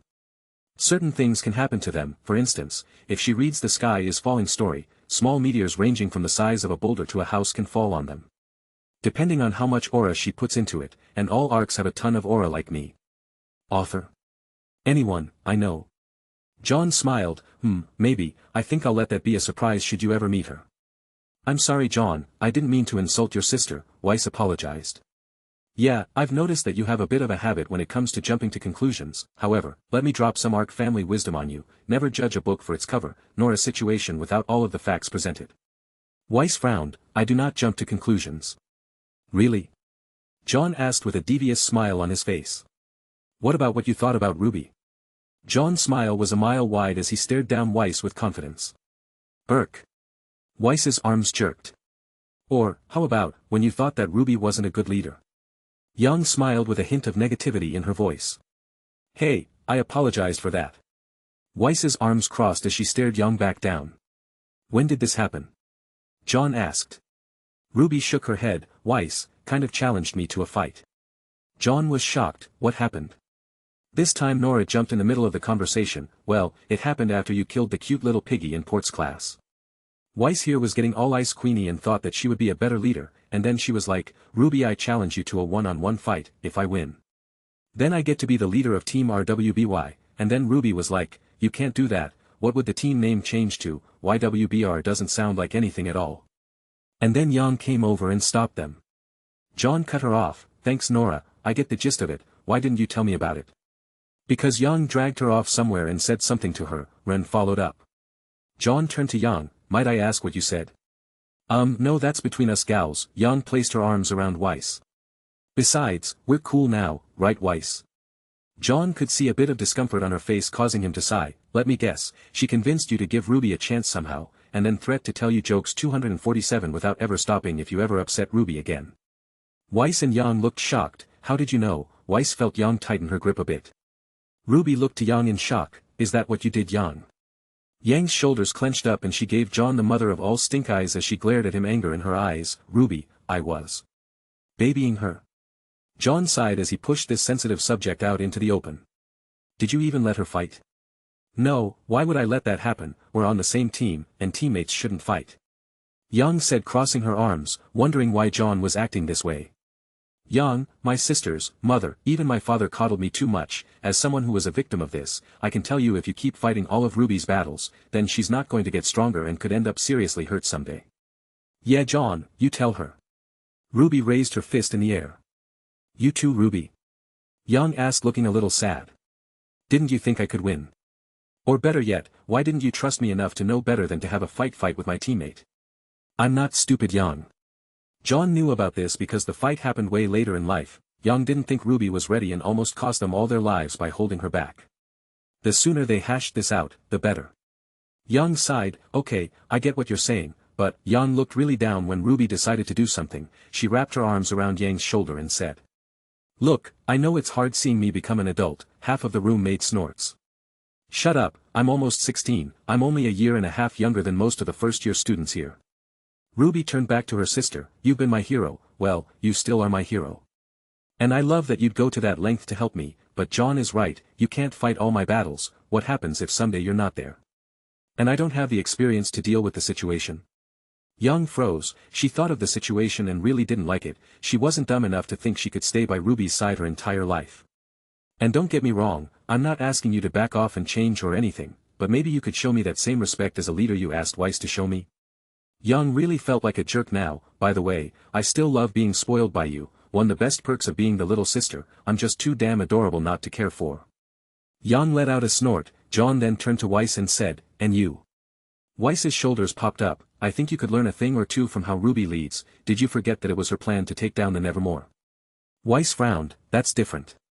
No, it really isn't. RWBY's a great huntress, and so what if you think her plans are crazy or unorthodox? It works and works well. I think a Schnee would know better than to shame your golden goose. RWBY's heart thumped. She's only going to get better from here on in, so instead of taking out your feeling of inadequacy on your team leader and shooting her down all the time, why not help her be a better team leader by offering good advice? Weiss looked a little down. Jaune closed his eyes and let out a tired sigh. He sat back down and missed seeing RWBY's face turn bright red. Her face heated up and her heart started to beat really loud. Jaune looked down at her and smiled. Oh. Oh. Yang's grin grew wider. You don't just challenge your team leader for the position, did you think any of us would follow you if you just tried to become the leader through force? Weiss stuttered, I didn't. You jumped to conclusions and acted on them without all the facts. Jaune countered back. Seeing that this was actually eating away at her, Jaune smiled and saw that same snow angel that he fell for when he was young and dumb. He gave Weiss a smile and said something to give her a bit of comfort, we're a team now Weiss, we have to be able to trust each other. It can't be about what the Ice Queen wants, remember, your family's status doesn't matter here, you're just another huntress in the crowd. The quicker you can get that through your head, the sooner we can get back to talking about being business partners. Weiss sighed and then heard something that made her surprised. Yang, now you apologize to Weiss, Ruby said as she stared at her sister. Yang sighed and held out her hand, I'm sorry. Weiss looked at Ruby who was beaming with the authority of a leader and shook Yang's hand, truce.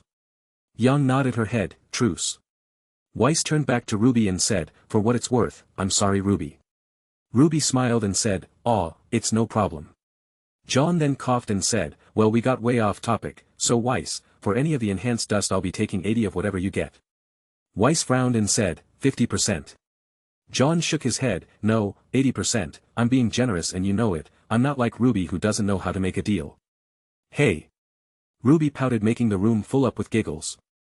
Since I'm the only one capable of supplying you with the enhanced dust and am only using you for your contacts, 20% for you is already a bit too much, Jaune continued causing Weiss to cross her arms and frown a bit.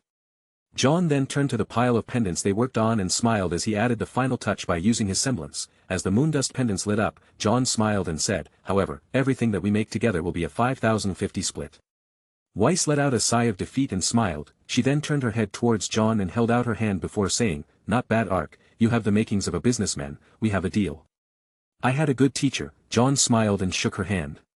Everyone felt the moondust pendant's effects as its aura started filling their room up. Jaune and Weiss were surprised when they inspected the item using their inventory.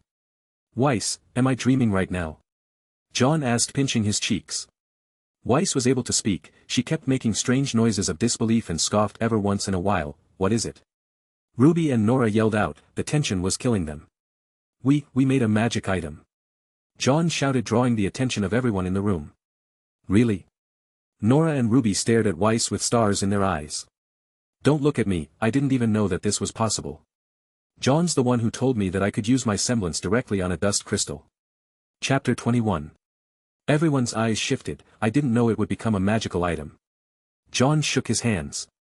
It was an experiment. Here catch and use your inventory to examine it. As they stared at the details, they felt their jaws open up out of sheer excitement. Moondust Pendant, increases the aura growth of anyone wearing this magical equipment by 100. Item level, F rank. Item rarity hesitant face rank. Durability 100. Creators, Weiss Schnee and Jaune Ark. Everyone put their pendants on and felt the item work its magic, their bodies felt like it suddenly got slightly warmer, not uncomfortable, but like taking a nap in the sun on a perfect day. Jaune was shocked to discover that his boost was higher than everyone else's as when he looked at the effect on his status window, it showed his bonus aura growth shot up to 200, Jaune rubbed his chin and figured that it had something to do with his Ark bloodline. After working out a deal with Weiss, things started to get back to normal. After almost 3 months in total, Jaune's aura had already reached over 4,000, easily recovering the aura he lost from amping the headmaster and mistress. Thanks to working 3 jobs, as a construction worker, a shipping hand, and a farm hand, Jaune saved up around 23,000 lean from hard labor. He never stopped working, even after had already started to make a bit of a fortune with Weiss. Jaune liked the workout, and he had made friends there too. He sold tiny fragments of enhanced dust, and made a few million overnight. Eventually he built up around 50 million and used every bit of it to increase his skill to as high as they could go. The new skill levels were: Climb, LV 6. Cost to level up 10 million lean. Craft, LV 7. Cost to level up 100 million lean. Diplomacy, LV 6. Cost to level up 10 million lean. Handle animal, LV 6. Cost to level up 10 million lean. Intimidate, LV 6. Cost to level up 10 million lean. Knowledge, LV 6. Cost to level up 10 million lean. Perform, LV 6. Cost to level up 10 million lean. Profession, LV 6. Cost to level up 10 million lean. Drive, LV 6. Cost to level up 10 million lean. Ride, LV 6. Cost to level up 10 million lean. Swim, LV, 6. Cost to level up 10 million lean. Stealth, LV, 7. Cost to level up 100 million lean. Perception, LV, 7. Cost to level up 100 million lean. I can earn my own money, John thought as he stored away the rest to build his hunter weapons. Especially if I start really hunting, John grinned. Dragons, Knuckleavies, giants, death knights, bring them all on. He took a quick glance at his own status. Name, John Ark. Age, 17. Title, Wargood's Knight, 15 to battle power. Class, Hunter Knight in training, level, 04. Overall level, 004. Experience, 7,985. Experience needed until the next level, 15,000. Condition, 100. Constitution, 36. Defense, 36-10 armor bonus. Intelligence, 14. Focus, 14. Mana, 0. Battle power, 115. Aura, 4,288. John flexed feeling his new strength. He still wasn't anywhere near Salem's full power though. Or his original power himself. It took everything they had to kill a mindless grim version of her. John could only shake in fear as he remembered how much more terrifying she was when she had a mind to fight with. The days passed by pretty quick, with John helping the slower ones of the party, Nora, study. They didn't have many problems in class. John was beginning to think Nora was actually a genius in disguise. As long as pancakes and various other snacks were motivating her, she could do anything she put her mind to, anything. Ren worked tirelessly on making a potion to drink. He even spent a few 100,000 lean of John's on improving his crafting skill to help. During the 3 months, Ren had managed to make a prototype to be tested on some poor lab mouse. Even at 10 times diluted, the serum caused small wounds to instantly close. However, he needed to test it on an animal that has developed aura, animals like RWBY. However, such awakened beasts are extremely rare, but, after exposing the lab mouse to the moon dust's radiation for a week, it managed to help them develop its soul to the point of manifesting aura. Unfortunately, the moment it drank the potion, the aura in its body expanded to the point of exploding, making Ruby cry out, "Mousey no." Sorry Ruby, but better the mouse than us. The next mouse he purchased, Ren decided to let it acclimate to having an aura for a longer period of time. Future tests were still pending. The days continued to pass by, and during that time when John spent time Ruby, it was mostly about teaching her to be a better leader. Whenever she had an issue with her team, John would just drop a hint or two, maybe even some advice when she needed it. Even classes got easier for her, only she listened to John teach her more than the teachers. For instance, whenever Port would begin one of his long-winded explanations about Grimm, which actually were pretty important, however, with less than 10 minutes, John explained every bit of information about the Grimm in a way Ruby could understand. With John's future teaching methods, Ruby into the swing of being a leader rather quickly. They even made up a few combined team attacks that could do some serious damage to John going all out. In fact, for the first 2 months into their training, John and Ruby had forced their team to participate in mandatory training and matches for a week straight. John stood in the center of the battle room and had his team at his side. Across from them was Team RWBY. Glinda had been ordered by Ozpin to observe their match and judge their team techniques. I warn you John, I won't lose this match again. Prepare to face the dreaded final boss. Does that make me the hero? Oh, Demon Lord Ruby. Have at thee. Demon Lord Ruby, surrender now, you are no match for my team, not while we have our Valkyrie, John said showing off Nora. He then pointed to Pyrrha. And with the goddess of victory's blessing, we shall overcome your vile army. Pyrrha giggled and gave an awkward act. My heroes, you must defeat the evil Demon Lord and return peace to Remnant once and for all. What happened Ruby, we were such good friends, why did it come to all of this? Nora played along. It's too late for that Nora, you've chosen to walk along the side of the hero, our fates were sealed the moment you did so, Ruby shot back with a sorrowful stare. Young you too? Nora asked with tears in her eyes. Sorry Nora, if my sister became the Demon Lord, then I will protect my sister regardless of the consequences, even if that means turning my back on humanity, Yang said as she gazed back at Ruby. Ruby looked back at Yang and said, Big sis. As they hugged, seeing this caused Weiss to slap her forehead. What are they doing? They're making fools out of themselves. I don't know, I think it's pretty good acting, Blake disagreed with Weiss. Ren shook his head, he then gave out an embarrassed, Nora, there's nothing more we can say, they've made their decision. Nora jumped into his arms and said, I know Rennie, but, they were our friends, Ren patted Nora on the back and said. There. Children. Please, just start the fight. Everyone laughed a bit before taking their fighting stances. Jaune jumped forward and held his shield out in front of him and his sword hand placed out of his opponent's range of vision. While Jaune charged towards ahead of everyone else, he shouted, "Yo-yo." RWBY clashed with Jaune, his shield created sparks of light as their steel met. RWBY then pointed the barrel of her rifle towards Jaune's face, but couldn't get a good shot because of his shield's placement. Jaune swung his blade out from behind his stance and was stopped by Jaune. Jaune was about to hit Jaune, but was suddenly surprised by the fact Jaune's armor had a shade of black aura around it. With a simple wave of her hand, Jaune's body had been pulled back by Pyrrha's ferrokinesis, narrowly avoiding Yang's fist as swung his sword out towards her waist in retaliation. RWBY's quick thinking and quicker feet allowed her to block Jaune's sword with her scythe, hail shotgun. RWBY shouted. Jaune jumped back by Weiss, who had created a glyph that was rotating in the air in front of her. Jaune punched out dozens of times. Each time her fist struck against the glyph, fist-sized blocks of ice charged out at Jaune's team. Cover fire. Around the world. Ren immediately started to fire off his storm flowers. Each of his bullets was aimed with precision and maximum focus. Using fire dust in his rounds, Ren's shots melted away the hail that Jaune and Weiss were dishing out. Nora pulled him back as he leapt with her semblance and then landed on Nora's hammer. "Get ready for lift off." Nora shouted as she tossed Jaune forward as hard as she could, using the momentum of Nora's strength. Pyrrha only had to use a small amount of her aura to direct Jaune's body in a circular pattern. He came in at their side and was seconds away from shield bashing Weiss and Jaune. Before he hit, RWBY shouted, "Shadow swap." Blake's semblance kicked at the moment Jaune smashed into his target. In the place of both Weiss and Jaune was a stone statue of the two that was torn apart by Jaune's blow. Freezer burn. Shadow tag. Weiss stabbed her rapier into the ground and caused the entire floor to ice over. Jaune then loaded a flame-thrower round and punched at the ground, causing the ice to melt.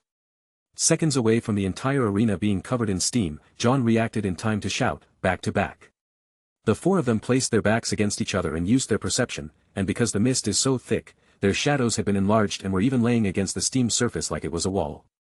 The anticipation of their attack only caused them to grow more aware of their surroundings. Jaune could even feel the sweat from his brow dropping on the ground. Suddenly, one of Blake's wind clones shot out of their shadows and attacked Team JNPR's leader. Jaune raised his shield and surrounded it with his aura. As soon as the wind clone hit, Jaune felt his shield raise up slightly as it shot back into another shadow. Next was Ren. As soon as it got close to him, Ren raised his storm flower and chopped out. The wind clone clashed with Ren only to be parried and sent flying back into another shadow. Pyrrha was ready for the shadow that attacked her. The moment it came through her shadow, Pyrrha struck out with her blade and cleaved the wind clone in two. "Stay alert, she has to be running out of ammo, a few more rounds until she has to reload, then we'll have our chance to attack." Jaune shouted as Nora's shadow began to fluctuate. From out of Nora's shadow, a giant fire copy of Blake sprung up. Expecting it to be the wind clone, Nora swung her hammer at it before she could see that it was a trap. As her hammer smashed against the fire clone, it caused a large explosion that sent her flying upward. "We!" Nora shouted as she fell into the distance. RWBY dashed in from the opening made. She swung her scythe at Jaune's back, only to see him dodge it by backflipping and punching down at her back with his shield arm. Chapter 22. The force from Jaune's attack caused the fog to shoot off in every direction. As his fist made contact, RWBY's body turned to ice, leaving Jaune's arm encased in it. Jaune then laughed as he shouted, "Tunnel vision." Nora shouted, "Incoming." As her pink smoke grenades exploded all around the area, Jaune then felt Ren's semblance run through him and watched as his team received the same benefit of his calming mind technique. Thanks to Ren's ability, their presence was firmly hidden from Team RWBY's senses. Even their perception skill wasn't good enough to help them. Whirlwind. RWBY shouted as Weiss created a glyph with some wind dust. A timer appeared around RWBY as the rest of her team moved to gather up in a back-to-back circle. RWBY began running around them as fast as she could. Her speed multiplied by several times caused her to create a small tornado. The pink smoke cleared up as it gathered around RWBY, mixed with her rose petals falling behind her, created a beautiful scene that was reminiscent of cherry blossoming viewing. Jaune grinned as he rose his sword hand, magnetic aura wave. A black glow surrounded Jaune's sword, and over that layer, Jaune created a huge sword made of aura. With Pyrrha protecting his weapon, Jaune could use a technique that was only possible with Grimm's Bane. Dust Storm Annihilation. RWBY shouted as Team RWBY suddenly shot off a bunch of random dust rounds and watched as the force from the mini-tornado was amplified, turning into an elemental hurricane. RWBY suddenly shot off towards Jaune. Behind her was Crescent Rose pulling apart Tornado and dragging it through slipstream made by RWBY's super speed semblance. Jaune laughed, lowered his sword with great speed. Pyrrha used her ferrokinesis to enhance the strength of Jaune's attack, causing to swing even faster, fast enough to launch the aura shot from his blade and create a large wave of energy that collided with RWBY's attack. A large explosion of energy rippled through the air and shook the room. Ruby's attack failed and she was sent flying across the room. Jaune jumped up and grabbed her sister, whose eyes were spinning around circles. "Jaune, avenge me!" Ruby cried out as she acted like she was mortally wounded. Jaune's attack had shattered her aura but didn't leave a single scratch on Ruby's body. Because Ruby's aura was in the red, so she was already out of the match, but Ruby played the fallen demon lord part until the end. Jaune gripped her hands and wailed out, "No!" Yang's aura flared up and her hair began to glow. She turned to Jaune and charged towards him. "Vengeance for my sister!" Jaune shouted. "Nora, run, Pyrrha. Take care of Weiss and Blake, I hold." Jaune was cut off by Yang's punch. Not having the time to continue his order, Jaune jumped off the ground and took the full brunt of Yang's attack. Jaune was surprised to see that he had dispersed all her strength and landed on the ground only a couple of feet away. The rest of Team Juniper continued to follow Jaune's orders and began to take down the rest of Team RWBY. Pyrrha handles Weiss, who had summoned 2 large armored knights to her side. Nora laughed joyously as she slammed her hammer against the knights and launched grenades at the other one's face. Pyrrha had already pinned Weiss to the ground and disarmed her before placing her rifle against the back of her skull. "Do you yield?" Weiss sighed and placed her hands up. "I surrender." Blake was doing her best to fight against Ren. The two exchanged countless blows and each of them came close to shattering each other's auras. However, once Pyrrha and Nora joined in, she had no choice but to surrender. Jaune was having the time of her life. Finally, she had someone to throw fists at. Jaune did his best to dodge every one of her punches. It didn't take Jaune long before her frustration started to get to her. "Hold still and let me punch you," Jaune shouted as Jaune ducked under her fist. "And end up as a splat on the wall like some avant-garde art. No thanks.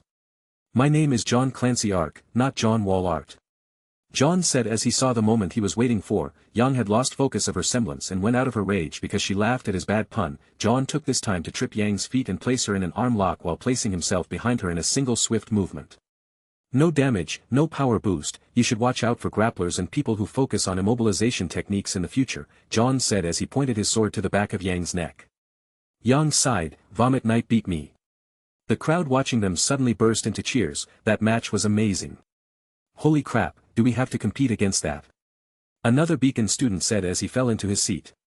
Glinda walked up and said, "Very good, both of your teams have shown excellent progress, more so than any other team in the school. Please continue to train hard, and not let this go to your heads." Team JNPR and Team RWBY shouted, "Yes ma'am." Ruby then smiled as she shouted, "I'm fighting on Jaune's team next time." Jaune grinned, and like the sister that she was, she couldn't resist teasing her about Jaune. "I see how it is, you like Jaune better than your own team." Ruby blushed and shouted, I just want to team up with Jaune because why you guys already had your turns fighting on his team." Ruby then turned into a blur as she ran out of the stadium. Jaune laughed as he saw her embarrassed expression. For a split second he forgot that they weren't married yet. In his moment of weakness, Jaune gave her the same expression that he used to when they were together. Well, it isn't one-sided. This is gonna be so much fun." Jaune looked over his team and nodded his head. He had helped them train up a bit, and already the progress was showing. He looked over to where Ruby had run away and thought, "I guess future knowledge could be used like this. It's a lot easier to train in the ways they train themselves." Later that night, everyone was having a good time when Jaune decided to look over his skills. He was interested that all the skills were pretty self-explanatory. Only 3 skills had a white glow around them: profession, perform, and craft, drive, and knowledge. After poking on craft, Jaune saw a sub-screen pop up that had a list of things he knew how to craft. There was food, clothing, metallurgy, blueprints, art, mechanics, weapons, shield, and armor. Jaune then noticed the same white outline on some of his craft listings. Poking the food icon, Jaune saw all of the recipes he had memorized written down in a listing of its own. The same thing happened when he clicked on the rest of the skills, each of them showing a list of what he knew how to make, or which subjects he had knowledge of. As he experimented with his system, Weiss suddenly shouted, "Yes!" and made a victorious fist-pumping gesture. She was reading over something on her scroll. Apparently, she had managed to sell off 100 pounds of moon dust through her sister's contacts. Weiss had made quite an impact on delivering a decent amount of her moon dust to her company. She made sure to let her sister handle the business so that she could make some money off of it and use them on her skills. And like Weiss predicted, she made around 600 million lean off of 2 auctions. She spent most of the money on balancing out her skills. She had most of them at level 6 and a few at 7. Ruby had also made a small fortune and became a millionaire overnight, then immediately poured all of her money into her skills, mostly in craft. She spent 1 million on her craft skill, bringing it up to level 6. Another good chunk of the remaining funds was spent bringing the remaining skills up to level 4. while a few 100,000 lean was saved in case she needed to purchase any parts for her future weapon and cookies of course. Jaune made sure to spend time with everyone in the team, he even managed to join Blake's and Ruby's book swapping club. He finished his daily studies and joined the two as they talked about what they liked, and their thoughts on the book. Although Jaune had already read most of these books from his time being married to Ruby, he didn't mind reading them again. He even acted like a know-it-all when it came to the plot and made a bet with Blake that if the next book matched up with his predictions, that she would tell everyone a secret. Ruby laughed and said, "I don't know, Jaune could have just read the books ahead of time and lied about it, I think he's bluffing." "Fine, but if I win, you have to share that comic you've been working on," Blake said with a grin.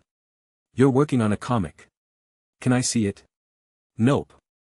I don't know what you are talking about, but I will take that bet." Ruby saw that Jaune avoided her question and puffed her cheeks up. "Don't change the subject, I want to see it." Jaune turned around and said, "It's in my inventory, and it's not done." He was writing down his previous life's experiences and showing in comic form. He figured he should use a guide to let them in on a hidden war, and even use it to ease them the truth someday. The characters were based on them and the real events that took place during their time together. He added everything he could that Ruby informed him on during the time they were separated. And everything Team JNR experience away from Team RWBY, Jaune made sure not to lie, or leave out any of his embarrassing moments. Ruby tried to use her puppy dog pout, and like always Jaune caved in. "I promise that when it's done, I will let you be the first one to read it." Ruby smiled and said, "Promise." Jaune nodded his head in defeat, "Promise." Blake gave a chuckle as she went back to reading her book. She couldn't believe how close she was becoming with everyone. Jaune seemed to be helping it along as well. When they had a fight, he would play mediator with Ruby, and he always seemed to know just what to say. She was even beginning to think he knew them longer than they did. "Something funny?" Ruby asked. "I was just thinking of how Jaune seems to know so much. He even helped us improve our combat skills. When he teaches it almost like he's thinking in a way that's perfect for us individually, almost like we came up with the training ourselves," Blake answered. "I know, I thought the same thing. There have been times when I was thinking about naming a team technique something, and Jaune would read my mind and come up with it before I could say it," Ruby responded. "It's almost like he's seen the future," Blake said as she tilted her head. The two huntresses looked at one another before shaking their heads and saying, "Nah." At the same time. They went to bed that night without any problems. Jaune really missed this, sleeping without worrying about someone or some grim tying kill you. The best thing though was the view. Jaune only needed to look to his side and see his future wife sleeping in peace. Chapter 23. The next morning went normal as usual. That was until Jaune had closed the door behind them. Hearing the door click, Ruby opened her eyes and said, "Nosvi, those are my cookies," as she woke up from her dream. Ruby looked around the room and saw that Jaune was gone. She noticed that the bathroom doors were open, so he wasn't using it. Ruby climbed out of bed and took a look at Jaune's stuff. She saw that he had taken his equipment and that he left his uniform folded neatly on his bed. Ruby frowned. Is he level grinding on his own? She picked up her crescent rose, quickly changed into her dress, and she snuck out of the room. After searching around for a while, Ruby started to get frustrated and then suddenly thought of something, slapping her forehead. "I'm such a dummy, why don't I just look for his aura?" Ruby then activating her perception skill, Ruby's senses reached out over a small portion of beacon. As her perception drifted over to courtyard, Ruby found Jaune's massive aura rather easily. It was like watching a little sun running laps around the entire courtyard. She flew over to a nearby rooftop and saw Jaune exercising like a maniac. She stood up there for almost an entire 30 minutes before she discovered that he wasn't going to be stopping anytime soon. Jaune had upped his workout to 100 of each of his exercises to 500, he also quadrupled his running regiment. As Ruby watched him, she didn't notice that she was making a happy expression, or how quickly time was passing by. Jaune sure works hard. Jaune was focused on his training. As he finished off his final acrobatic leap, he suddenly heard a chime go off in his head. New title awarded, Training Maniac Effects, increase the effectiveness of training by 10.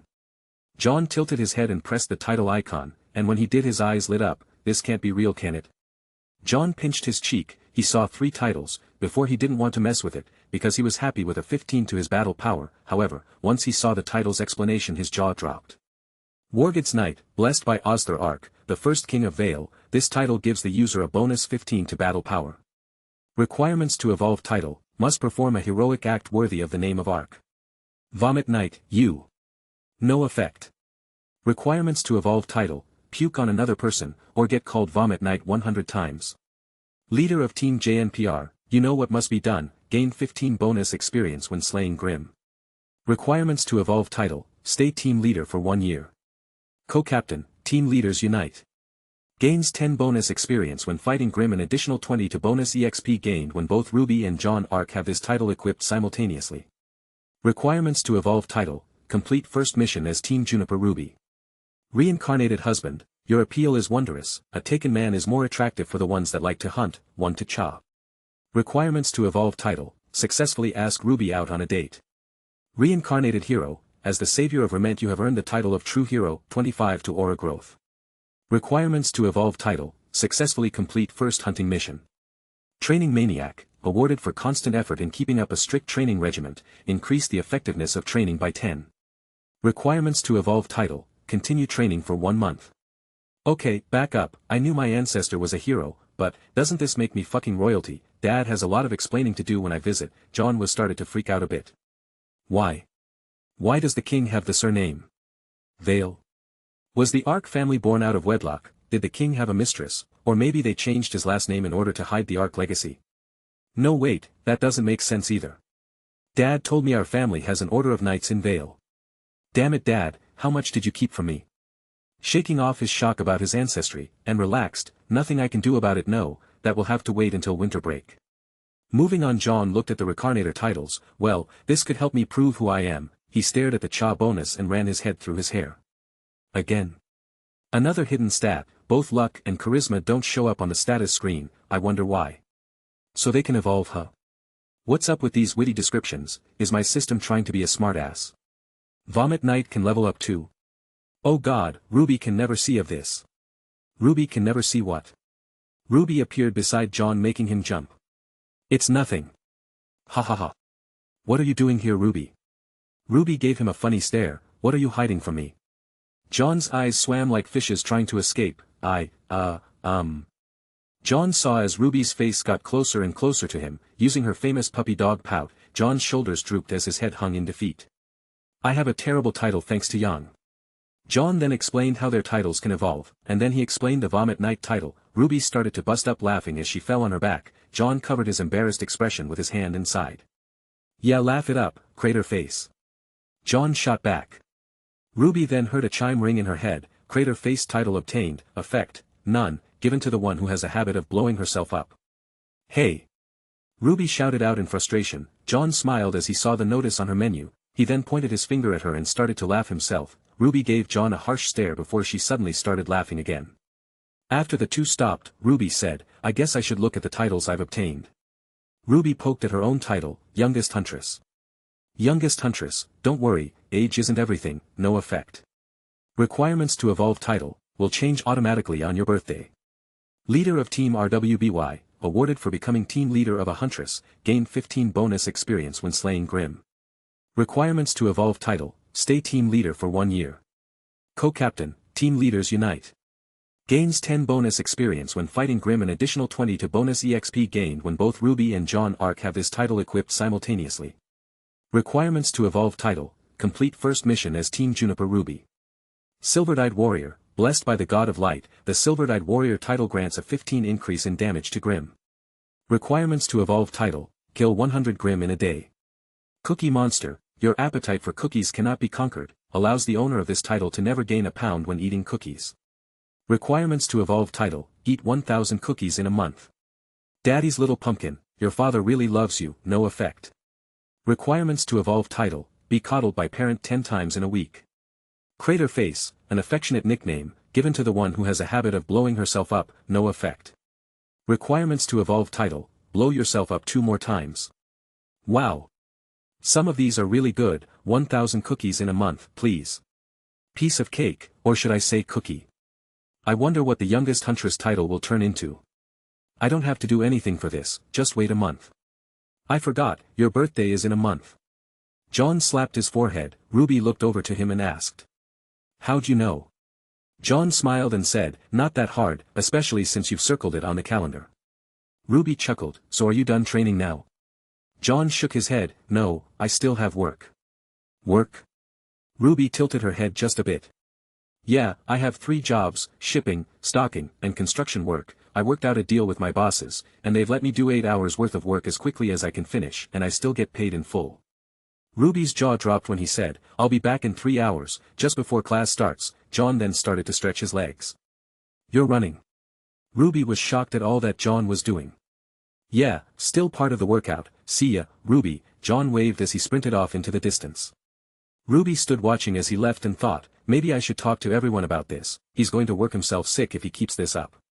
But then again, I don't have monster aura reserves, maybe this is natural for him, still, I think the rest of the team should know what's up. RWBY headed back to the room and woke up Jaune by accident. Yo, RWBY, where were you? Actually, RWBY then explained what she saw and talked about with Jaune.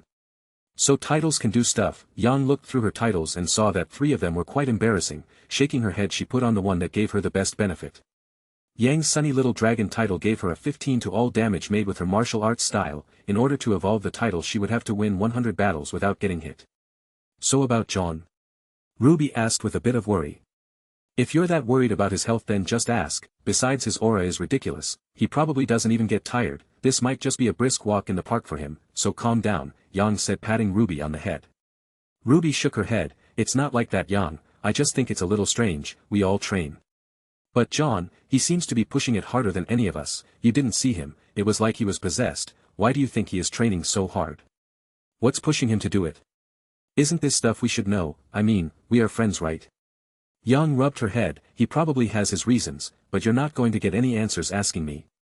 Like I said, just ask him. If he wants to tell, he'll tell you, if he doesn't, give him space, we all have secrets we don't want people prying into. You know. RWBY nodded her head, yeah, thanks for the advice. Yeah, good advice for making a move on our fearless leader. Nora popped up behind RWBY and placed her hand on her shoulder. RWBY jumped into Yang's arms and yelped out, it's not like that. Once again waking everyone up early. RWBY then explained what she learned, and it seemed everyone had their own opinion towards Jaune training so harshly. I think it's wonderful that he's so dedicated. Pyrrha said, nodding her head. Pyrrha saw that she had many neat titles that granted her many new abilities, such as Iron Champion, Undefeatable Maiden, and Magnetic Magician. However, she liked the one to luck and thought that it may come in handy again if she left it on. The downside was the title evolution requirements were unknown. Ren then said, it hasn't affected his performance in class, or when we spar, as he placed on his new title. Tranquil Monk, given to one who pursues peace of mind, 10 aura gained every 3 seconds spent in meditation. Requirements to evolve title, spend 5 hours in total in meditation. Yep. Our leader is fine. Bubbly Lighting Goddess, given to one who is loved by nature, increases strength gain by 100 when struck by electricity. Requirements to evolve title, use semblance 10 times. It may not affect his performance now, but who knows how long that will last. Everyone will burn themselves out if all they do is training, Blake said, shaking her head and placing on her Book Lover title. Book Lover, only those who truly love the craft of literature obtain this title. Increases reading speed by 50. Requirements to evolve title, read 500 books in total. Why do we care? He trains, gets stronger, and in the end is a better leader for it. In fact, I'm impressed. The fact he hasn't asked for money and is willing to work and balance his school life shows how capable of a leader he is. Weiss crossed her arms and nodded her head after she changed her title. Descendant of Winter Maiden, given to those who use the Winter Glyph semblance, 10 to focus and 10 increased casting speed. Requirements to evolve title, spend 1 month training in aura control and glyph mastery. Chapter 24. RWBY scratched her head. Fine, I'll just ask him myself, he said he would be back in a few hours.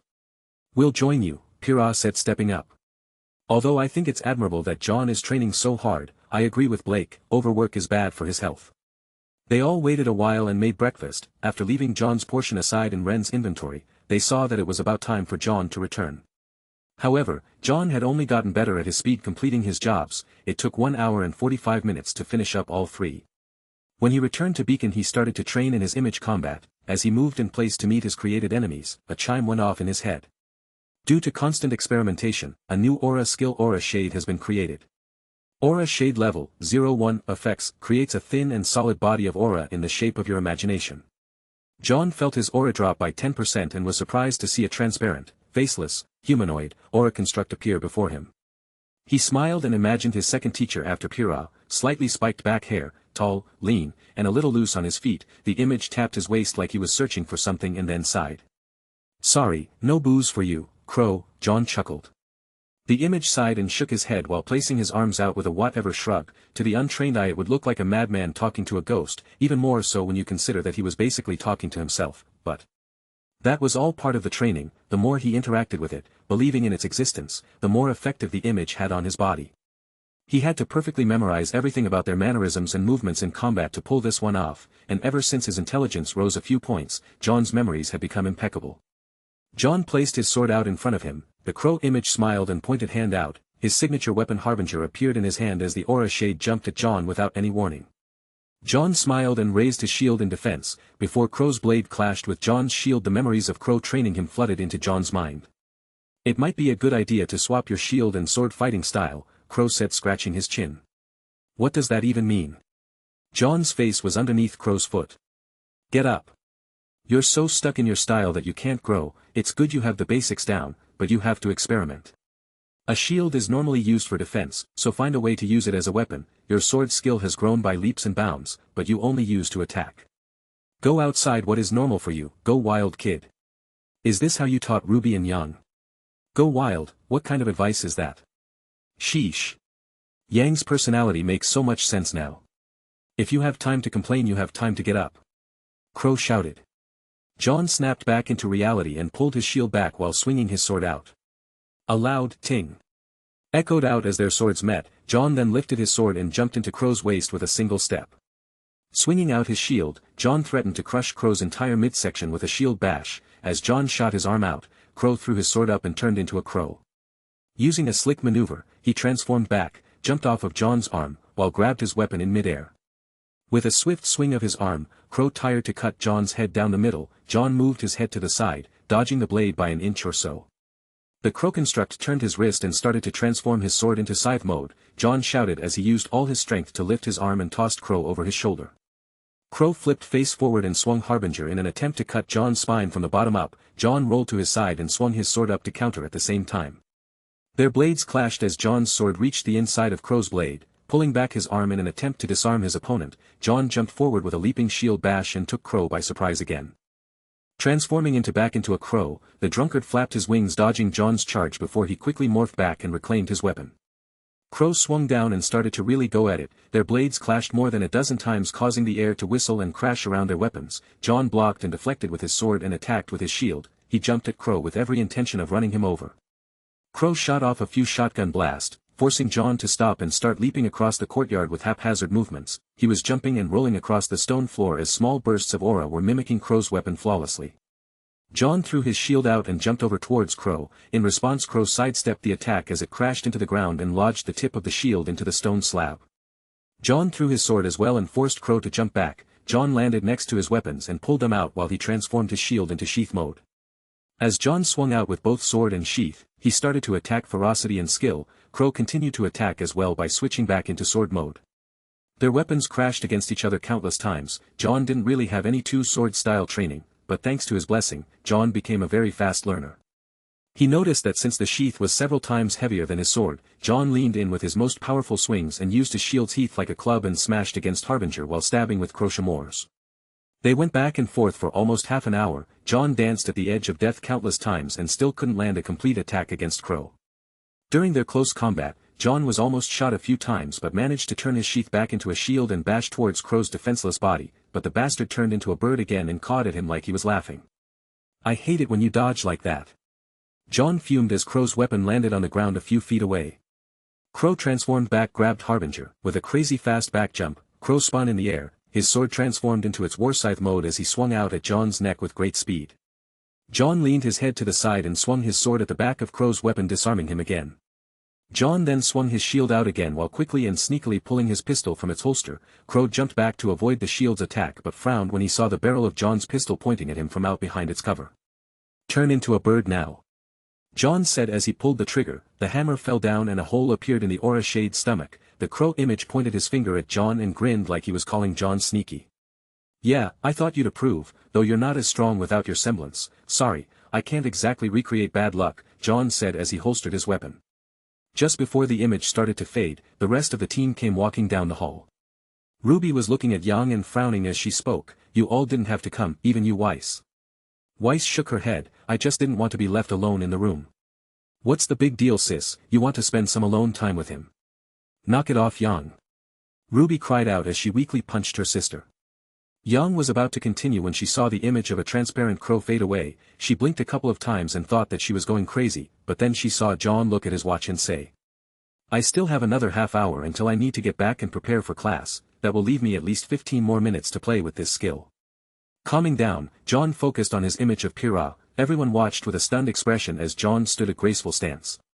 His sword facing outward and away from his body, his dominant foot forward, placing his shield up in front of him, it gave him the air of a solid fortress that would cut anything apart that approached. "Arc-style first stance, wall of blades," Jaune said as he performed his self-created first sword art. Pyrrha jumped at him and swung down her spear. Jaune leaned to the left and swung out parrying with his shield, his sword arm swung out after. Pyrrha pulled her shield up and blocked as she leaned down. Pyrrha swept out with a low kick, resulting in Jaune trying to drop his shield on her leg as he knelt down. Pyrrha stopped her attack and used her semblance on herself to forcefully dodge the attack. Her body tugged backward as she rolled back into a throwing stance and threw her javelin at Jaune. Jaune knocked it back with his sword and stood firm in his stance. "Maybe two more, I'm not looking to win, just to up the pressure." Two more constructs appeared as Jaune's aura took another nosedive. An older version of Ren and Nora appeared beside Pyrrha and charged at Jaune. Jaune raised his shield up as he braced for Nora's attack. Her hammer came smashing down against Jaune, causing his body to slide backward. Ren jumped up from behind Nora and shot a bunch of rounds out of his stormflowers. Jaune raised his shield up to block the assault as Pyrrha used her semblance to control her javelin like a floating missile, while she ran up and started to use hand-to-hand combat against Jaune. Jaune swung out with his sword to block against the javelin and was forced to step out of his stance as Pyrrha got close to him. Jaune jumped back and tilted his sword. Nora, Ren, and Pyrrha split up. As Pyrrha collected her weapon and transformed it into a rifle, she began to fire off a few rounds. Jaune swung his blade out with a powerful swing as he shouted, "Arc-style second stance crescent moon." Jaune's sword swing was so powerful that it warped the air around him in a crescent shape. Pyrrha jumped back along with the others to avoid the attack, but as they did so, Jaune pointed his sword back and leapt forward as he said, "Arc-style third stance sword of pursuit." Just as his blade was about to reach Pyrrha, Jaune heard his name being called out. "Jaune!" RWBY's voice shattered his illusions, causing the aura constructs to disappear like glowing dust riding on the wind. Jaune fell forward and rolled across the ground until his back crashed against a marble pillar. "Oh crap, Jaune. Are you okay?" Everyone ran over to see Jaune stand back up and say, "That must have looked less than cool," while he patted the dust off of his body. "That was awesome. How'd you do that? We were all shiny and ghost-like." "What, that us?" Ren asked, noticing the slight age difference.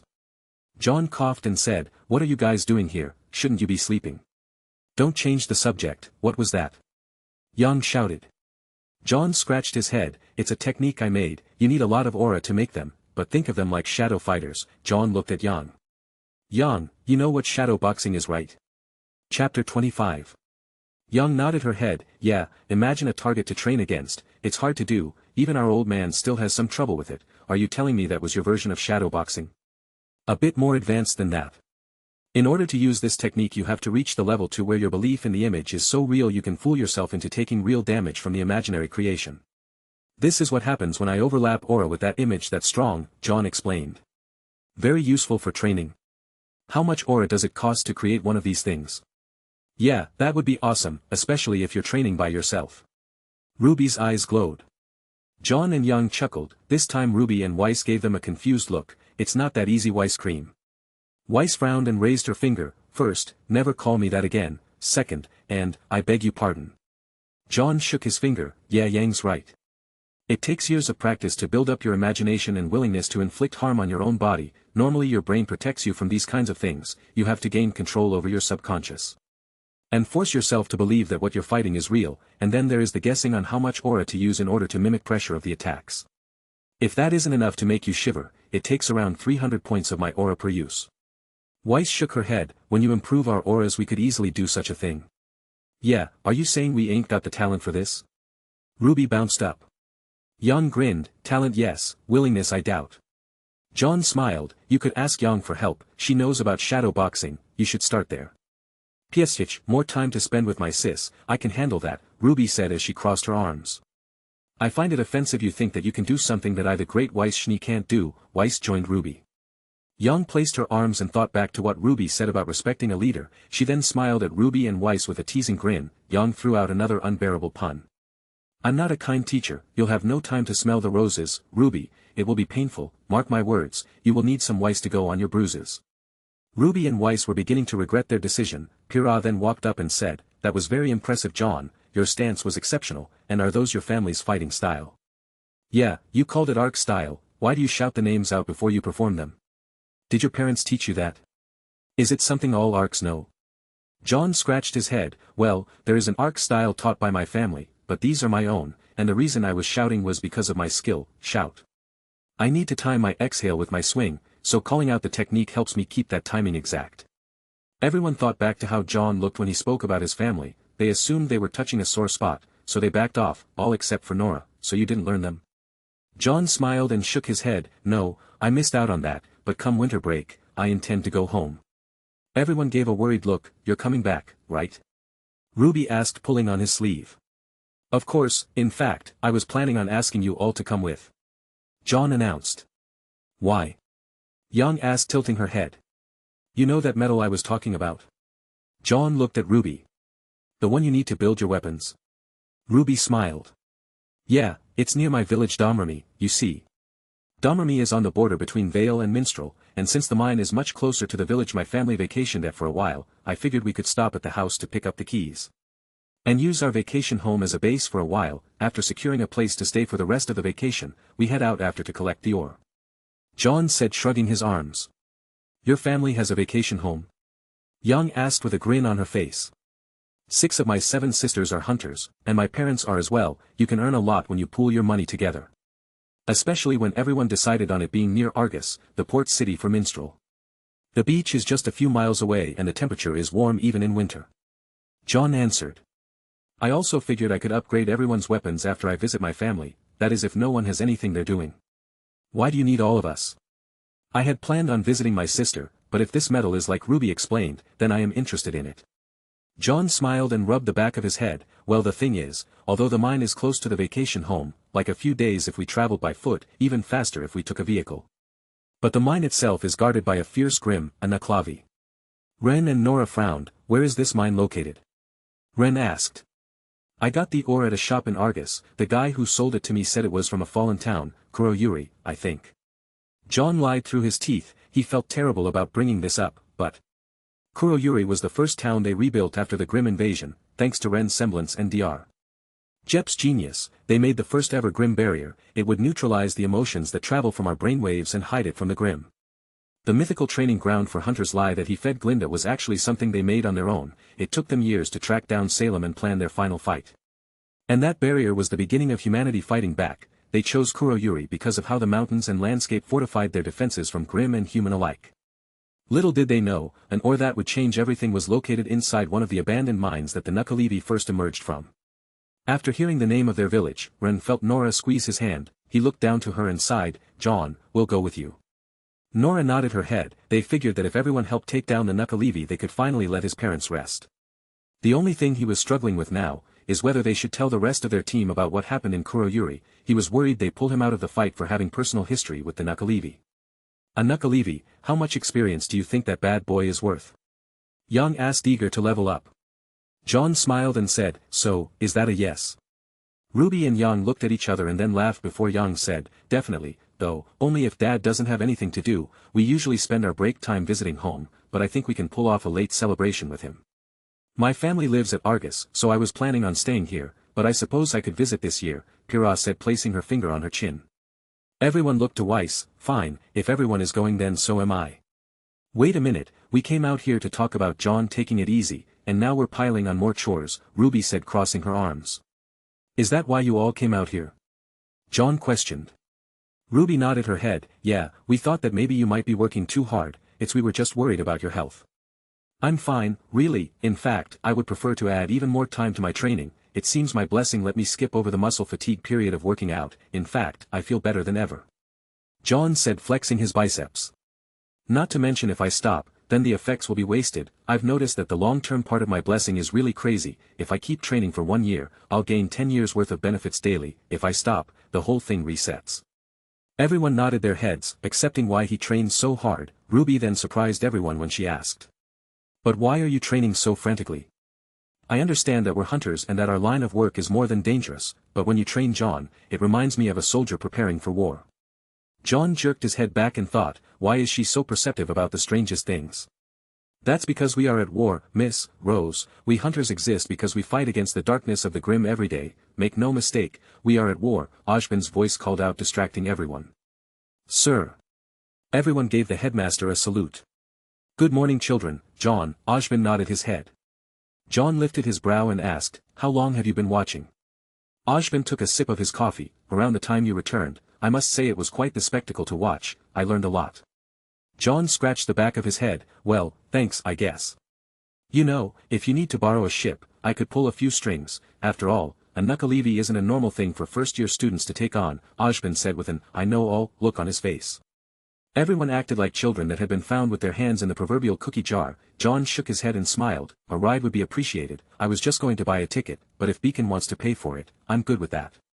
Ozpin smiled and said, keep up the good work, Mr. Ark, and take your friend's advice. You don't have to skip your training regiment, but you should at least take time to relax. Jaune smiled. I'll keep that in mind. Now I believe that you have 20 minutes until Professor Port's class begins. Should you all be sitting around out here? Ozpin sipped on his mug. Jaune smelled himself and spoke with a slightly red face. Yeah, I guess I should hit the showers. As Jaune began to walk away, Ren transferred his breakfast and said, I want to check up on something in the library. Nora smiled like she was hiding something and said, yeah, I'll help you, Rennie. I'll head to class, might as well show up early, Weiss said as she turned around and walked away. Everyone else decided to go do their own thing. While Jaune was walking back, Yang snuck up on him and said, hold it there, Vomit Knight, I got some questions for you. Jaune turned around and saw Yang giving him a harsh stare. What's up, Yang? Yang crossed her arms and said, I want to know how you know my uncle. Jaune gulped, pardon. Yang squeezed tighter. Jaune, we've only known each other around a month or so. So let me tell you this, you're a terrible liar. The only reason I'm not beating the answers out of you, is because it looked like you disliked lying about whatever you're trying to keep secret. Jaune shook his head. I'm not that bad. In fact, I think my lies are top-notch. Okay, rephrase, you're good with coming up with lies, but are terrible at executing them, Yang grinned. Jaune let out a sigh as he shook his head and thought, maybe I should tell Yang. She was always there for me, especially when it concerned her sister, not to mention, it would be nice to have someone to confide in. Chapter 26. Okay, you got me, I know your Uncle Crow. Jaune raised his hands in defeat. So you admit you're lying about not knowing my uncle. But that's not all I want to know. Something's been off since we met. You act way too familiar with us from the get-go, almost like we've known each other for years. Not in a not bad way, it's just that, you are either the most perceptive person on the face of Remnant, or you knew something about us beforehand. Jaune smiled and waved his hand, almost as if he were gesturing a simple, come on motion before he said, and what else? Yang continued. The image you used of Ren and Nora looked a bit older, and the way they fought shows how much you know about them. You would need to know someone pretty intimately to pull off what you did, so Jaune Ark. Yang pointed her finger at Jaune like she was a detective. What is it that you are keeping secret? Are you working for Crow to keep an eye on us or something? Ha. No, I'm not working for Crow. When I first came here, it was because I wanted to be a hero. Listen, Yang, I am keeping a pretty big secret, and Ruby was right, I am preparing for war. Yang gave him a serious look. Jaune shook his head and said, look, invite me out for a drink and I'll spill the beans, okay? You drink? And are you hitting on me? Jaune laughed. No, I'm not hitting on you, it's not something I can just go blabbing about, but I get the feeling you know what it's like to keep a secret from your loved ones, and besides, I think you can keep a secret, can't you? Jaune pushed her buttons by mentioning that she was keeping a secret from Ruby.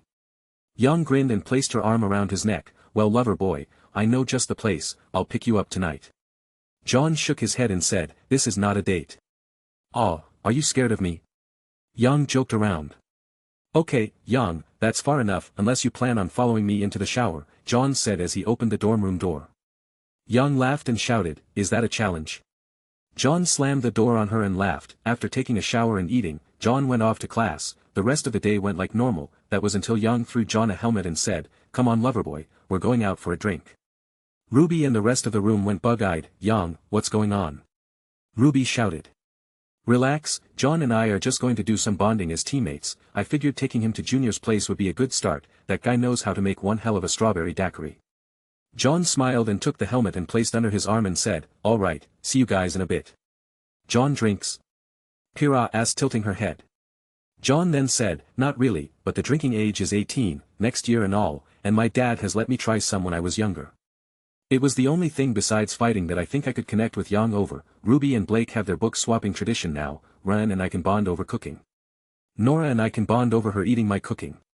Hey, that's true, let's not change things, Nora interrupted.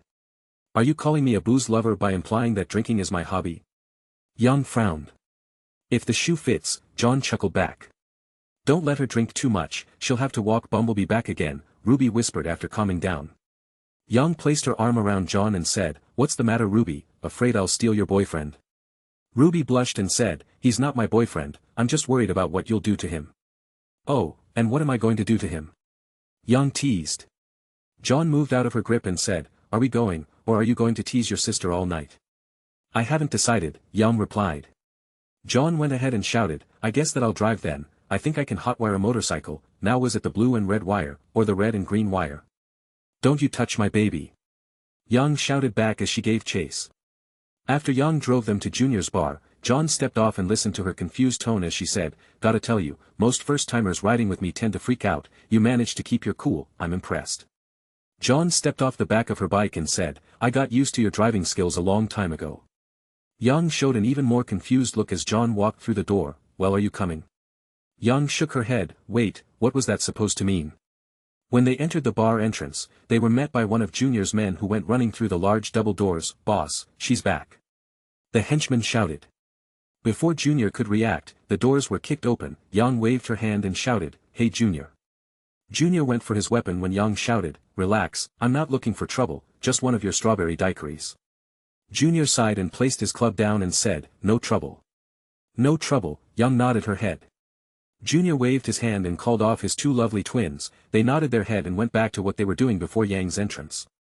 John sat next to her at the bar and ordered a beer. After their drinks arrived, John paid for them and started to drink. So, what is it that you want to tell me? John put down his bottle and let out a satisfied, pwah noise as he looked over to Yang and said. What if I told you that I have memories of the future? In fact, I came from the future, or more specifically, my soul from 7 years in the future, flew through time and space to fuse with my younger body's soul. Yang gave him a hard stare, I'd say you're crazy. John chuckled, Yeah, I thought you'd say that, but I can prove it. Your dad's nickname for you is his sunny little dragon, you have a dog named Zvi that has aura, your mother is Raven Branwen, and she abandoned you and your father when you were young. Ruby's mother is Summer Rose, she went missing on a mission several years ago, and is assumed dead. Yang's jaw dropped, but John didn't stop, You've been looking for clues about your mother's location for years now, and I can't tell you why she left even knowing why she did. Yang frowned and pulled John over by the neck of his hoodie, Okay, who are you, some kind of stalker? John sighed, This is my second time living, Yang, a spell was used to send my soul 7 years in the past and fuse with my current body, and you're one of best friends, I would even go so far as to call you my sister. You really are mad. Yang was seconds away from throttling John, he raised his hand and made an image of her mother out of aura. Yang froze in place as John made two more, an older version of Ruby and herself appeared next to her, robotic arm and all. Look at my title Yang, John allowed her to see the reincarnated hero title.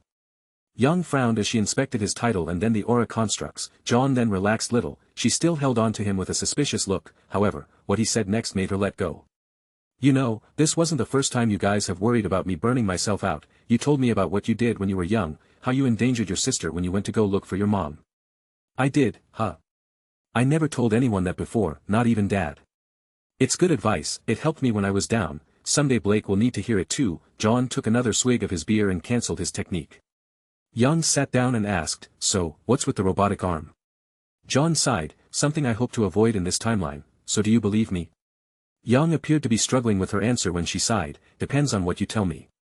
John then finished off his beer and ordered another, Well, I can tell you for starters, I came back during the flight to Beacon's initiation test, I was supposed to barf on your boots. Yang froze, Ew.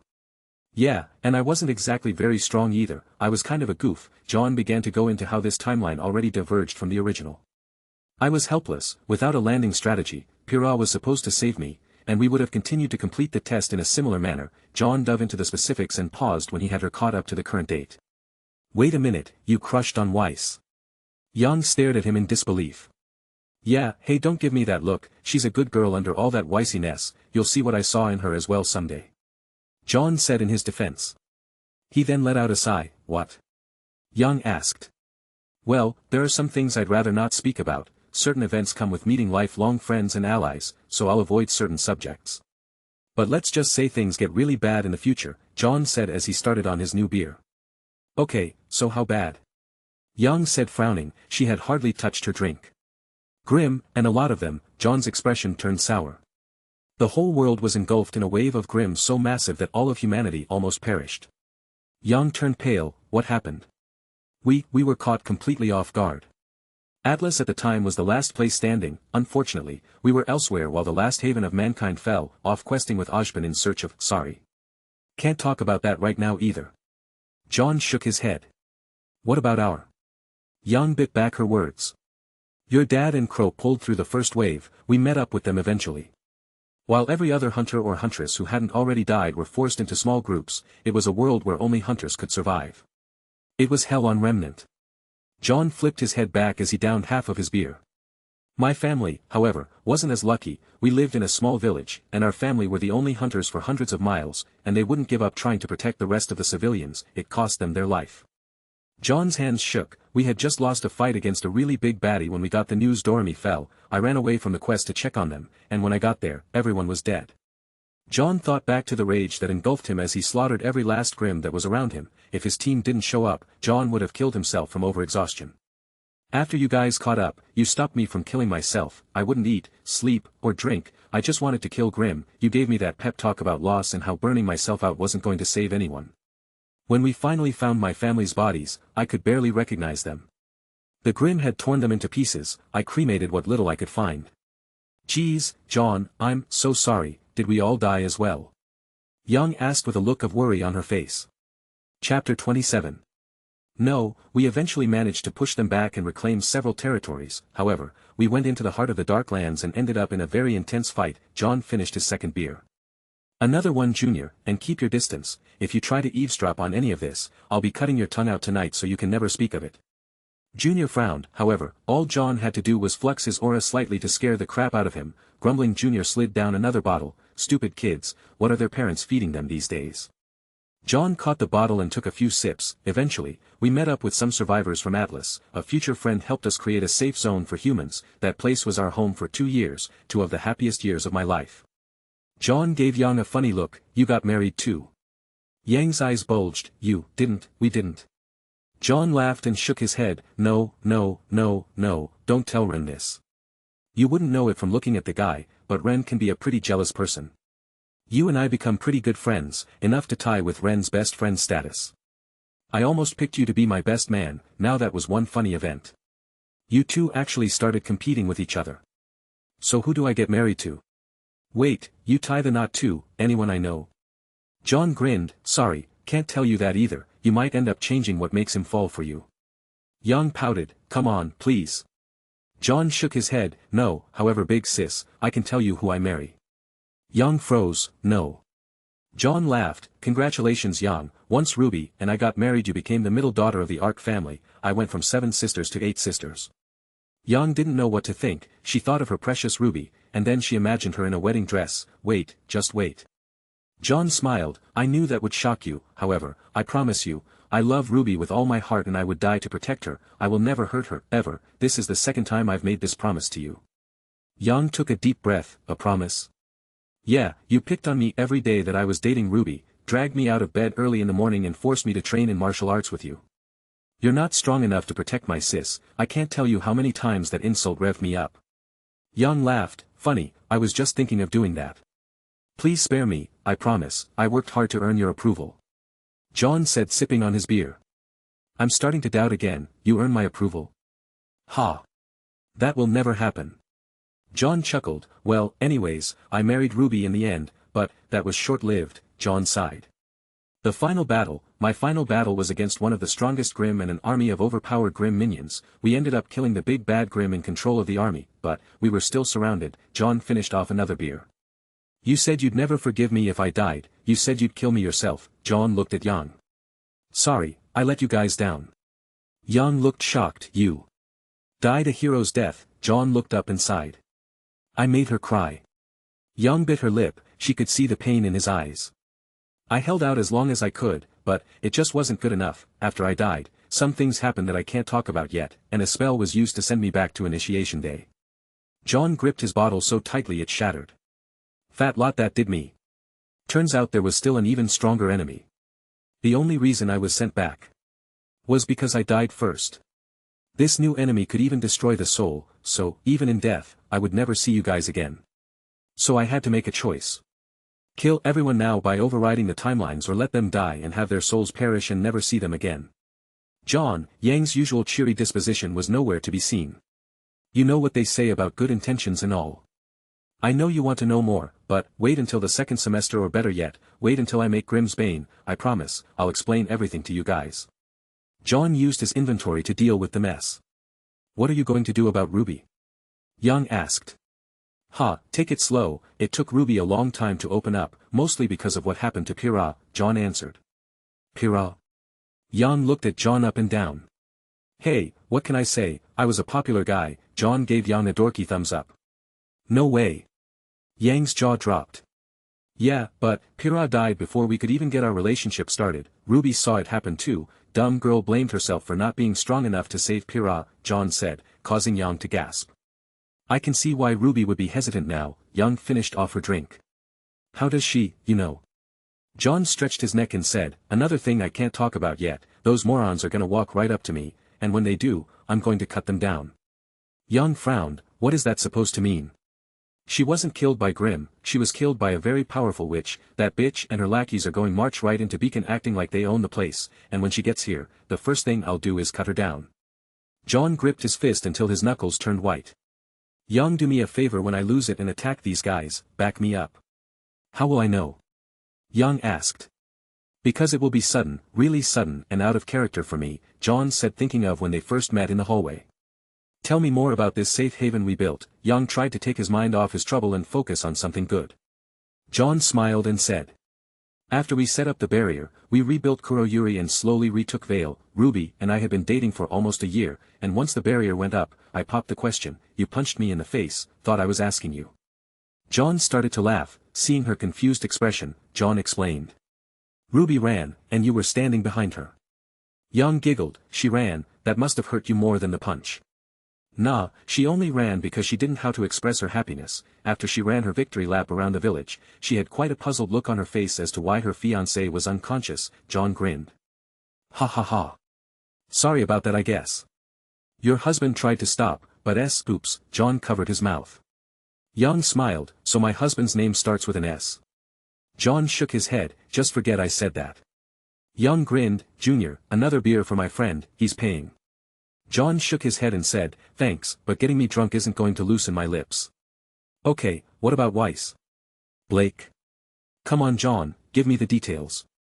Jaune tilted his head. Weiss was dating someone. Their relationship was a little rocky at first, but in the end, he really stepped up to take care of her. Blake got married to one of my other best friends. You guys will meet before winter break, but don't tell Blake about any of this. I don't care if you poke fun at her. 'Cause let's face it, you're you, and we're always going to encourage them, but don't tell her anything about the future. You do know me. Yang laughed as she slapped his back. Just keep being you, I know you'll figure out what to say. Jaune started on his fourth beer. The two continued to talk for some time, and after an hour or so, Jaune ended up getting plastered. For once Yang had to be the responsible one and drive him home. When they got back, Jaune was thrown onto his bed while everyone else crowded around him. Look, he had a lot to get off his chest, but just give him time. He promised to tell you guys what's going on with him next semester. Yang brushed off their questions. No fair, Yang. How come he opened up to you? Yang laughed. He didn't tell me everything, said, he didn't want you guys to be left out, besides it took him 7 beers to really open up. Jaune told her many embarrassing stories related to his dorkiness, something he would regret later. Did you know there's a pumpkin Pete bunny on Jaune's sweatshirt, you know, the one he always wears under his armor? Yang chuckled. Everyone looked over at Jaune and tried to hold in their laugh, that cute little bunny on the cereal box. RWBY snorted as she fell over laughing. Pyrrha smiled and said, I think that's cute. Yang looked at RWBY and Pyrrha and sighed, well, good night, I beat. Wait, Yang, you must have more info, dish. RWBY shouted. Why, RWBY, do you want to know about your potential suitor? Yang teased with a devilish grin. RWBY threw a pillow at Yang and said, why do you always go there? Jaune grinned and thought, because I think you two are perfect for each other, and now I know you end up as husband and wife. She then coughed and said. Oh, it's just instinct, now go to bed, we have class tomorrow. Everyone grunted and went to bed. The next morning Jaune woke up, no one pressured him to reveal his secrets, thankful for their trust, he continued his usual routine. Pyrrha ended up joining Jaune for his training, she said that it would be their way to bond, even Ren joins in sometimes. As time passed, they grew closer together as friends and even fiercer teammates. Jaune and RWBY were doing such good jobs as leaders, that not even Weiss could find room to complain. Jaune was sitting in the middle of one of Dr. Oblek's lessons about one of many fallen cities, and while he attended, Jaune made sure to complete his designs on Grimm's Bane and save the Queen with RWBY. After the class finished, he noticed that it was getting pretty close to the class's first task with Glinda. They were to go and gather red sap from the veilberry trees in the forest of Forever Fall. Jaune laughed as he thought of doing this assignment during his first life. Being Carden's errand boy really got under his skin. However, the events that took place there was a really big change in Jaune's confidence. There was standing up to his bullies, seeing just how powerful his aura was. Heck, I even killed an Ursa Major by myself. To this day Jaune still doesn't know that Pyrrha helped him with her semblance. Seeing as it was lunchtime, everyone headed to the cafeteria. While everyone was eating, they talked about their field trip with excitement. Did you know that the sap is edible? Nora said with a grin on her face. Nora, we have to collect the sap, not eat it, Ren said shaking his head. Oh come on, I heard it tastes like juniper berries. Nora whined. Everyone at the table laughed when they hear a certain faunus shout out, ow, that hurts. Jaune looked over to see Velvet getting her ear pulled by Carden. Jaune stood up and walked over to the table before the situation got out of hand and grabbed Carden by his ear. Chapter 28. Oh, wow, these ears are freaking huge for a human, are they real? Jaune gave his ear a tug and slammed Carden's head into his food tray. Carden's hands released Velvet's ear as he lifted his face and stared at Jaune with fury in his eyes. Velvet gave Jaune a stare and blushed as she said, thank you, then proceeded to run away as fast as she could. Jaune looked back to Carden and his team. What, not funny anymore? They had stopped their laughing the moment Jaune grabbed Carden's ear. Look, if you think a girl is cute, you probably should just say so. This bullying the girls you like, is Sue grade school psychology. So why don't about you grow up a little, Carden? Carden's face turned red, he tried to stand up, but Jaune's hand on his shoulder kept him seated. The rest of the students in the cafeteria were now laughing at Team CRDL. Jaune lifted his hand and said, in the future, try to think of others before yourself. You have talent, Carden, stop wasting it. As Jaune went back to his seat he thought, God, that's what I wish I had done last time. As he sat down, Jaune suddenly received a round of applause from his teammates. That was wonderful, Jaune, Pyrrha said with a beaming smile on her face. I would have broken his legs, Nora said placing her hands on her hips proudly. Team CRDL gulped after hearing her say this. Picking on someone just because they're a faunus, Carden really is scum, Jaune said nodding her head in approval. Jaune laughed and thought back to what Carden told him about why he picked on Velvet. He just wanted to cover up his own insecurities about his ears, and his bully mindset went straight to what it does best. To be honest, I don't think the reason he picked on her was that she was a faunus. Everyone stared at Jaune with a strange expression. Jaune coughed and said, okay, maybe he did, a little, but only because he's insecure about his own ears, and he's dumb enough to think picking on a faunus is easier because they won't retaliate. Jaune gave Blake a quick look. After all, relations between faunus and humans have been kind of rocky since the Great War ended. They earned their right to be respected as equals, but are still treated with interference today, Jaune said as he took a bite of his chicken leg. Blake lifted a brow. I should know, my great-great-grandfather fought in that war. He was part of the group who voted for faunus and human equality, heck. He even recommended to give them their own kingdom and name their strongest faunus as a fellow hero. Blake seemed the most interested to hear this story. She didn't know much about the Great War other than they were excommunicated from the continent and sent to live on an island that became Menagerie. She had never heard about a hero in the war speaking up for them. Then everything worked out. RWBY said with stars in her eyes. Jaune shook his head. Unfortunately, my grandfather's words were drowned out by the rest of the council. They refused to share their lands with the faunus. In the end, my grandfather managed to secure them an island large enough to build a kingdom on, but he lost of trust and friendship of his dearest faunus friend. My grandfather promised him a title and kingdom, but could only aid them so much. This stuff wasn't known to the public, not even Jaune knew of his family's true history, not until he had become an adult and was informed by his father in his previous life. I haven't heard of any of this before. Blake frowned as she stood up. Jaune shook his head. It's true, I swear on the Ark name. This story has been passed down from father to son for generations.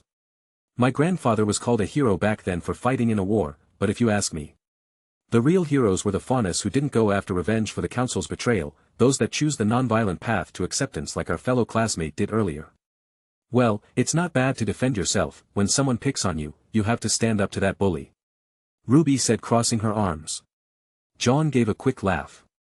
I agree with you there, Ruby. Even for the most peaceful of pacifists, there's only so many times they can get smacked in the face before they start smacking back, and get this, faunus are typically physically stronger than humans. If that girl wanted to put a dent in Carden's face, it would have been easy. Team CRDL gulped again. Blake was surprised how much he knew about the faunus and their relationship with humans. Ruby tilted her head in confusion and said, how do you know so much about faunus? Jaune smiled and said, because, I've been reading up on the history in my spare time, not to mention, we have classmates that are faunus, it's only right that I should know a thing or two about them. Blake's ears twitched. She knew that sentence was directed at her. Letting out a small cough she said, well, I'm done, I'm going to go use the training room to practice. Wait for me. I'll join you. Lay off, will you? I'll tell them when I'm ready. Jaune sighed, come on Blake, I'm not trying to pressure you, I just want you to know that your team supports you, and all other good-natured faunus.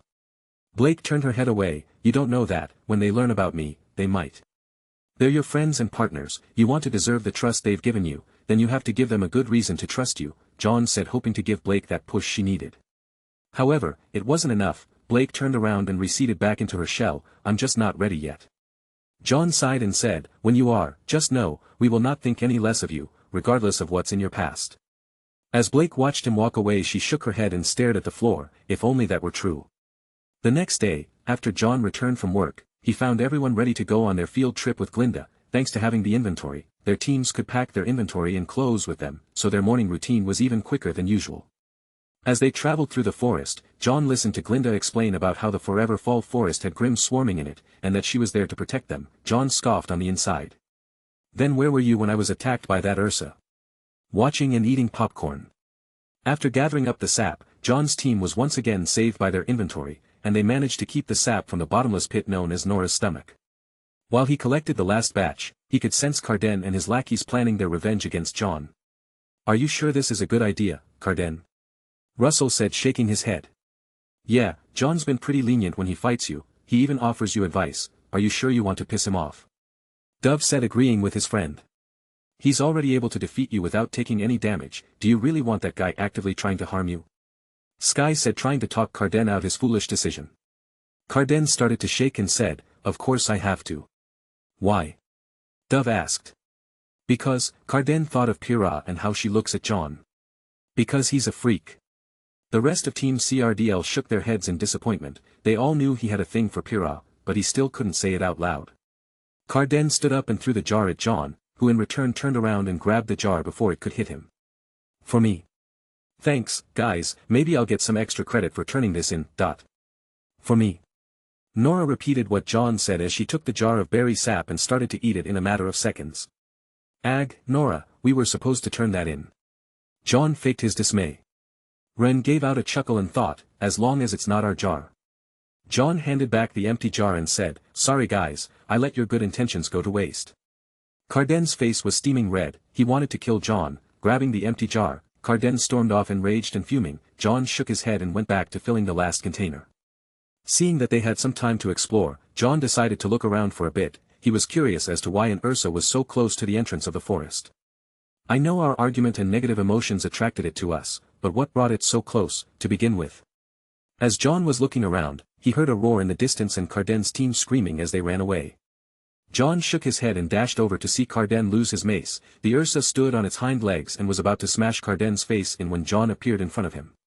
Using his shield, Jaune blocked the attack and slung his leg out with a powerful front kick. Jaune's attack hit the Ursa dead center in its stomach and sent the beast rolling back across the ground. Jaune heard Carden whisper, why? Jaune shook his head. I told you, Carden, I think you can be a great hunter and an even better person, but you have to put some work in being both. Jaune. Behind you. Jaune smiled as he turned around and surrounded Crochamores with around 5 of his aura, the limit of the repaired heirloom. If he continued to inject any more of his aura into the blade, then it would start to fracture under the pressure. The glow of his aura cut through the large Ursa's waist like it was made of tofu. Its entire body turned to ash as Jaune heard that he gained 40 experience for killing an adult Ursa. Sheathing his sword, Jaune turned back to Carden and said, you should probably let your team know you're okay, their panic will only attract more Grimm. That was awesome. I can't wait to see Grimm's bane. Jaune laughed and looked over to Pyrrha. I was very impressed with how you handled Carden's attitude.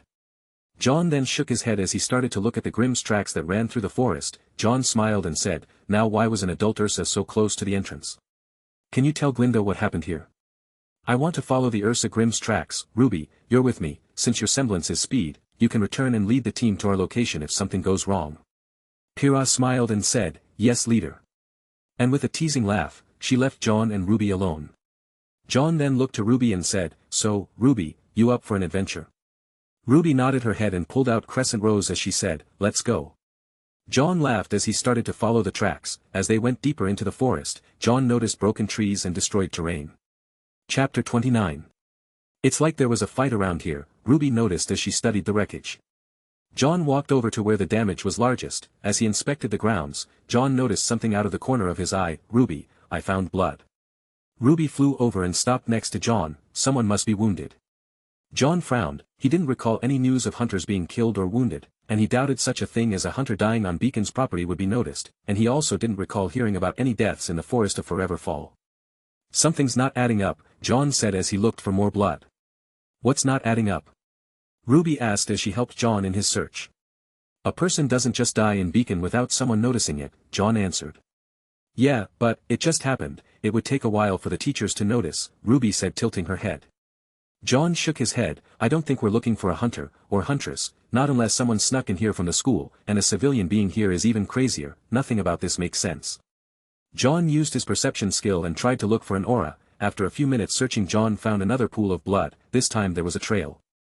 After following it, Jaune and RWBY found a large pure white dire wolf that was bigger than both of them. It was heavily wounded and on its last legs. Most of the fur on her stomach had been stained by her blood, and her eyes were beginning to fade into a hazy mess. Jaune recognized this state as he too experienced it. RWBY ran close to it when Jaune quickly grabbed her by her hood and jerked her back. Before RWBY could complain, the dire wolf snapped out at RWBY with its final breath and fell over. RWBY stared at the deceased wolf and sighed. This doesn't make sense, Grimm don't attack animals. Jaune shook his head, not normally, but however, Jaune walked over to the wolf and closed her eyes, moving her away from the trunk of the tree. Jaune revealed a small hole by the roots. RWBY then heard a small yip as Jaune reached his hand inside to pull out a two-toned dire wolf. The top half of its body was white, while its underbelly was gray.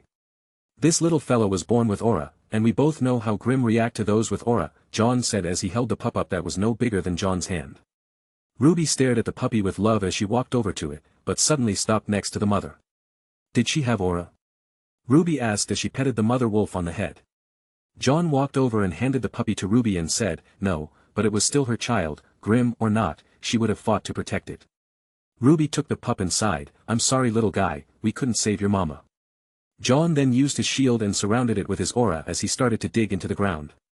RWBY, figuring out what he was doing, offered to help, but seeing how fast Jaune was plowing up the earth, she knew he would be done in less than a minute. After Jaune buried the wolf mother, he looked back to the pup and sighed. RWBY then said, we're going to keep him, right? Jaune took the puppy back and said, Beacon has a strict, no pets policy, we can't keep him. RWBY frowned and shouted, but Jaune. Jaune raised his hand and said, we can't keep him with Glinda's approval, so we'll just have to sneak him in. RWBY grinned and shouted, you're the best Jaune. As she jumped into his arms. Jaune grinned and hugged her back. He wanted to freeze this moment for as long as he could. RWBY smiled and felt warm as she clung to Jaune's neck. She pulled her head back and said, Zwei might be a little jealous at first, but he's a great dog and a perfect role model for little Dre. We are not naming Tara that, Jaune rebuked. RWBY laughed and noticed how close they were. In a forest, all alone, RWBY suddenly separated herself from hugging Jaune and quickly hid her ruby red face. Jaune felt a sense of loss as she let go and sighed. He then walked up to RWBY and placed the puppy in the back of her hood. RWBY giggled as she felt the dire wolf pup clawing out and poking the back of her neck with its nose as it investigated her scent. Jaune smiled and said, keep him back there until we get back to the dorm.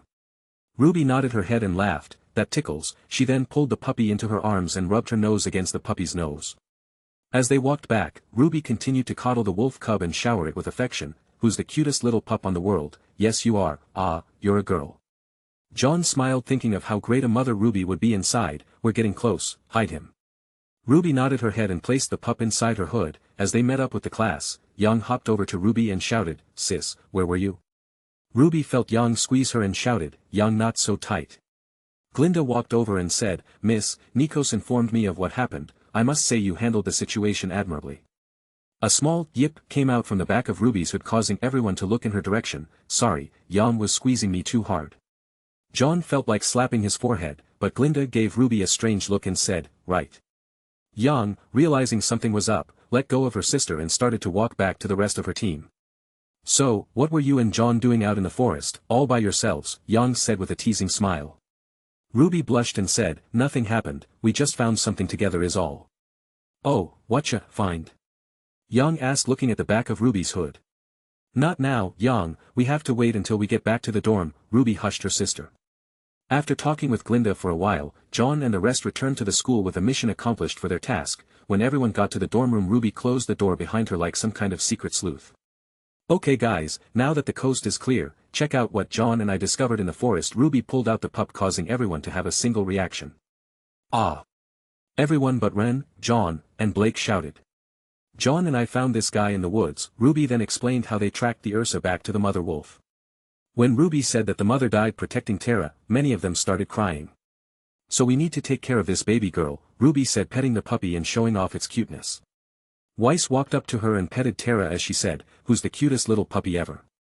Yang joined her as well. Only Blake seemed to be keeping her distance. However, after hearing about how it had aura and how she lost her mother, Blake swallowed her instinctual fears and petted the wolf as well. Jaune grinned when he saw Blake move forward. It reminded him of that story of Cat adopting a puppy, and how Cat's maternal instincts were truly something to behold. "So who's the adopting parent?" Pyrrha asked. Ruby was about to claim ownership, when Jaune said, "I found her, so I'll raise her." Ruby made a sad expression. On placed her hand on Ruby's shoulder and said, "We still have Svi." Ruby nodded her head as she handed off Tara to Jaune. Jaune smiled and took her as he said, "You know we live in the same dorm room, it's not like you won't be spending the same time with her." Ruby shook her head, "It's not the same thing, you owning him makes you the father." Jaune laughed and tried to bargain with Ruby, "How about we share ownership? Tara belongs to Team Juniper." Ruby.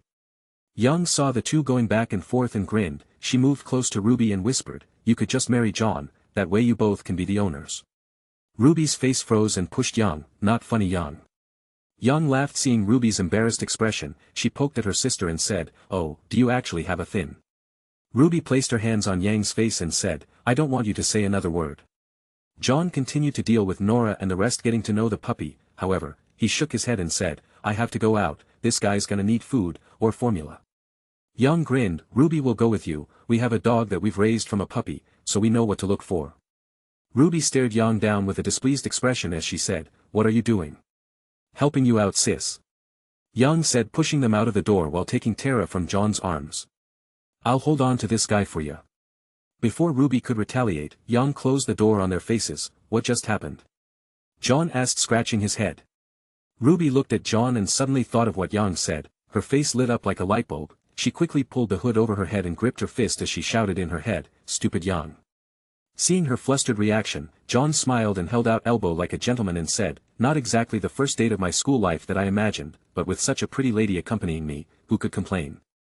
Ruby's eyes darted left and right as she tried to think of something to say in response. "It's not a date," she shouted as she walked down the hall. Jaune rubbed the back of his head and looked really depressed at her denial of a date. Ruby looked back at Jaune and after seeing his expression felt a little bad. Sucking in her embarrassment, Ruby turned around and with a face full of nerves placed her arm through Jaune's elbow and started to walk away with him in tow. Jaune smiled as he watched Ruby maintain a lead in their distance, just so Jaune couldn't see her face. "Sue, is this a date?"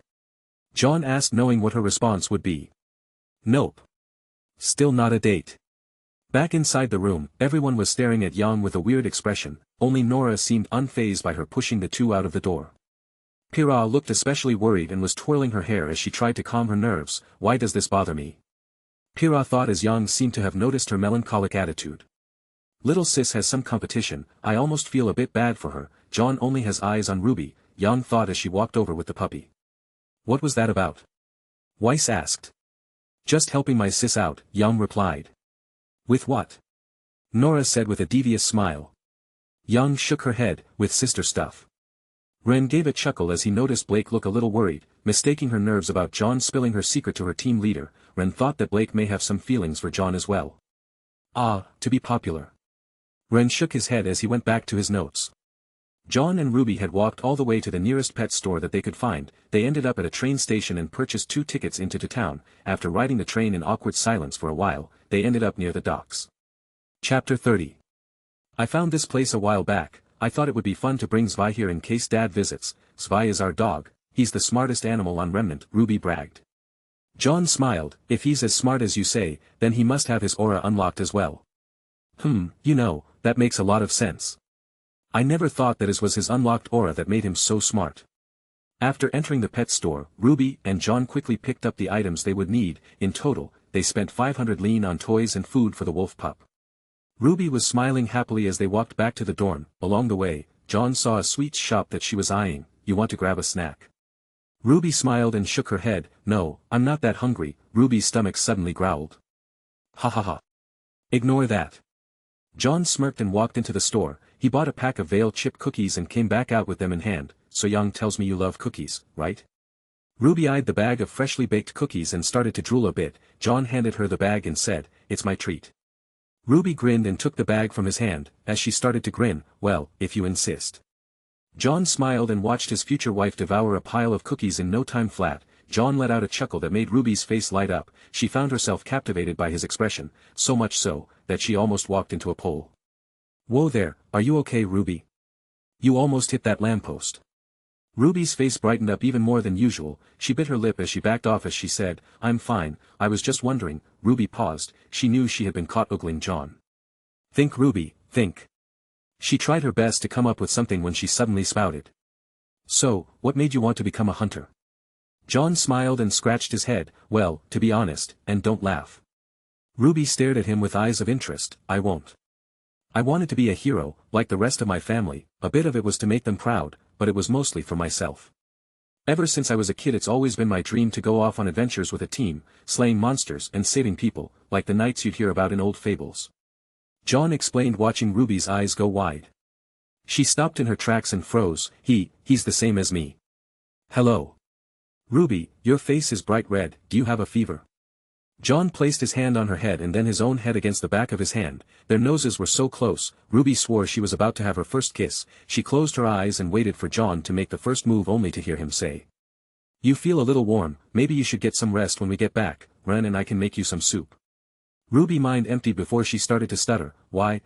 Yeah, maybe I should get some sleep. John moved in front of her and bent down. If you want, I can carry you.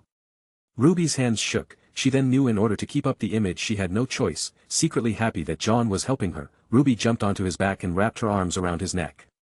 Thanks, John. Ruby whispered as she buried her face into his hoodie. John smiled and replied, no problem, as he carried her back to the school.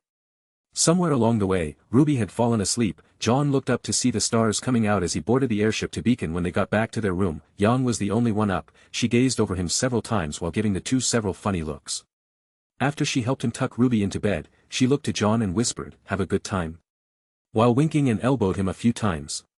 We just walked and talked, Yang, it's too early for her and you know it, John whispered back. I don't know about that. I think Ruby already likes you plenty, Ong teased. This time it was John's turn to show a blushed face. He shook off Yang's teasing and sighed, I still don't want to rush things. Given John a rare moment of seriousness, Yang patted him on the shoulder and said, well, don't wait too long, she might end up falling for someone else. John froze and shook his head, my Ruby, someone wants to touch my Ruby. I'll kill M. Seeing his temperament change like this for her sister made Yang feel even closer to John than ever before. Just ask her out. 3 months is long enough to expect some kind of date. Yang suddenly had an idea. Ruby's birthday is next week, ask her out then.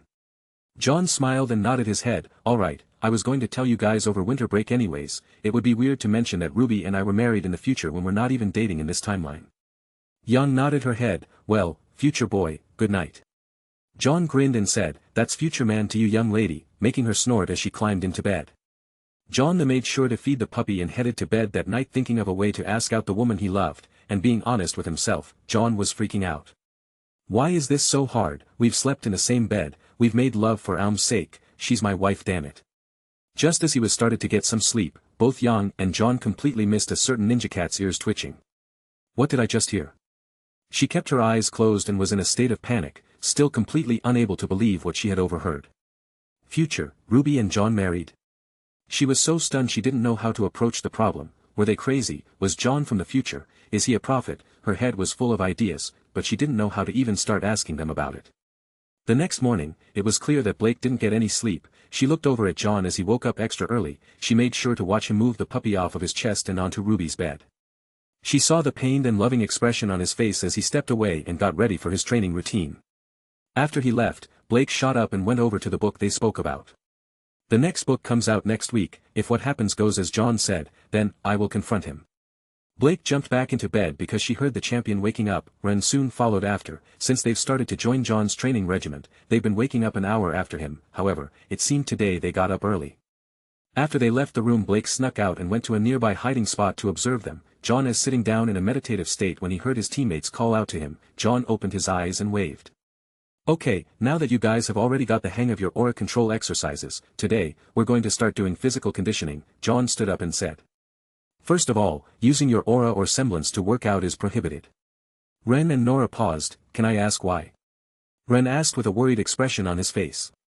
Of course, Pyrrha, can you tell me what the aura ability amplify does? Jaune asked like he was a teacher. Pyrrha nodded her head. It increases the body's physical abilities by expending aura. The greater amount of aura you use, the better the physical bonuses. Jaune nodded his head. Very good, Pyrrha. Now Ren, what if I told you that by working out without aura will build up base power, if you have a stronger body? Then the amplification you gain from your aura will be much higher. It's really just simple math. If your battle power is 10, and you use aura to double it, then you're always going to come out weaker than someone who has a battle power of 11 and can amplify with aura as well.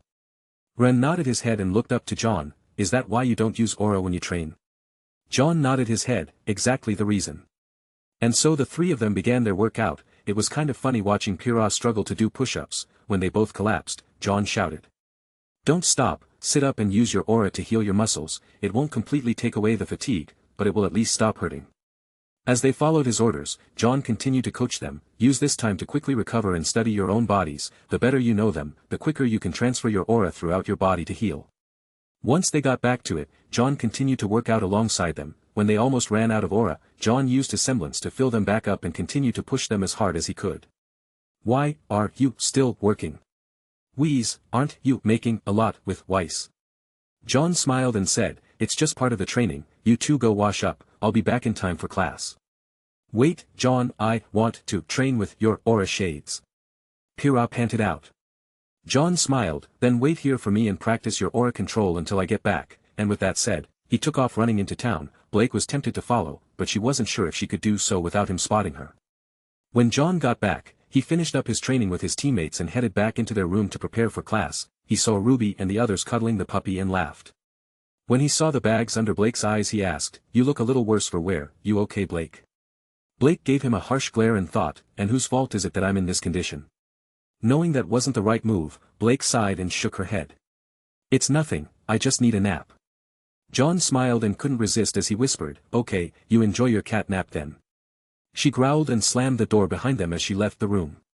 Jaune saw Ruby placing Tara inside her backpace and put a bottle of formula next to her, and when Jaune took a look inside, he saw a bed made out of a torn-up blanket wrapped around a pillow, taking her to class.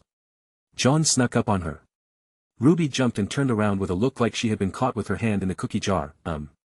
Jaune laughed and said, it's fine, just don't get caught. Ruby grinned and finished up by closing her backpack. Well then, to class. Jaune shook his head and immediately got ready. He took a quick shower after Ren and was 8 on the way to class. First class as always, Professor Port's Grim Studies. Jaune sat close to Ruby and continued to sketch a new Grim for his bestiary. I can't believe how many different Grim there are, Ruby said as she looked at the newest ones. This is nothing, just wait until you guys see my parents' monster portfolios. They hunted thousands of different types, Jaune bragged as he finished up the picture of a Goliath Grande Grim. What's that? Blake asked looking over his shoulder from the desk behind him. Chapter 31.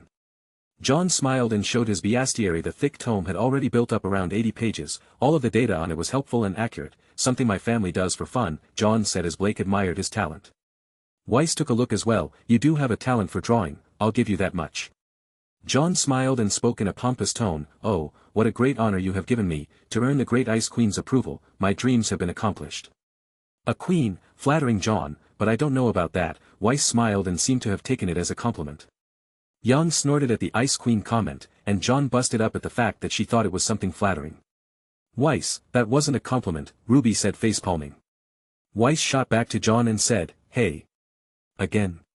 Miss Schnee, can you tell me the best way to kill a Goliath? Weiss jumped up and looked a little nervous, however, Blake pointed her finger to what Jaune had written in his bestiary. Weiss smiled and quickly read the passage written next to the beast's description. Goliaths are very thick-skinned, so a direct approach unless you have suitable equipment and fighting experience is all but impossible. It's best to wear the beast down by cutting its legs until it can no longer walk. Once it falls, that will present the best time to attack the grim mask, eyes, or mouth. The weakest points on its body, Weiss said as she finished reading. Very good Miss Weiss, I'm glad to see you were paying attention. Now, on to the tale of my time when I was hunting a Gowl Grim. Professor Port turned back to his chalkboard and continued to teach. Weiss gave a thankful nod and sat back down. The group made it through the class and were on to their next class, Aura and Semblance Studies with Professor Peach. While in class, Jaune was listening to a computer showing a shadowed-out character bust with a question mark in the center of the forehead. Aura is part of the soul, and the soul is part of the body. In order to use aura one must think of it as an extension of your own body, just the same as any of your limbs. You can manipulate aura to protect and fight. Jaune raised his hand. Yes, Mr. Ark. Ms. Peach's lovely young voice echoed through the speaker. Is there a way to train your aura? Like a way to train and increase the total amount? That is a very good question, Mr. Ark. Can I ask why you thought to ask of it? Professor Peach was intrigued by Jaune's curiosity. Well, you said that aura was the same as our limbs, a part of our body, and when we work out, our bodies improve, flex a muscle gain some muscle. I was just wondering if there were any similar methods for aura. The real reason Jaune was asking this, other than to abuse the hell out of it with his training modifier, was because it was something that always nagged at him. He had asked this question to many scholars of aura manipulation for the answer, but Professor Peach was one of the few he was unable to ask. He didn't know what happened to her after the invasion of Beacon, only that they never heard from her again. Actually, Mr. Ark, your method of thinking isn't exactly wrong, Professor Peach said, causing the room to fill with gasps. Then how come we've never heard of such methods? Weiss raised her hand and asked. Because Miss Schnee, they have all failed. People have tried countless ways to increase their natural aura. Several attempts have claimed many lives. Professor Port waited for the shock to wash over the crowd before she continued. Can any of you tell me what happens when you run out of aura? Professor Peach asked. This time RWBY raised her hand. You pass out. Professor giggled. Yes, that's when you run low on aura, but if you fight past that exhaustion and continue to burn your aura away, you die, Jaune said, finishing her sentence. Everyone made a grim expression. Very astute, Mr. Ark. What does this have to do with my question? Jaune asked with a puzzled expression. I'm getting to that. There have been 4 studies of sudden aura growth in a human being. Everyone leaned in on their desk. They were hanging on Professor Peach's every word. They expended so much of their aura that they entered a comatose stage. We've named this phase, the absolute 0 point. Any past this, and you will die. For some reason, when they recovered, their souls had grown stronger. The growth was different from each case. It seems the closer you are to 0 aura, the greater the gain will be. Everyone gulped. This is why the only proven method of increasing your aura isn't known all too well, because it carries too much risk. One slip up, spend just an iota more than intended and you die. Are there any other cases? Jaune asked with a bit of hope. Actually, someone came up with a few, but the returns were very small. They expended their aura to the point of passing out and repeated it for several months. They only gained a 10 increase in their overall aura supply. Of course, the nights of crippling fatigue will chip away at a person's consciousness. Make them drowsy and weak for several weeks, along with head-numbing migraines. Jaune nodded his head and sighed. Well, thank you for answering my questions. Is there any place that is still studying and researching new methods of aura training? All the time, Mr. Ark. In fact, there's a lab here in Vale called RCAS there. They research such matters related to the soul. If you like, you can stop by and tell them Professor Peach sent you. The teacher seemed to have an almost jolly tone in her voice. I'll do just that, thank you for the information, Jaune said, scratching his head. He had only heard that spark in a person's voice when they speak of a particular subject that they love.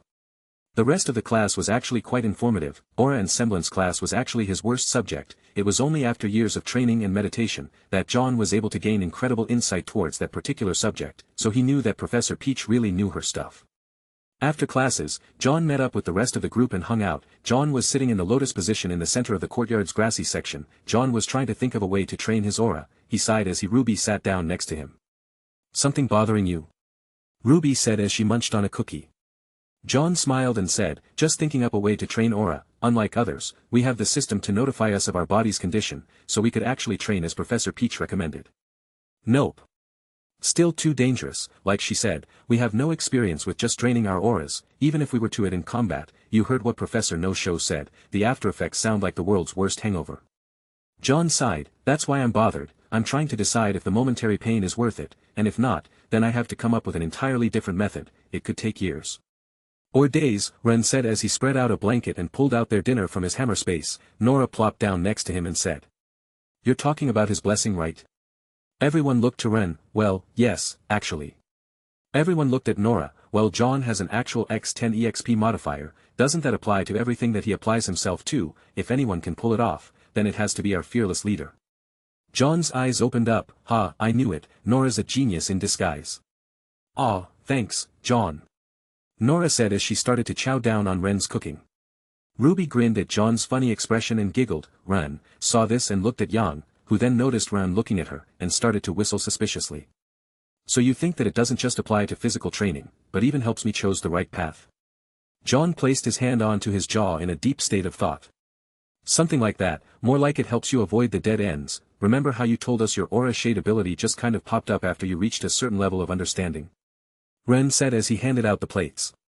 You're right, and ever since I got the skill, it's been leveling up like mad. Jaune created an aura shade of Ruby, it copied her straight down to Crescent Rose, it had turned into a solid and colorful aura construct. The RWBY ability was only at level 1 a few weeks ago, now it's already at level 8. So there's hope then? Ruby asked with a bit of desire in her eye. It was the same look she gave him when they discovered he could create an aura blade around his sword. I keep looking for a safe method, in the meantime, I can always check out that lab. Jaune nodded his head, letting out a breath of fresh air. Jaune reached out his hand and touched the aura shade, its body broke down into aura particles as they were reabsorbed into his body, recovering his lost aura in the process. When he learned this, Jaune noticed that the aura ability leveled up twice. He also noticed that the higher the level, the less aura he had to expend to make the construct. The days passed by quickly so much that Jaune wished that he could slow down. The first semester was the calmest, the one that they could enjoy. But he was about to change all that. The only reason he hasn't yet, is because he wanted them to enjoy the small amount of peace they had at the moment. He hadn't really gotten any headway in aura training, only he forced himself to the point of exhaustion to test the limits of the benefits he would obtain, and to his surprise, with the moondust pendant on. Jaune didn't feel any of the wear and tear that came from recovering. However, all his senses were telling him that this way of training is not only dangerous but not as efficient as some other methods could be. When Jaune realized this, it was as if he were experiencing a revelation. There's a better way, ha ha ha. Jaune smiled as he continued to ponder an appropriate way to train one's aura. Other than making a snail's pace in his aura training method, Jaune discovered that the max level for aura abilities is 10, and because he maxed out his shout and den fader ability, it gave him a wellspring of information pertaining to how aura abilities grow. Every time it leveled up, the cooldown time was shortened from 5 minutes to 5 seconds, and it increased from a 15 bonus to a 30 bonus. Okay, now on to the next problem, Jaune thought as he looked at Ruby. Asking my wife out on our first date. After training, Jaune went into Vale alone to look for a suitable present, and there was one thing that Jaune knew Ruby would love more than any material object, besides weapon parts, is cookies.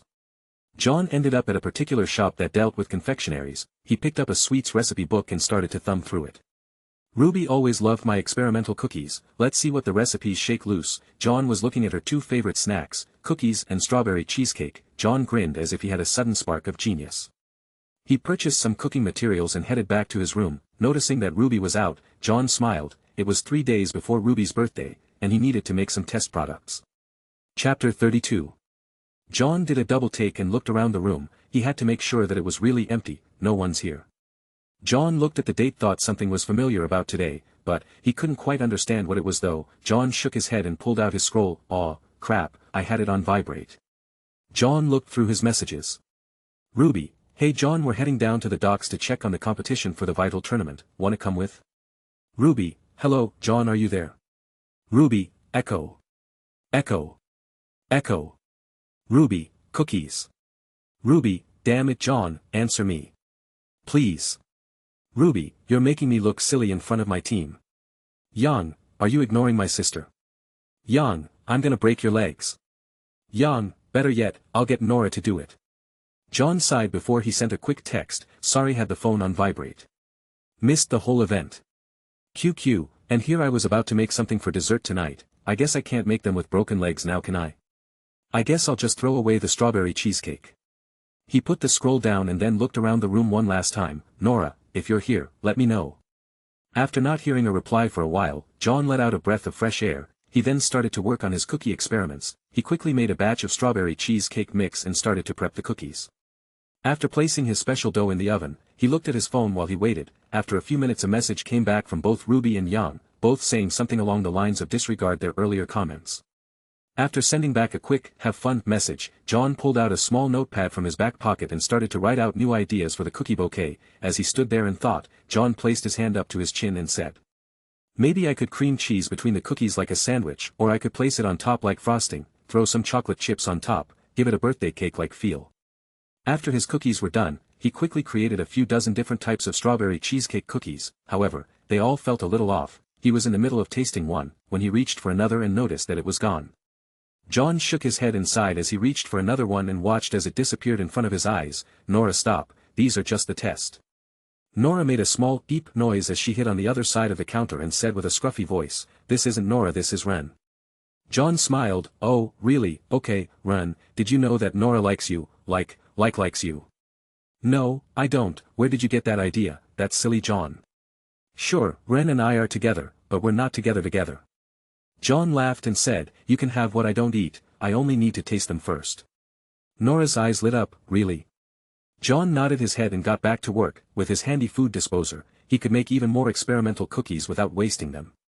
Jaune smiled as he wrote down his newest findings and began to laugh. "I did it, the ultimate dessert cookie." Jaune waited for the cookies to rise. Just as they finished, he pulled them out and injected them with the cheesecake. As they filled the center, Jaune placed white and milk chocolates on top to not only add an additional layer of flavor but to also melt over the hole made by the injector. When they were done, Jaune wrapped up all but the two and handed one to Nora. He pulled out a couple of cups and filled them up with milk. Nora and Jaune gave each other a nod of acknowledgement, then tapped their cookies together like it was booze and dipped them into the milk.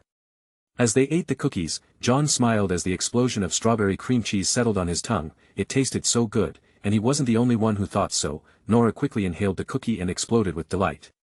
"This is the best cookie I've ever eaten, the test cookies can't even compare. I made some changes to the dough recipe, good right?" Jaune smiled as he looked over at the pile of extra cookies sat next to them. After making a few extra batches of some different cookies he made in the future, Nora looked at him and said, "Are you some kind of cookie genius?" As she saw all the different types of cookies she's never heard of before. There was the triple stacked chocolate, melted fudge layered cookies. Jaune named this one, chocolate bomb cookies. Next was the marshmallow graham cracker cookie. The chocolate cookie had the marshmallows bake along with the dough, and crushed graham crackers on top. The s'mores cookie.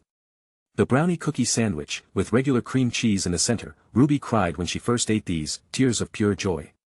The inverse cookie, chocolate in the shape of the cookie, with cookie dough chips, sprinkled on top.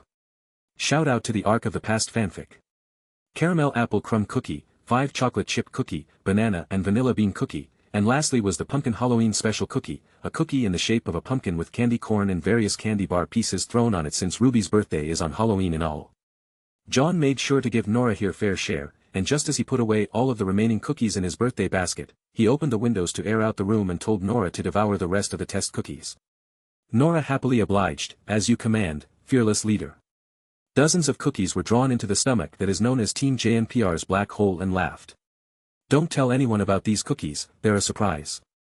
Nora grinned. "For Ruby's birthday?" Jaune nodded his head. "Yes, for my why." Jaune coughed, almost spilling the beans. "Yes, for Ruby's birthday." Nora gave him a funny stare. "Hey boss." "Yes, Nora." Jaune replied. "You're not some kind of time traveler, are you?" Nora said with a puzzled expression on her face. Jaune coughed. What, fuchsia, nah, me a time traveler." "That's a good one, Nora." Jaune almost forgot how crazy Nora's intuition was. "She lied to us." "You heard her, she all but admitted to being part of that group." "You don't know that, Weiss," Ruby said, stepping in the room next. "Yeah, she didn't exactly give us time to ask questions. Remember what Jaune said about jumping to conclusions? Maybe we should ask her about it instead of judging before all the facts are in."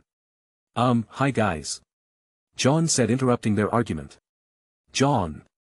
Good, listen, Blake's ran away, we can't find her." John sighed because he knew what this day was, but he thought it was a little off because she was supposed to have this fight in the room. It appeared the changes in this timeline were already beginning to show.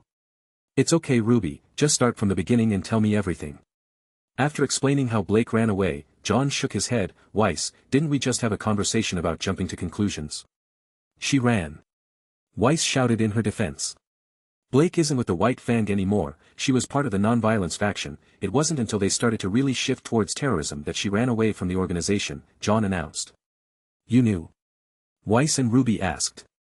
Her first title was Wayward Faunus. She told me not to tell, but she didn't say anything about investigating her past by myself. I went and looked up who her parents were. Her father is Gyra Belladonna, the last peaceful leader of the White Fang. I assume you know who that is, right? John informed them. Weiss's eyes widened as she heard the name of Blake's father. She let out a sigh and answered, yes, I know of him. The rest was a simple deduction. After she ran away from the White Fang, Blake came here to prove that there was a better way to make a statement for equality. Now, if my teammate called the group her entire race a bunch of thieves and degenerates, well, could you blame her for hiding away her identity? John questioned. Weiss's attitude did a 180. I didn't. John sighed.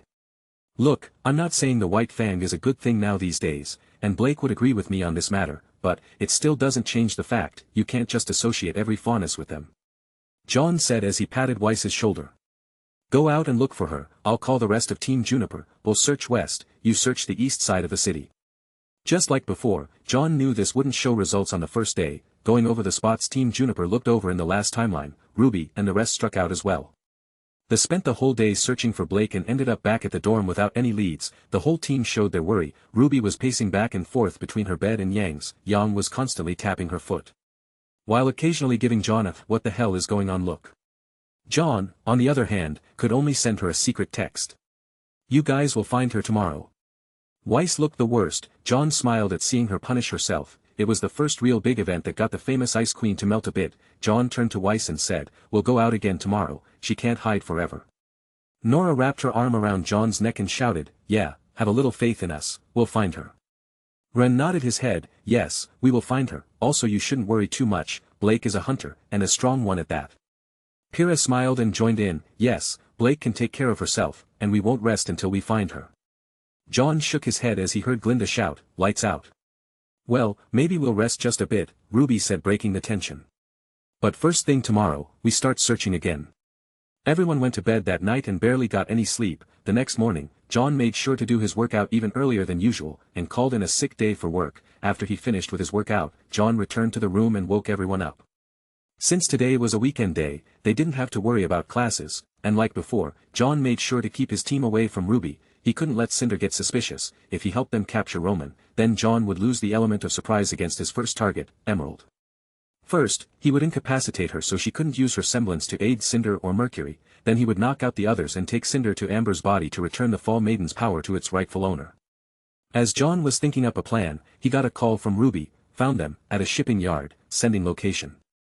Everyone got the text and like before got there in time to see the authorities arrive. John noticed Weiss walking over to her and shouting, do you know how long we were searching for you?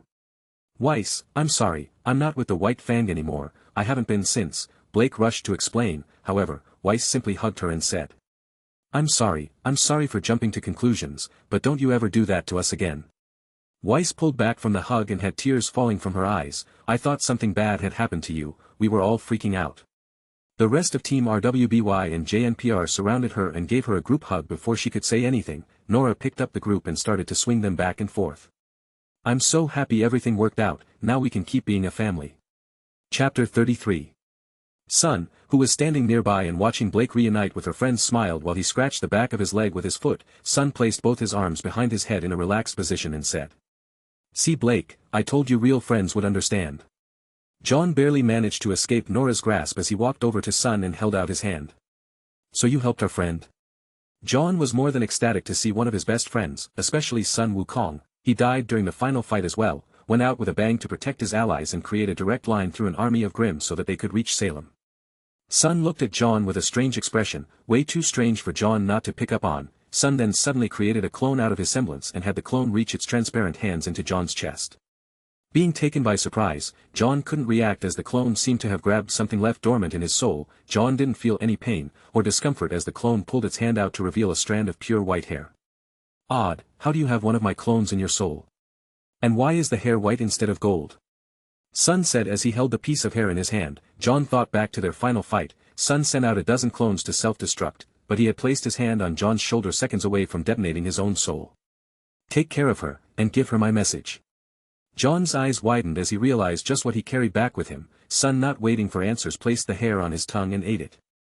The memories of his future self poured into his consciousness. Before Sun could yelp in pain, Jaune grabbed his friend and pulled him away from the rest of the group and ran as fast as he could. Taking him into an alleyway, Jaune jumped up to the rooftop while Sun gripped his head and felt a surge of potent aura roam throughout his body. After being saturated in Jaune's soul through his reincarnation, the clone left inside to underwent a massive change in power, and once it refused with Sun's soul it caused a massive growth in his own aura levels. After a few minutes of screaming in pain, Sun ran over to the edge of the roof and threw up a lot. It took a few minutes for Sun to regain his composure before he turned around and looked at Jaune with a complex expression. Does all that really happen? Well, you know my name now, right? So Sun, do you remember everything, even the stuff since I reincarnated? So all that was real. Holy Alm, I died. You died. So many people die, Jaune. Jaune nodded his head. Yes, but this time it will be different. This time, we can prepare. Sun looked up to him and smiled. He gave his brother in arms a big hug and said, It's good to see you again, Jaune. Jaune smiled. He couldn't believe his luck. He actually brought back a friend from the future completely by accident. Jaune and Sun backed away from each other and started to laugh, really, really loudly. I can't believe this, man. I'm back. Well, sort of, I guess, but anyway, what's with this ridiculous power-up? I'm sure my aura was never this strong before. Some benefits for being locked in my soul for so long. After all, you weren't exactly able to store one of your clones in another person's soul for more than a day. After you died, I guess it must have latched onto my soul for survival. Jaune tried to understand the whole situation. Sun smiled and nodded his head. Makes sense. Sun then summoned 4 of his clones, only instead of usual gold, one of the clones was pure white in color. Jaune tilted his head and smiled. Only the eyes are still gold. Sun studied the clone and said, No way. Jaune looked at him and asked, What is it? Sun grinned. No way, no way, no way. Come on, man, we don't have all day. Jaune slapped him in the back. Dude, the clone has a copy of your semblance. Sun used the clone to place its hand on Jaune's shoulder. Suddenly the energy from the clone's hands glowed with a multicolored light, and Jaune felt his energy surge up to 8 times its usual amount. He went from an aura level of 4,130 to an aura level of 33,040. Jaune smirked, as he felt like he had returned to full power. He could barely contain his excitement, raising his hand and created a ball of energy on the surface of his finger and said, Well, I'll be damned. And since when can you increase a person's aura permanently? Sun questioned as he studied the clone. If I used it, then the clone would get really weak, its amplification ability might drop by half. Save that. Until I reach a good age, when my aura is even higher, the benefits will be amazing. In fact, Sun, do you agree to join my team? Sun nodded his head, knowing what Jaune was up to. He laughed before saying, Of course. Jaune watched as Sun's name showed up on his menu. Jaune scratched his head and said, Well, Team Juniper Ruby doesn't really work anymore, so let's change the team name. How about Hunters United? After changing the name he took a quick look at his stats and smiled. Name, Sun Wukong. Age, 17. Title, Wild Hero, 50 battle power and 50 increase in accuracy. Class, Hunter Hero in Training, Level, 01. Overall Level, 001. Experience, 0. Experience needed until the next level, 1,450. Condition, 70. Constitution, 64. Defense, 17. Intelligence, 19. Focus, 54. Mana, 0. Battle power, 148. Aura, 1,555. Jaune whistled. I bet that was some aura power-up you got. It's only slightly off from your usual amplification, your old one I mean. If I had to guess, I'm a little over 3 times stronger than usual. Sun flexed as he shouted. But this is permanent. I don't have to worry about going back to normal. Is this how you felt when you were young? Oops, sorry, I meant to say the first time you were young. Jaune nodded his head. More or less, only my aura continues to grow well into my adulthood. After I turn 18, I don't know, it was like a faucet had been slowly turned on and remained on. The older I got, the stronger my soul became. Man, that's so cheap, and if we power you up again after you have all that aura, just how high will your aura levels increase? Maybe you can take on the whole Grim army by yourself. Well, we should head back now. They probably wondered where we ran off to, and son, don't tell anyone about what happens yet, not until winter break, Jaune said as he stepped on the rooftop sledge. I know dude, I've watched every move you made since you came back. Son pointed to his chest as he recalled his clones. At least I can talk to Yang about some stuff. Don't tell her too much, especially about her husband. As soon as Jaune said these words, the rest of his team finally noticed their sudden departure. Hey, where's Jaune? RWBY asked now that Nora finally let her breath. Son's gone too. Blake's eyes bunched up. Oh, that monkey boy's name is Son, eh? Yang said as she got close to Blake. Well. Blake gave Yang a dry stare. He's just a nice guy, Yang, he's a friend. Yang tilted her head. I don't know Yang, he must be pretty interested in you to risk his life like this, although, I can say, this is most definitely my favorite kind of first date if you catch my drift. Blake turned red and was about to protest some more, when they heard a shout, what are you guys doing? Everyone turned to see Jaune and Son hiding behind some containers filled with dust. Get over here before the cops start asking questions. Son whisper shouted. Do you want to explain to Glinda why a bunch of their students are out after curfew causing havoc? Jaune joined in as he continued. Unless you guys like detention, we should probably bolt. Seeing what they were talking about, the rest of the team looked around and quickly started to run away. After reaching the airport to Beacon, Jaune noticed everyone panting for breath, as they stared at each other and suddenly began to laugh. It didn't take long for them to get back to Beacon. During this time, Blake explained everything, about her family, her history with the White Fang. After hearing the whole story, Weiss seriously reflected on what they said about her jumping to conclusions.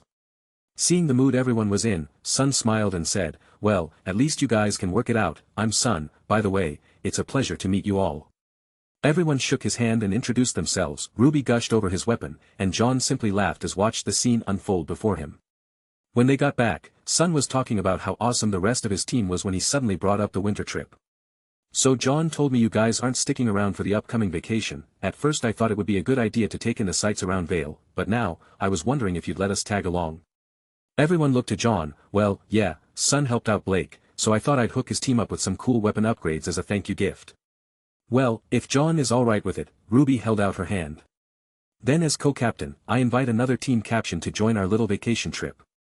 Son smiled, thanks RWBY, I look forward to working with you guys. It will be like OL. Jaune stepped on Son's foot.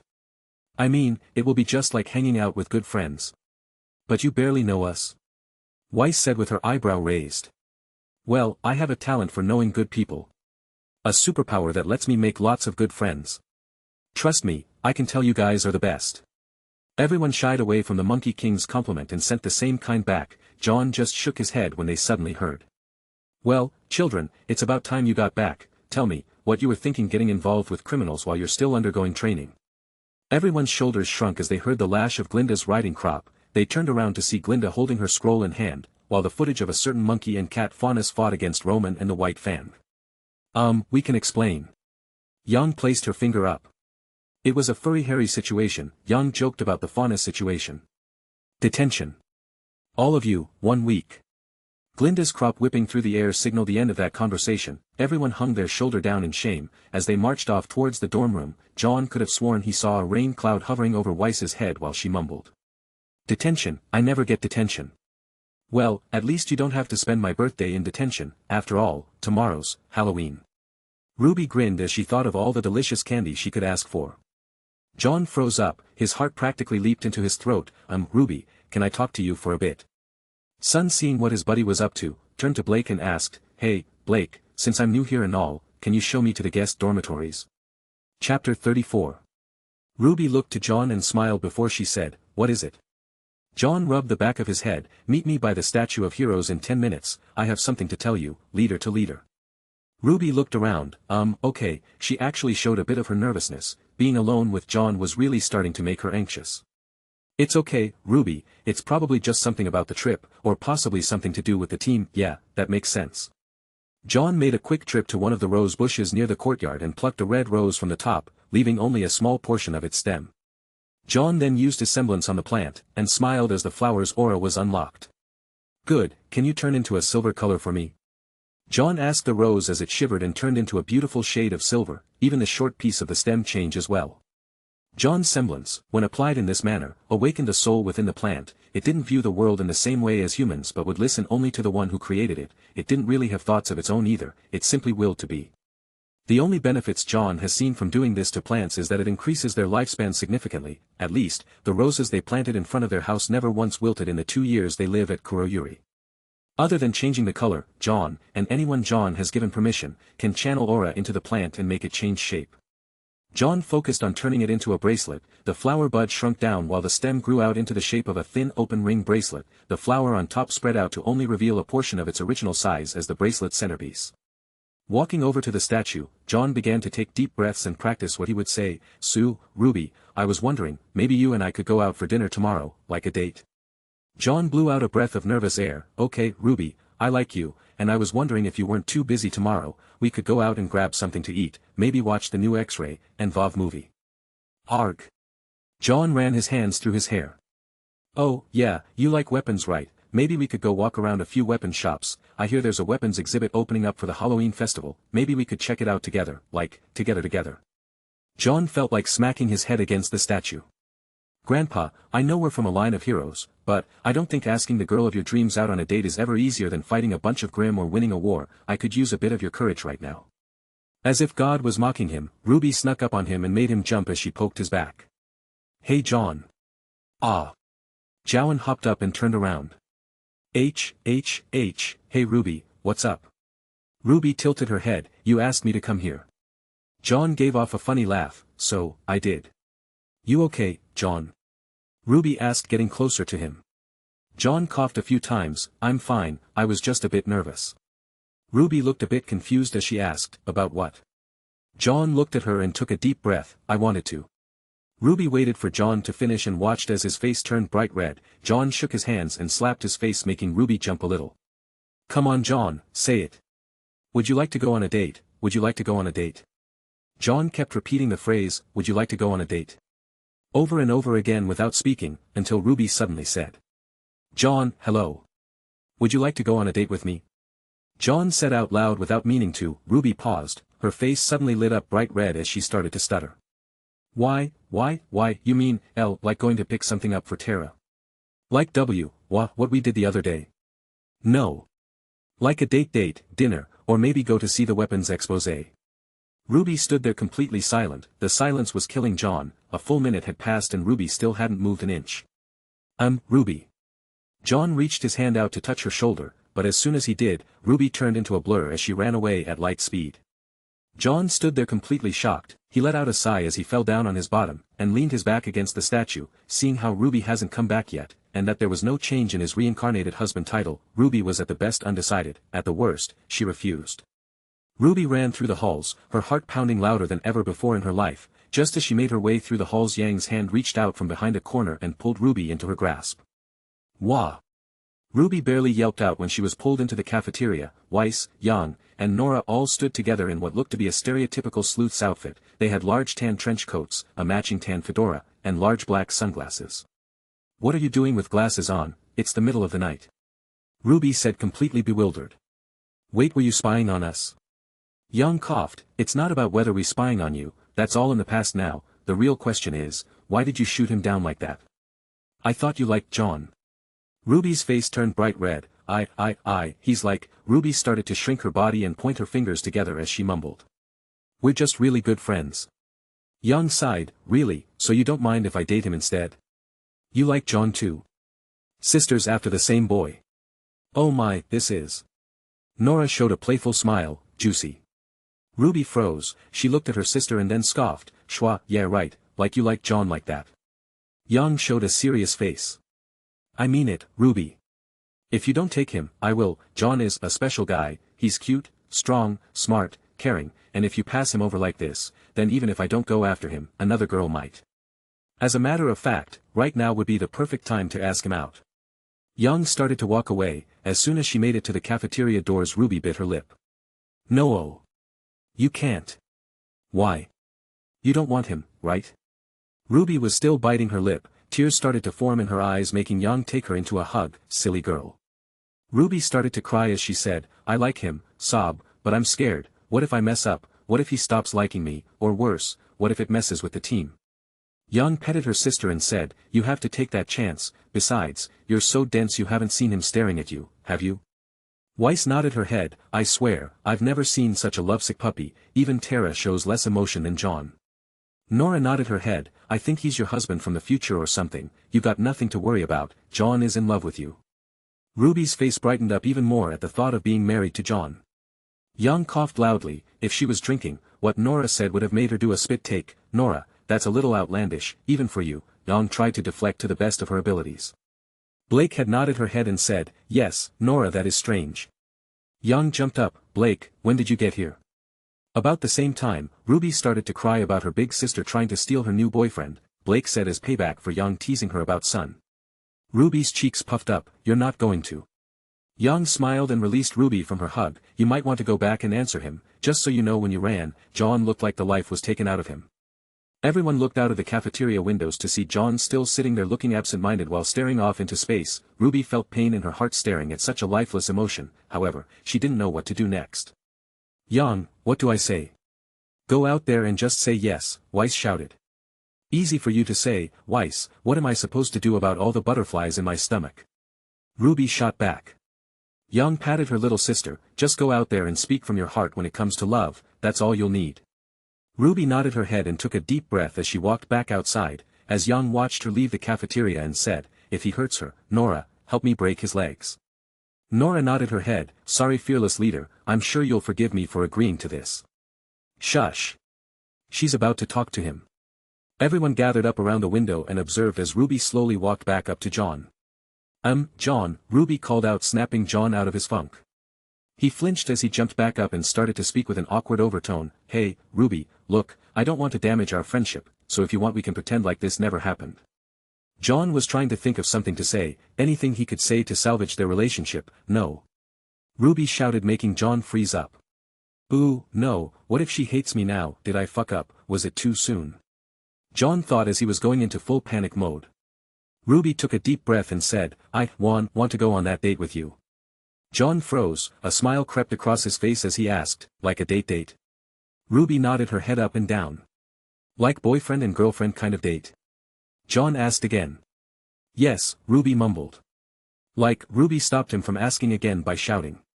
Yes, like a real date, like you and me being a couple, I want that okay? Thank you, Ruby.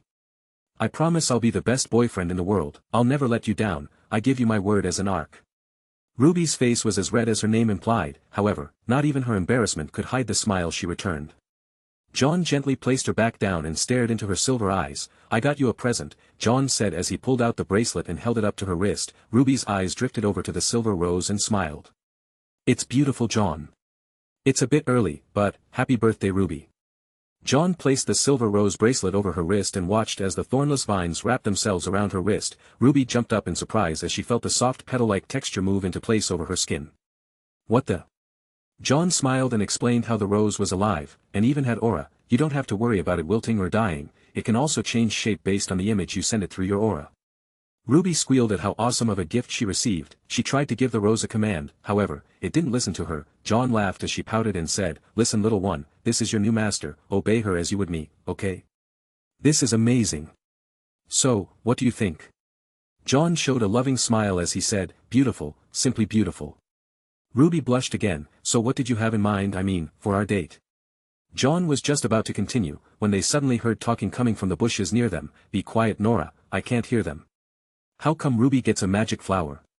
Nora pouted.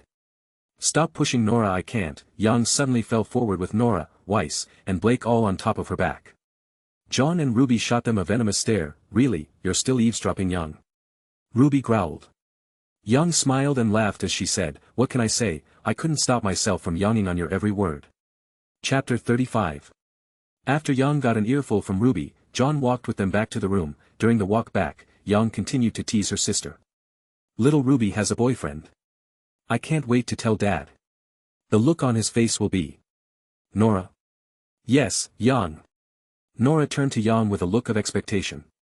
You have to take a picture of my dad's expression with your scroll, as soon as I tell him. Jaune rubbed her hands together like she was an evil genius. To think my little sister would get a man before me, I'm so proud of you. Jaune poked Ruby's red cheeks. Ruby growled, Jaune, knock it off. Jaune grinned, I can't, this is so fun. Jaune shook his head, yeah, she's just yawning your chain. RWBY gave him a dull stare, while Jaune started to bust out laughing as hard as she could. While Jaune was indisposed, RWBY pulled Jaune's sleeve. Why? Jaune patted her on the shoulder. RWBY, take it from a guy with 7 of these things, if you want Jaune to stop teasing, then you have to play along, make her laugh, even if that means telling a bad joke. RWBY sighed as she watched her sister holding her stomach as she slapped her knee. Well, she's not teasing me right now. Jaune followed them back to the room, and as they approached the door, RWBY started to get a little nervous. Raising her hand to the door, she took a deep breath and opened it to see Ren and Pyrrha talking, while Blake sat on her bed reading. While they were gone, Ren and Pyrrha found common ground in a hobby they shared. The 2 teammates had spoken about certain health-promoting herbs that could be made into medicines and where they grow. Pyrrha's parents had a background in science and engineering. And Ren's mother made potions for the village and had lengthy knowledge passed down from their ancestors about medicinal herbs that even Pyrrha's parents never knew about. The 2 bonded over their talks about these subjects and only stopped when RWBY opened the door. She looked to everyone and took a deep breath before saying, team meeting. After everyone had gathered, RWBY grabbed Jaune's hand and said, we wanted to let everyone know that, your team leaders are dating now. Jaune blushed as much as RWBY was. Ren smiled and congratulated them. Blake gave a, whatever, I already knew, shrug and continued to read her new book, Pyrrha. On the other hand, felt a little sick. She didn't even know that what she was feeling was jealousy. She gripped her fist and forced out a very fake. I'm so happy for you. Pyrrha might have managed to hide that twitch in her voice, but Jaune knew what was going on. After all, they were quite close before she perished. Jaune let out a cough before he said, we only have a week and a half remaining until the end of our first semester. With winter break coming up, I think we should spend this time preparing. After breaking the tension in the room, everyone went on about their own business. Ren continued to work on his potions while Nora hovered over him. Blake continued to read her book only to secretly glance over in RWBY and Jaune's direction every once in a while. Weiss was practicing her glyph control, and Jaune was giggling while sending out a text to Taeyang. After everyone went to bed that night, Pyrrha tried to sneak out of the room, but Jaune caught her at the last second. Letting out a sigh, he sat up and decided to follow. It didn't take a genius to know where Pyrrha was heading. Jaune followed her to their old training spot, the roof of their dormitory. Pyrrha stood at the edge of the rooftop and stared out at the starlit sky. As she let out a depressed sigh, Jaune snuck up on her and placed his hand on her shoulder. Before Jaune could react, Pyrrha let out a loud eep. As she grabbed Jaune's hand and flipped him over with rolling body toss, Jaune's body slammed against the wall and had his armor get stuck inside the brick-covered surface. Ow. Okay, that hurt more than I thought would. I'm so sorry, Jaune, are you okay? Pyrrha ran to his side and pulled him out of the hole she made. I didn't mean to, don't sneak up on me like that. Jaune pulled himself together and said, I couldn't help but notice you cringe a bit when RWBY made her announcement. Pyrrha froze up. Jaune. Jaune shook his head and said, it's okay Pyrrha, don't hold anything back, whatever is bothering you. Just get it off your chest. I'm here, and I'll listen to any problem you have. I am your team leader, after all. I can't have my partner holding something back that may end up affecting our teamwork. Pyrrha looked at him and sighed, I'm sorry Jaune, when RWBY told us, it hurt me. Tears started to fall onto her cheeks. Freaked out that Jaune made his partner cry, he gave her a hug before saying, I'm sorry Pyrrha, I know I hurt you, but... Pyrrha pushed him back and said, I know, I've seen the way you look at her when you think no one else is watching. You love RWBY, and RWBY likes you back. Jaune nodded his head, you're a great girl Pyrrha, and someday, you'll find somebody who can love you just as much as I love RWBY. As Jaune wiped the tears from her face, he smile and say, you really think I can find a guy like you? Jaune grinned, well, I don't know about that, the man standing before you is one of kind. Pyrrha gave him a soft chuckle. Jaune then showed a serious expression before he said, listen, Pyrrha, I may not have those feelings for you, but you will always be one of my best friends, never forget that. Pyrrha nodded her head as they parted. It took a while for her to calm down and stop crying, but Jaune waited for her like a patient gentleman. Once she stopped, they returned to the room and went to bed. The next morning, like clockwork, Jaune went back to his usual routine. Just as he finished up his physical workout, he noticed that only Ren came to train with him today. As Jaune sat down and waited for Ren to exhaust himself, he meditated on how to make his own aura training skill. Back in the team's room, Pyrrha had confronted RWBY about her feelings towards Jaune, and since everyone but Ren was there, it was a girls-only meeting. I'm sorry RWBY, but I like Jaune as well. Pyrrha boldly declared. RWBY's jaw opened and only stutters came out, but I. Jaune grinned and said, well, I didn't know you had it in you serial girl. I don't understand what's so great about Jaune. Sure, he's smart, a good tactician, strong, kind, like too kind, and his looks aren't that bad." Weiss paused. "What? Don't tell me you like him too." "No. I don't like John like that. He's a well-liked colleague, someone whose opinion I respect, that's it, got it." Blake looked back and forth between her teammate before saying, "Wow, this is almost as good as one of my stories. Now all that's missing is a spiced-up jealousy-driven desire that results in a passionate scene between the heroine and hero." Everyone turned to her with red faces, even Young couldn't hide her slight blush. Blake, realizing something was off, squeaked out, Did I say that out loud?" Ruby shook her head and slapped her cheeks as she pulled herself back to the conversation at hand. She was actually very worried about John being pursued by other women. For the first time since she arrived, she felt like she obtained something for herself, not because she was sisters with Young, or because John picked her out of everyone else, and it made her feel special, but it was her personality that won out. John liked her for who she was.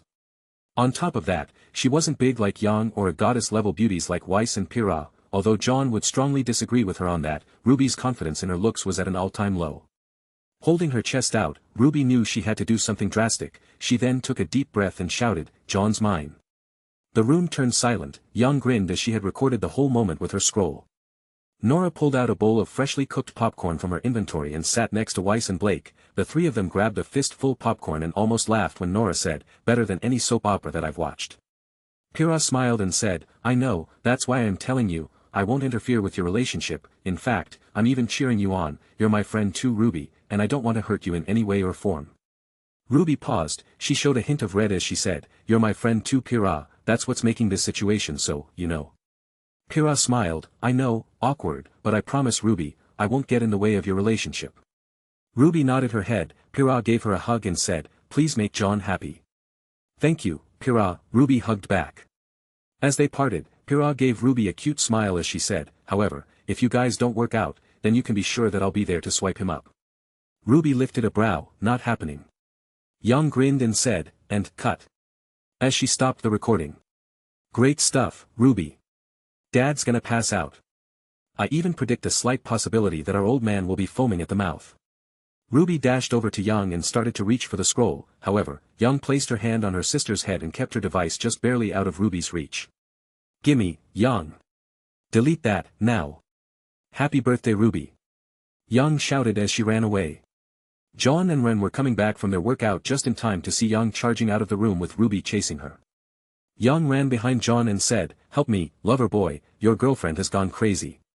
John shook his head and laughed. What did Young do now? Ruby paused as she saw her sister holding up the scroll and the video loaded. She placed her finger to the front of her lips and made a shush gesture, while her other finger was near the play button. It's nothing. Young was just being Young." John smiled. "Okay, I'm gonna go take a shower now." As he walked by Ruby, John moved a bit closer to her and said, "Happy birthday, Ruby, and I'm looking forward to our date tonight." Ruby's face lit up. Young couldn't help but snap a picture of Ruby's expression. "Young, would you quit it?" Once again the chase was on. "I can't help it, you're so cute when you blush," Young shouted as she ran down the halls. As John sat through detention, he couldn't help but think that this was the slowest moving day in all of history. He was constantly checking over at the time and growling at the clock. He was still a little ticked off that Glinda made them go through detention even though it was a weekend. And Ruby had tried to use the "it's my birthday" card, but Glinda was oddly immune to her puppy dog pout. "Come on, I know listening to Professor Port is like waiting for an eternity, but come on," John thought as he shook his head. After a few minutes, he stared over to see Ruby sneaking peeks at the clock as well, and whenever they would catch each other's line of sight, they would blush and turn their heads back to face Professor Port. Tonight, John and Ruby thought at the same time. Chapter 36. After their time in detention, Young insisted on dragging Ruby off to go shopping. "Come on, Ruby, we're going to buy you a dress." There was no way Young would allow her sister to wear her regular outfit to her first date. John was getting prepared in their room. Thanks to the school uniform, all he needed was to change the top. He bought a nice black business jacket and a red rose-colored tie. The color matched his uniform's black pants, shoes, and white long-sleeve undershirt. He brushed his hair and noticed that it was getting a little long. "Should I get a cut?" Ruby said I looked better with longer hair, maybe I'll let it grow out a little. After John got ready, he took a deep breath and calmed his nerves. "It's a little different this time, but I'm going to make her just as happy. I won't let her down this time." Stepping outside, his teammates got a good look at him. After getting some compliments, John shook his hand and thanked them. "I must say, Ark, you clean up nice." Weiss nodded her head. You look great, Jaune, Pyrrha smiled. It still hurt a little when she thought of them together, however, she wasn't about to let that stop her from being a good friend. Meow. Nora purred. Ruby's gonna have trouble keeping her hands off of you, boss. Jaune would kill him, Blake commented. Jaune laughed at the comment. I promise to be a perfect gentleman. But you're at least expecting to get a kiss, right? Nora teased. Jaune blushed. I'm not expecting anything. He who doth protest too much, Ren joked, making Jaune give him a glare of betrayal. It didn't take long for Jaune to pick out a very nice red dress for her sister. It was actually the same dress that Jaune bought her for the dance. Jaune blushed upon seeing her back in it. He remembered when they had their first date back in his previous life. Ruby insisted on going out to dance in their favorite hilltop. She said that she really wished that he had asked her to the dance back then, so she had Jaune help her make some adjustments to the dress and relive that night by holding a dance for just two. Jaune smiled and said, "You're beautiful." Ruby blushed and gave Jaune a look over as well. "You look nice, no handsome." Jaune could almost see the steam coming off her red cheeks. Jaune grabbed Ruby's hand and said, "Thank you, so, shall we go?" Jaune gave Jaune a serious, mom, look and said, "You have my daughter back by 10 o'clock. Jaune and Ruby laughed. "You know, Jaune, that was actually funny," Jaune quipped. "That wasn't joke. If you're so much as 1 minute late, I'll show you what I can do with that nutcracker we keep in the kitchen drawer." Yang's hair rose into the air and her red eyes showed she wasn't playing around. No wonder it was funny, Jaune sighed as he lowered his head. "I'll have her back before 10, Mom. After all, Ruby still wants to go trick-or-treating with you guys." Ruby blushed. Jaune had hit the nail on the head and she hadn't even told him yet. "Jaune, we'll be fine." Ruby pulled Jaune's hand out of the room. The two walked down the hall with Ruby dragging Jaune along behind her. Her face was so red that she dare not let Jaune see her smile. Jaune caught up to her and walked beside her while still holding her hand. Ruby turned her face slightly away as he took a peek. "I meant what I said, Ruby. I think you look beautiful." Ruby's face was even redder than before. By the time they made it to the airships, Ruby had calmed down enough to ask a question. "Are you going to be all right?" Jaune smiled. "Yes, after being tossed through the air without a parachute, flying just doesn't give me the same nervous feeling anymore." Ruby chuckled when she thought back to initiation day. She thought about how Jaune defended her against Weiss, just like he was one of the knights that Ruby heard about from the childhood stories her mother used to read. Ruby gave Jaune an innocent smile. "So Vomit Boy, where to?"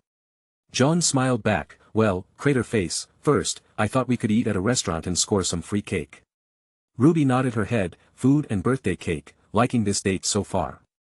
Then I thought we could check out the weapons exposé, and after that, go to an area that has a breathtaking scenery of the city, and enjoy the sunset while I give you my real birthday gift," Jaune said as he blushed. "Wow, you really have this all planned out. I especially like the weapons exposé idea." Ruby moved closer to Jaune and continued to talk throughout the whole flight.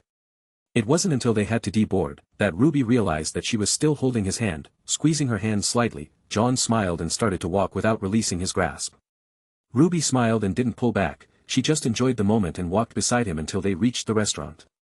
Jaune had picked a pretty expensive place. With the money he could make off of trading with Weiss, this famous rooftop restaurant was a rather simple place for him to afford, of course. Since the Grimpocalypse is still going to occur, Jaune knew money was quickly going to lose its normal value. Even if Jaune somehow saves the major cities, he was sure that the outcome would be similar. "Wow! It's beautiful." Jaune agreed as he pulled out the chair for her. Weiss recommended this place. She said it had a nice view, but man was she ever right. Ruby took her seat and Jaune sat across from her. They ordered their meals. Jaune asked for a well-done steak with a salad. Ruby didn't recognize half of the things written on the menu, so in the end, she ordered the same thing Jaune did. During dinner, they started off their conversation with speaking about their hobbies.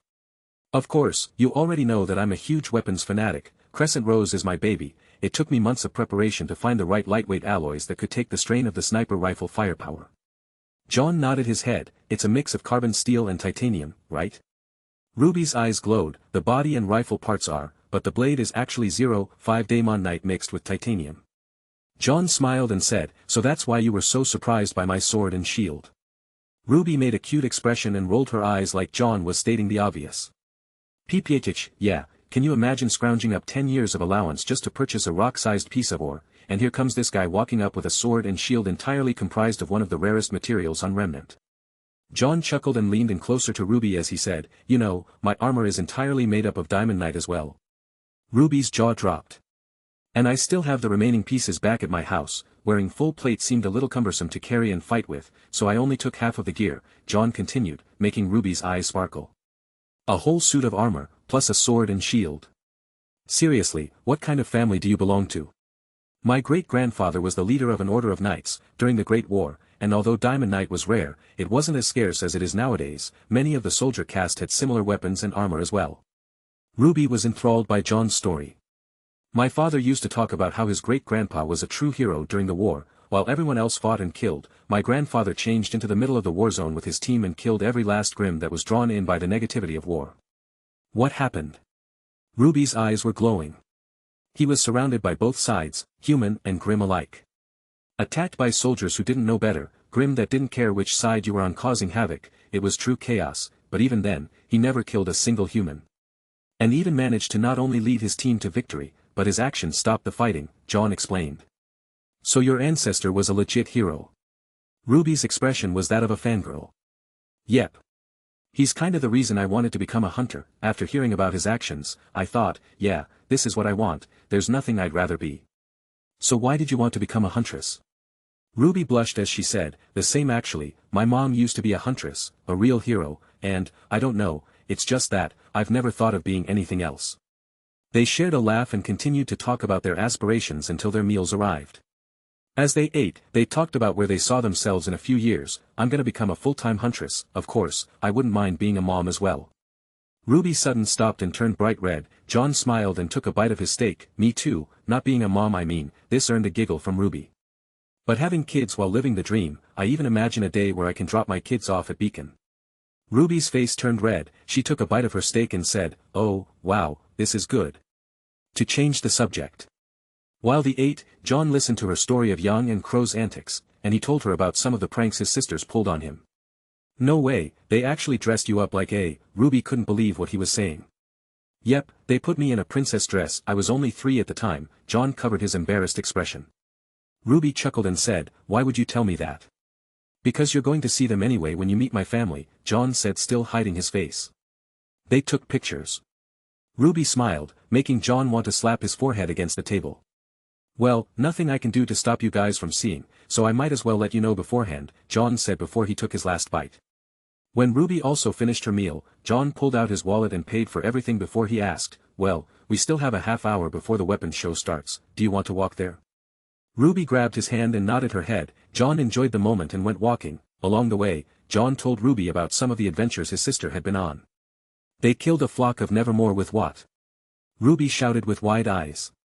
They lured them into an open area and blew them up by igniting the very dust container that they were supposed to be guarding, John explained, waving his hands into the air dramatically. The agency that hired them was pissed off, however. My sis shut them down by saying, it was the dust or your workers' lives. Tell me, would a lawsuit for the lives lost cost more, because I'm pretty sure we saved you money, after all. You went and lied on the contract, there was no mention of a nevermore nest. Rouge sounds awesome. I can't wait to meet her. Yang's gonna love her too, I can tell. John laughed as he felt Ruby tug at his hand. Ooh, we still have some time left, let's check out that bookstore, maybe they have the next novel for the man with 2 souls. John tilted his head, that name sounds familiar, Tuckson's book trade. Chapter 37. He followed Ruby inside and saw the owner, then it all came flooding back into his mind, this guy, he's going to die next semester, Blake told me about this guy, he's the one who helped her escape the White Fawn. John thought back to when they returned to Vale in search of the next artifact. They stopped by this bookstore. And when Blake saw it, she told everyone about the reason she went stir-crazy to the point of needing Yang's pep talk. The reason she refused to sleep and relax was because of his death. It was then and there when they encountered Cinder and her lackeys. Emerald all but fessed up to killing him in order to magnify Blake's negativity. After Ruby made her way around the room, John walked up to the counter and said, excuse me. Tucson smiled at John and said, what can I help you with? They have it. Ruby picked the book up and ran up to the counter with the new novel The Man with 2 Souls 2, The Man with 4 Souls. This one please. Ruby shouted. Tucson took the book and Ruby's money. Would you like it bagged? No thanks. Ruby grabbed the book, she then turned to John and said. You wanna buy something else? John smiled and said, yeah, but I'll wait and hear Tucson's recommendations. Ruby nodded her head and was about to store the item away, however she quickly realized where she was, and laughed as she said, I'll wait for you outside, as she dashed out of the store. She didn't want the shopkeep to see her use the inventory, so as soon as she left through the front door, Ruby sent the item into her hammer space and waited for John. John took a breath of air as he said, so Tucson, I hear you're with the White Fang. Tucson tensed up. Who are you? John smiled and said, just a guy who can't watch another good man die. Listen, if you take my advice, you might live. After winter break, when you decided to pack up everything, don't just hire some people and leave ahead of time. Tucson was about to attack John, when John threw his hands up in a defensive manner and used his inventory to summon a pile of lean in front of him. Use this to hire the packing crew. I know you have no reason to trust me, but, let's just say, my semblance lets me see the future, and if you don't leave early, then you'll die. John backed up and started to move for the door. Tucson looked at the pile of lean in front of him. There was way more money than needed to hire a moving company. John had given him enough to retire and live a life of luxury. Wait. I can't leave yet. John smiled and said, of course you can't. However, things will change during Beacon's next semester. You'll know when it's time to leave. Just do what I said and leave early and hire a moving company and you might survive. After leaving the store, John felt Ruby wrap her arm around his elbow. So, you buy anything good? John shook his head. No, but I think one might have caught my interest. It's just not out yet. Oh, what's it called? Ruby asked as they started to walk away. John grinned as he said, the author hasn't given it a name yet, but it's about a time-traveling husband who goes around trying to stop the apocalypse. Ruby tilted head and laughed. Sounds interesting. Tucson watched the two walk off in a cold sweat. He looked at the money in front of him and quickly ran to the door to put up the closed sign. After thinking about it for a while, he placed the money in a duffel bag and hid it with his White Fang paraphernalia. Spooked by the event, he decided that even if the kid was joking, it couldn't hurt to be aware of the possibilities. After all, he knew how strange semblances could be. Future vision wasn't that far out an idea. If it happens as he says, I'll take his advice, and if it doesn't, well, at least I have a lot of money now, Tucson said as he closed a fake bookshelf and went back to the counter. Ruby and John walked all the way to a large building that was owned by Signal Academy. John smiled and thought of how the weapons show was in the place he fake graduated from. After going inside, Ruby's eyes lit up as she turned into a stream of rose petals. She ran from rack to rack checking out the many different hunter designs made by the students. John joined her and the two went around criticizing the weapons and hunter items. After a few minutes the big show started. Everyone was brought into an auditorium. The weapons and items that were showcased here were sponsored products, and at the height of technological advancement. Ruby couldn't quit gushing over the show. She held on to John's hand and explained everything she knew about the items that drew her interest. They even thought of a few decent ways to improve upon their designs, but they weren't about to tell them that. The show lasted for a few hours. John even decided to purchase a motorbike that had the latest and best dust fuel mileage. John even thought of adding a few weapon attachments to it. Ruby bought a bunch of parts for Crescent Rose, a new scope, an extended clip, and on top of it all, she purchased a tougher and lighter new barrel for her rifle that was made from a new titanium alloy. John was looking over his new white-colored bike. It was a bit like the Bumblebee model, but was slightly bulkier. Since the bike was made to go into battle, the steel plating was armor grade, making the bike weigh a bit more than normal. As John got ready to ride his bike, Ruby tilted her head. You have your driver's license. Sure, let's go with that, John said jokingly. Ruby looked a little scared. Can we just walk? John laughed as he said, relax, Ruby, I'm pretty good at driving, not to mention, it's part of my skill set. Ruby bit back her fear and got on the bike. Here, give me your hands, John said as he pulled her arms around his waist. Ruby blushed as John put the helmet on her. Now, hold on, John turned the engine on. The bike roared to life as he throttled the gas. Before Ruby could voice her doubts, John took off towards the final destination of their date. After traveling for 10 minutes, John ended up at the highest point in the city. It was next to a small park that overlooked Vale from a large hilltop. John turned his new bike off and noticed that Ruby was still clinging on to him for dear life as he stood up. John chuckled before he said, we're here. Ruby jumped off of John and shyly kicked her feet against the ground. So, you can drive. So I can. John took his helmet off and did the same for Ruby. I can do it myself. Ruby complained. I know, but I like helping you out, John flirted, causing Ruby to turn red. He then grabbed her hand and said, come on, you're gonna love this. Ruby smiled as John led her through the park into a small veranda place at the top of the hill. He looked over the railing and watched the sun on the horizon beginning to set. Ruby stared out in amazement. It's beautiful. John stared at Ruby. Yeah, it really is. The two didn't say anything to each other, they just held hands and watched the sun fall over Mount Glen in the distance. Just as the sun was half submerged, the sky lit up as if it were on fire, the red, orange, and blue all mixed together making the view of the city look almost serene. John looked to Ruby and pulled out his birthday present, holding the bouquet of cookies behind his back. John smiled and said, so, I made something for your birthday present. The rose I made last night was just something I came up with on the spot. You mean, Sylvie wasn't my real present? Ruby questioned. You named it Sylvie. John chuckled. What, Sylvie is a fine name. Ruby's cheeks puffed up. John smiled gently. No, Sylvie is a fine name. Lifting up his hand, John revealed the cookie basket. Because of the inventory's ability to keep food fresh, steamy condensation could still be seen building up on the cellophane wrapping. Ruby couldn't see inside it very well, but she could smell it. Are those? John laughed as he handed her the basket. Here, happy birthday Ruby. Ruby opened the wrapping and squealed as she saw the 3 dozen cookies, laying out in front of her. What are these? I've never seen cookies like these before. John smiled and told her what each one was. Every time he spoke, Ruby's knees quaked a little. Oh my god, this is the best birthday present ever. Ruby took a bite of the strawberry cheesecake cookie and went silent, and before John could ask for a review on the taste, Ruby finished eating the cookie, then suddenly jumped into him as she hugged him. Ruby. John felt her breast push into his stomach, her head buried into his chest. John could almost see the hearts popping above her head. Marry me. Ruby thought, wanting to scream that at the top of her lungs, but, socially awkward as she was, even she knew that would be crazy. You're the best, John. Ruby mumbled into his chest. John smiled and hugged her back. He enjoyed the moment and let Ruby calm down enough to realize how embarrassed she was for losing her cool. John on the other hand really enjoyed this reaction. It was even cuter when they were married, especially since Ruby had a tendency to get a little frisky when she ate his experimental cookies. Ruby was certainly no herbivore when it came to affection. It really surprised John how carnivorous she was in bed. She also had a bit of a possessive streak after they had their first time together. Not that John minded it, Ruby clung to his side for many days, so much so, that Nora was beginning to wonder if Ruby was part sloth. Ruby pulled herself back and said, sorry, cookie comma. I don't mind, in fact, I really liked it. John grinned as he watched her blush. So I take it that you liked it? Ruby nodded her head repeatedly. Yes, it was delicious, John. John took one of the cookies and took a bite. Ruby looked shocked as she saw John munching away on one of the inverse cookies. Hey, that's mine. Ruby tried to snatch the cookie back. John grinned as held the cookie in his mouth and used his hands to hold her wrist. Month, MPH, HMT, if, who, Han. Come and get it if you can.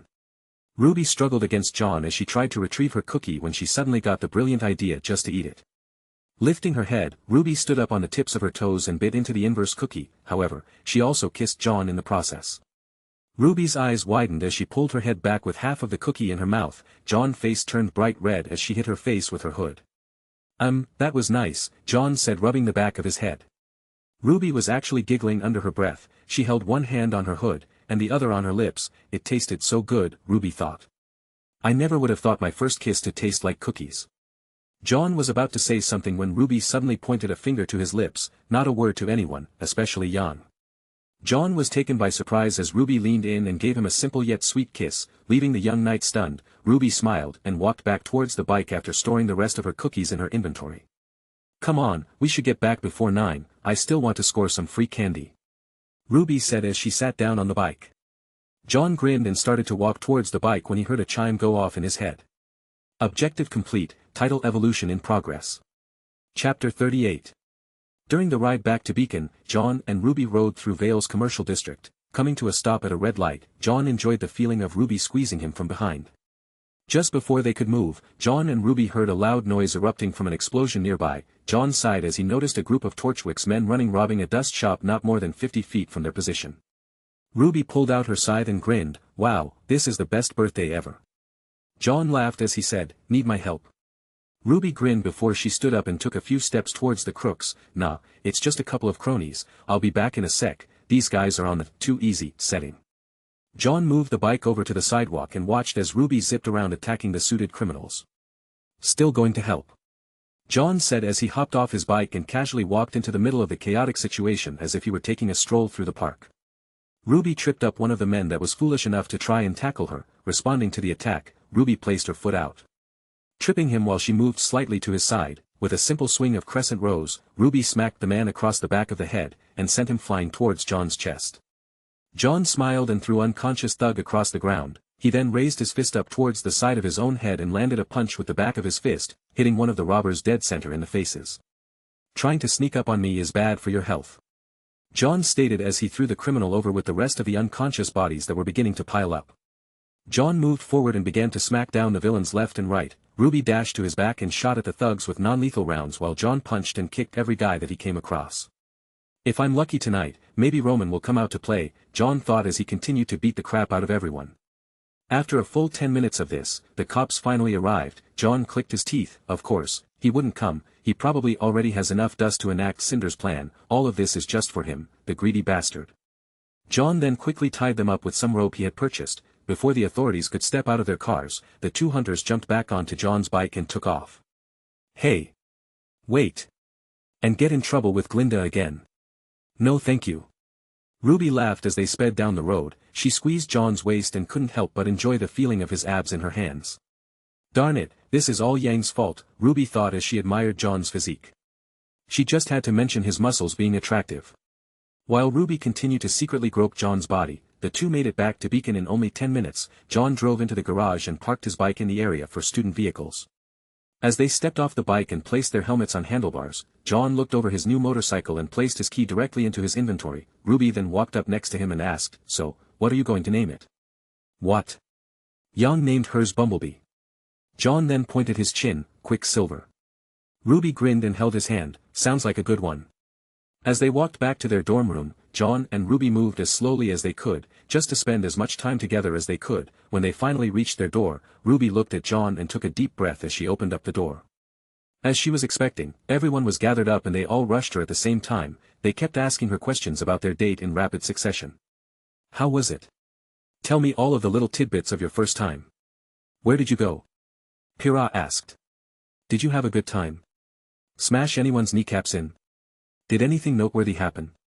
Ren queried. "Not that I'm curious, but did you like the restaurant I recommended?" Weiss investigated. "Spill it," Blake demanded. Jaune chuckled and listened to RWBY answer all of their questions. She told them about everything, minus the kiss. RWBY even pulled out her cookie bouquet and showed off all the different flavors. Tempted by the scent, RWBY showed mercy and split a single cookie of each for them to taste.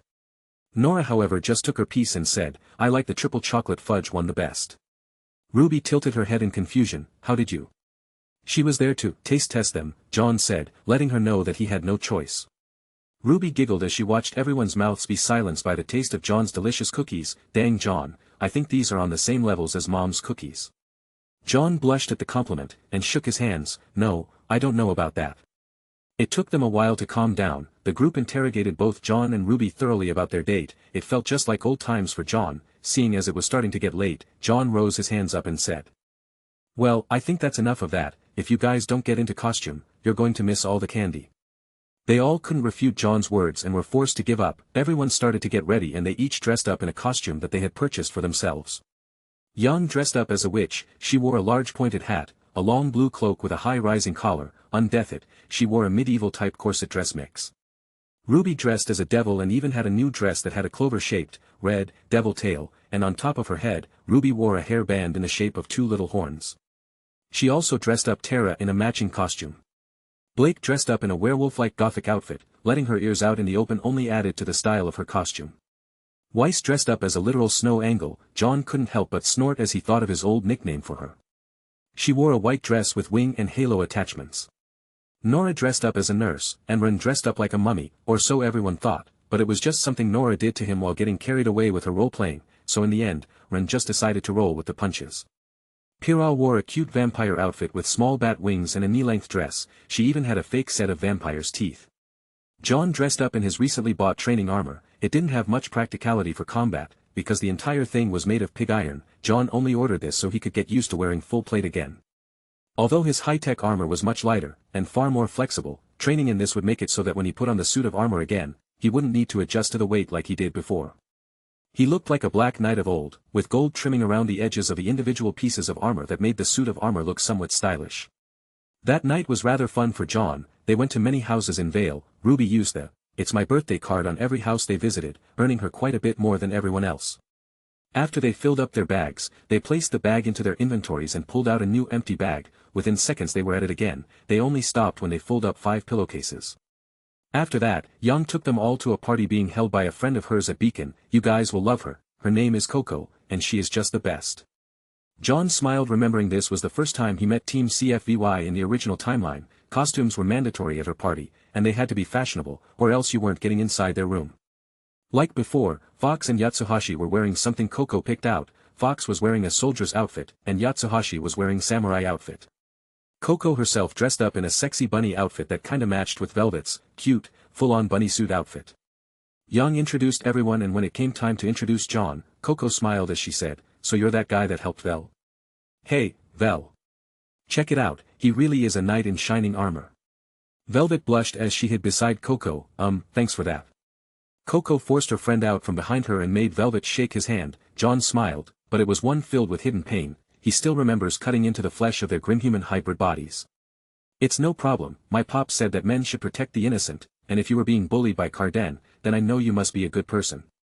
Coco blushed when all of a sudden, Ruby walked up to John and grabbed his hand and with puffed up cheeks as she said, "Come on John, let's dance." John smiled and nodded his head, "Sure, let's go." Ruby led him out into the center of the room and started to dance. Yang snickered as she watched her sister act possessive over John's attention. She also felt a little bad as she saw Velvet's ears droop a little. "Damn, he really is quite popular," Yang thought to herself. Even in clanky armor, John still had moves. "Whoa, Casanova, I didn't know you could dance." Yang teased as she watched Ruby enjoying time with her boyfriend. John just shook it off. "How many times do I have to say, 7 sisters?" Yang laughed and joined the rest of their friends on the dance floor. John couldn't help but cut loose either. This was the last festive meeting they would have for some time, because the closer they got to winter break, the busier they would become. After everyone had their fill of fun, they returned to their rooms completely wiped out. Everyone but John and Ruby slept well that night. They each couldn't stop thinking about their date, and worst yet, the awkwardness of sleeping in the same room as your love interest was causing them to stay in a state of blushed faces. John sighed and got up to use the bathroom. He wanted to get a look at his new title. After closing the door, he sat on the edge of the bathtub and opened his status. The new title read, "Reincarnated Husband LV1, see, you could do it, it just took a bit of courage." 1 to Cha, Shared Memory Dream State. Requirements to evolve, improve relationship status to lovers. John blushed and shook his head. "Well, that's not going to evolve for some time. What's Shared Memory Dream State?" Scratching his head, he decided to equip the title before he went back into the room to get some sleep. The next morning it was back to classes as usual. John went back to his training regiment and continued flirt with Ruby every chance he got. He took her out on a few more dates and went through their last week of school before winter break begins with ease. Even detention just became a way for John to spend more time with Ruby. On their last day, everyone was packing up and getting ready to leave. "Blake, can you call son?" John asked.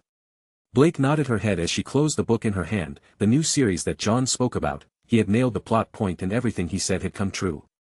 She called Son, only to hear his ringtone blaring from outside their window. John grinned as he walked over to see Son hanging upside down from a tree branch using only his tail, and a single duffel bag strapped around his shoulder. "I guess you're ready," John said as the girls glared at him. "Do you do this often?" Weiss shouted. "Yeah, I climb trees all the time," Son replied as he jumped through the window. "So when we leaving?" Chapter 39. "Where's the rest of your team?" John asked. Son scratched his head before saying, "Well, they're going to meet us at Argus. We have the winter harvest and the vital festivals coming up." It was the only thing they could find on such short notice since all the transportation sources for the next few weeks are completely booked. "Why do you think I stowed away on the ship? You know my school paid for our ticket, right?" "You wanted to explore," John stated. "That's right. An adventurous guy like me had to come early, otherwise, would have to spend winter break stuck in Haven. We get snowed in a lot down there." Having settled things with Son, John then told them that they would be spending a few hours on the aircraft and they would be getting off at a certain place. After boarding the ship, everyone sat apart from each other, and Ruby sat between John and Yang. Along the way, John heard a very interesting conversation that almost made his eyes pop out of his head.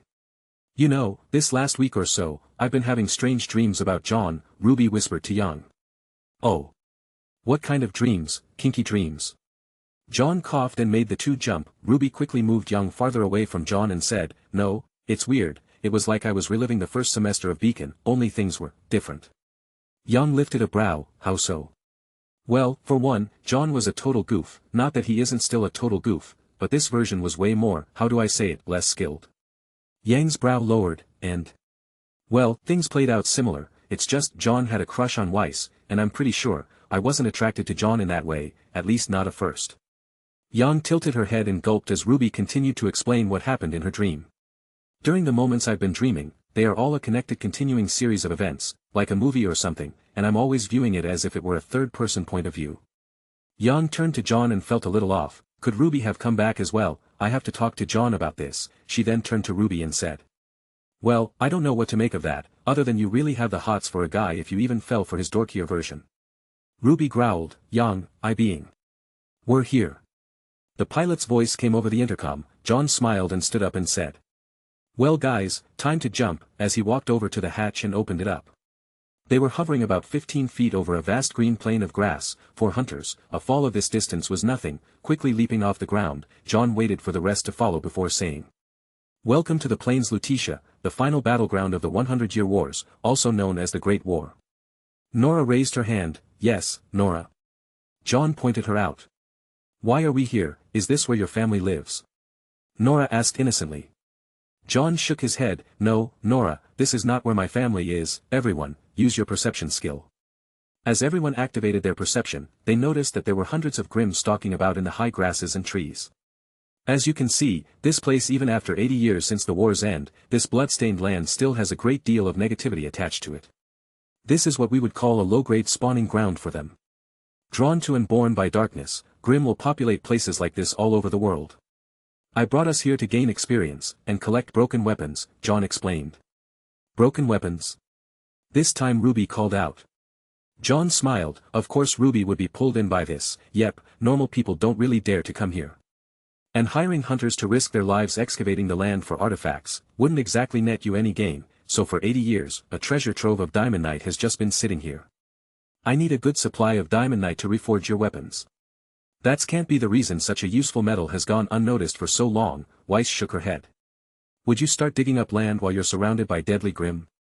Jaune questioned. It never occurred to Weiss what one would have to do during an archaeological dig. There are bodies buried under layers in mass graves, shallow ones that are just a few feet in the ground because of some explosion in battle. The ones on the surface would be surrounded by Grimm. Even then we would still have to search in waist-high grass. Can you manage all this without risking your life?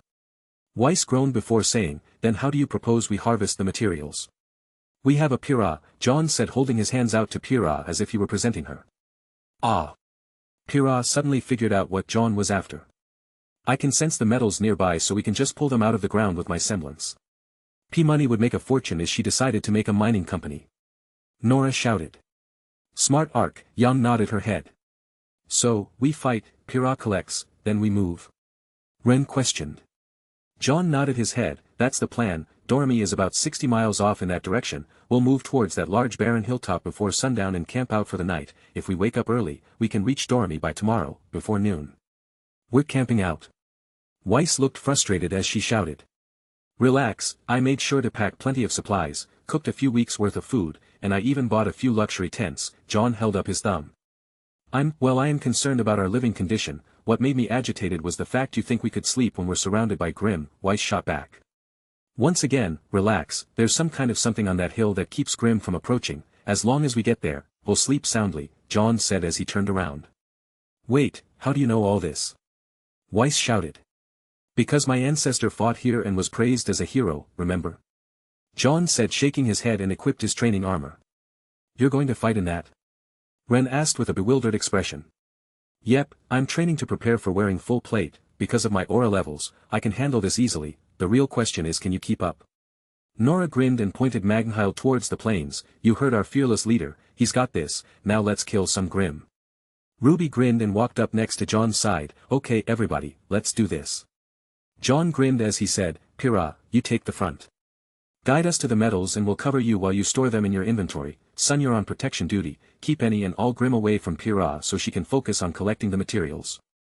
Motivated by the desire of better weapons, the large team of huntsmen charged into action. Using Pyrrha as a metal detector, it only took them half an hour to find their first pile of remains. Jaune grinned as he sensed a group of antlion Grimm called Sinkers. They were charging up from beneath the earth while a group of Beowulfs was circling them from a distance of 20 feet. Jaune pulled out his black eagle and shot at the ground below him. The rounds were made up of augmented earth dust. So the moment the bullets buried themselves into the earth, a loud cracking noise was heard and the ground above them formed fissures on the surface. The empty space made by the antlion's presence was quickly filled up and was crushed to death by the small earthquake caused by Jaune. Take down the Beowulfs while Pyrrha stores everything, then move to the next location. Jaune shouted. They blasted off towards their targets. With RWBY speed, she managed to cut down 4 Beowulfs in a few seconds. Jaune blast holes in the Beowulfs with a few powerful punches. Nora lobbed grenades loaded with ice dust, which Weiss used her glyphs on to empower them even more. Ren shot off dozens of rounds with Blake, each hitting their targets with deadly accuracy. Pyrrha raised her arm, pulling up dozens of broken armors, shields, and weapons with her semblance. Once she pulled them close enough to see, she sent them into her inventory and moved to the front of the group, leading them to the next location. Sun created clones to surround Pyrrha while his main body slaughtered the Grimm with ease. This impressed everyone who saw him move. With the memories he had inherited, Sun became a far more skilled huntsman, strong enough to stand next to Jaune in combat experience. As they moved to a large open area, they stopped again and took a defensive position around Pyrrha, once more. They were attacked by another group of Grimm. This time, they were large spider-type Grimm called crawlers. They were around half the size of the Deathstalker that they fought during initiation. Jaune didn't hold back as he raised his sword and surrounded it with aura. Now that his base aura had grown, he could only use around 3 of his total aura to encase Crochamores. Without a second to spare, Jaune cleaved the crawler down the middle and bisected the creature before moving on to the next one. RWBY and Jaune teamed up by shooting RWBY into the nearest crawler. She blasted over and placed her scythe blade into the top of the creature's head and ran down its body. A puff of Grimm ash shot out from behind RWBY as she kept her momentum while she leapt to the next target. Jaune and RWBY fought next to each other, turning everything they touched with their blades into chunks of broken Grimm parts. Wow, look at them go! Jaune thought as she jumped up and punched one of the spider Grimm directly on its back, creating a crater in the process. And, smack, die you 8-legged monstrosities. Sun's real body acted as bait. He continued to smash away with his shotgun 3-part staff, making a spectacle so that Ren and Blake could continue to silently take out their targets. By combining their semblances they could literally assassinate them from the shadows. Ren's kept them from being felt, and Blake's semblance kept them from being seen. There was only the sound of grass shifting before the 2 assassin types sent up a pile of Grimm ash in every direction. Weiss was preserving her energy and standing guard next to Pyrrha in case anything got through Sun's clones. They're coming from the ground. Jaune shouted as the ground beneath Pyrrha began to shake. Weiss stabbed her rapier in the ground and pulled the trigger, causing the new antlion Grimm that was approaching to be buried by the ground shifting, and crushed by the pressure alone. Weiss had to hand it to Jaune. This really was the right way to kill large underground types like the antlions. As Weiss pondered how Jaune came up with the idea, Pyrrha pulled out a new pile of Great War relics, along with some skeletons that were buried with their gear. Pyrrha felt a little bad about doing this. It felt like she was grave robbing. However, she couldn't deny that it would be better for the materials to aid humanity rather than just rot here. After sending all the material to her inventory, she placed the bodies back in the ground and moved to the front of the group. Once again they charged towards the large hill in the distance. It looked like it was made of pure stone with only a few patches of green here and there. The size of the hill was approximately 64 feet in height, and a little less than a mile in diameter across. They continued to fight for almost several straight, only stopping to get healed by Jaune or having their auras boosted so they could fight even quicker. By the time they reached the hillside, they had leveled up 6 times, all of them reaching level 10 in the process. Jaune's new stats were: Name, Jaune Arc. Age, 17. Title, Reincarnated Hero, 25 to Aura Growth. Class, Hunter Knight in Training, Level, 10. Overall Level, 0-10. Experience, 91,430. Experience needed until the next level, 135,000. Condition, 50. Constitution, 5721 from LV up.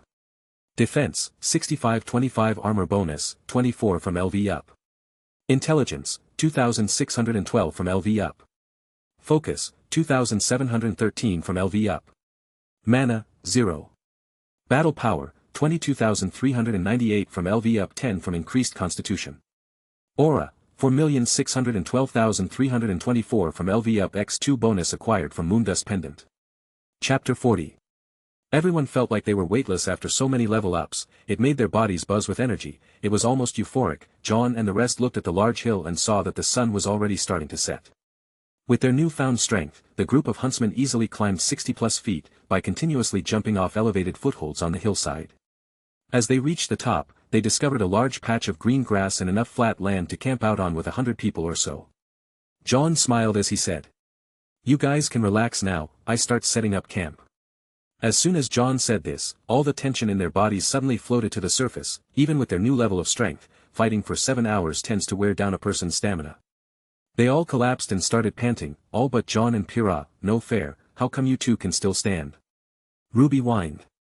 Pyrrha smiled, I've had experience with stress of going through long-lasting battles like this, and although I look like this, I promise you I am exhausted, I've never used my semblance so much in one day.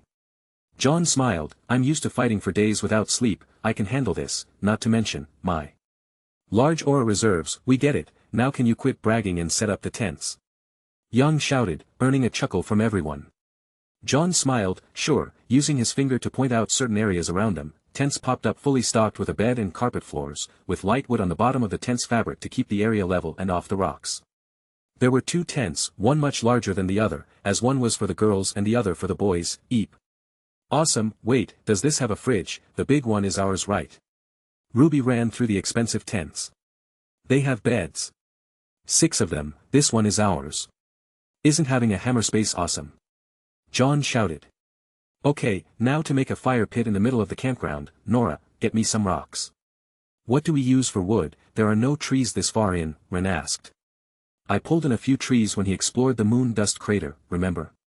Jaune said as he pulled out an entire tree from his inventory. The large oak tree slammed into the ground from a few inches above the surface. Jaune then used his sword to cut off a few large pieces and placed log benches around where Nora would place the fire pit.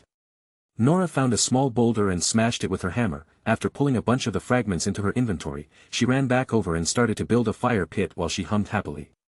Camping is so fun, Ren, and I used to do it all the time. Ren thought back to when they were homeless. Nora just called it camping, but they had to survive in the wilderness for some time. That was until they met Ozpin and he helped them survive by letting them live at Signal, and even now, he's still helping them. Ren turned to Jaune and said, can you make me a table? Jaune laughed, one shoddy table coming up. After finishing up, the place looked like a real camping post. Everyone sat down around the fire, a pile of wood was stacked up by the tents. Ren had the food already prepared and spread across the wooden slab of a table. After making everyone plates, they all ate together and chatted like they were back at school, none the wiser about Jaune's innocent white lie. There was no something that kept Grimm away from this area, only their positive emotions and belief that what he said was true was keeping them safe. After they ate, Jaune agreed to be the first one to stay up on night watch duty. While he sat by the fire, Jaune decided to take a look at everyone's improved status. Name, Ruby Rose. Age, 16. Title, Silver-Eyed Warrior LV1, 30 damage to any Grimm. Class, Huntress Reaper in training, level, 10. Overall level, 0-10. Experience, 91,430. Experience needed until the next level, 135,000. Condition, 30. Constitution, 279 from LV up. Defense, 13.5 from LV up. Intelligence, 2,615 from LV up. Focus, 3,023 from LV up. Mana, 0. Battle power, 443,118 from LV up 4 from increased constitution. Aura, 48,983 from LV up X2 bonus acquired from Moondust Pendant. Name, Weiss Schnee. Age, 17. Title, Descendant of Winter Maiden LV1:20 to focus 20 increased casting speed. Class, Huntress Caster in training, level, 10. Overall level, 0-10. Experience, 90,830. Experience needed until the next level, 135,000. Condition, 30. Constitution, 156 from LV up. Defense, 145 from LV up.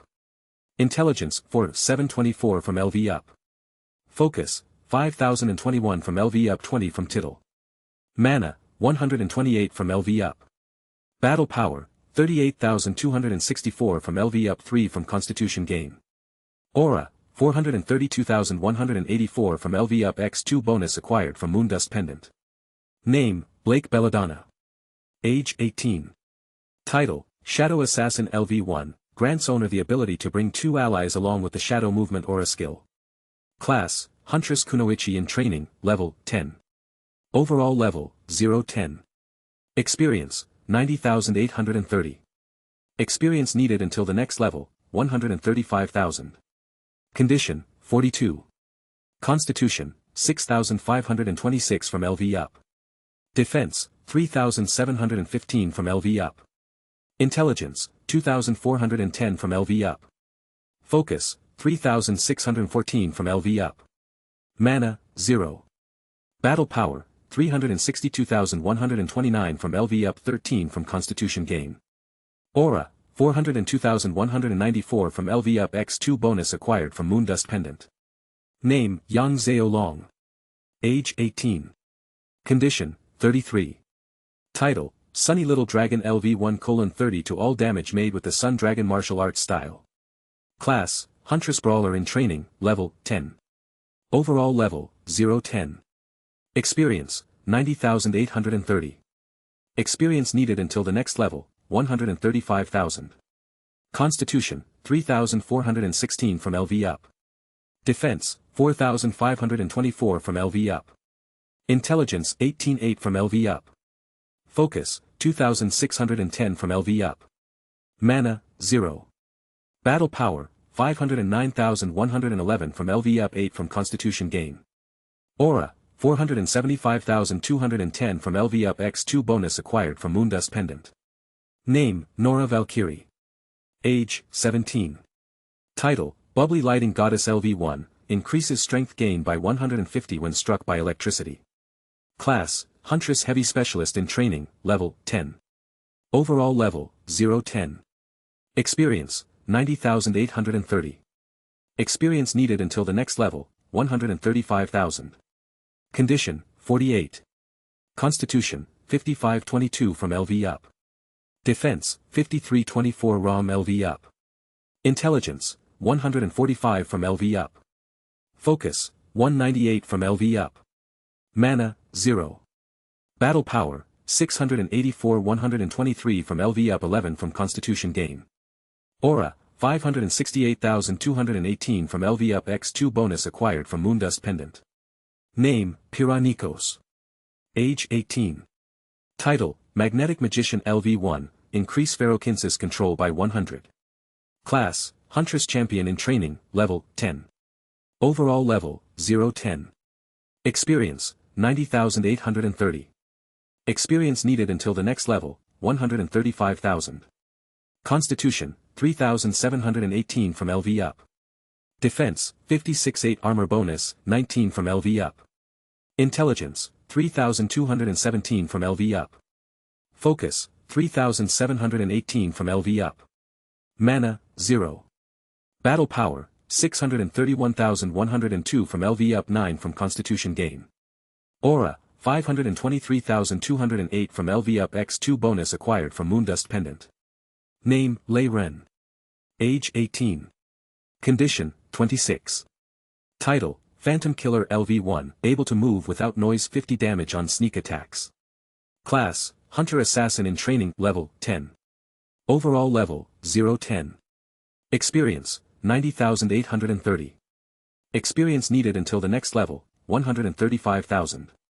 Constitution, 3,812 from LV Up. Defense, 237 from LV Up. Intelligence, 4,122 from LV Up. Focus, 4,521 from LV Up. Mana, 0. Battle Power, 12,884 from LV Up 6 from Constitution Gain. Aura, 455,200 from LV Up X2 bonus acquired from Moondust Pendant. Name, Sun Wukong. Age, 18. Condition, 44. Title, Monkey King LV1, minus 50 aura cost to use clones. Class, Daoist Hunter in training, level, 09. Overall level, 09. Experience, 83,330. Experience needed until the next level, 90,000. Constitution, 6,030 from LV Up. Defense, 3,318 from LV Up.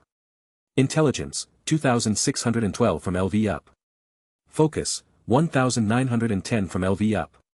Mana, 0. Battle Power, 403,168 from LV Up 15 from Constitution Gain. Aura, 1,886, 336 from LV Up X2 bonus acquired from Moondust Pendant.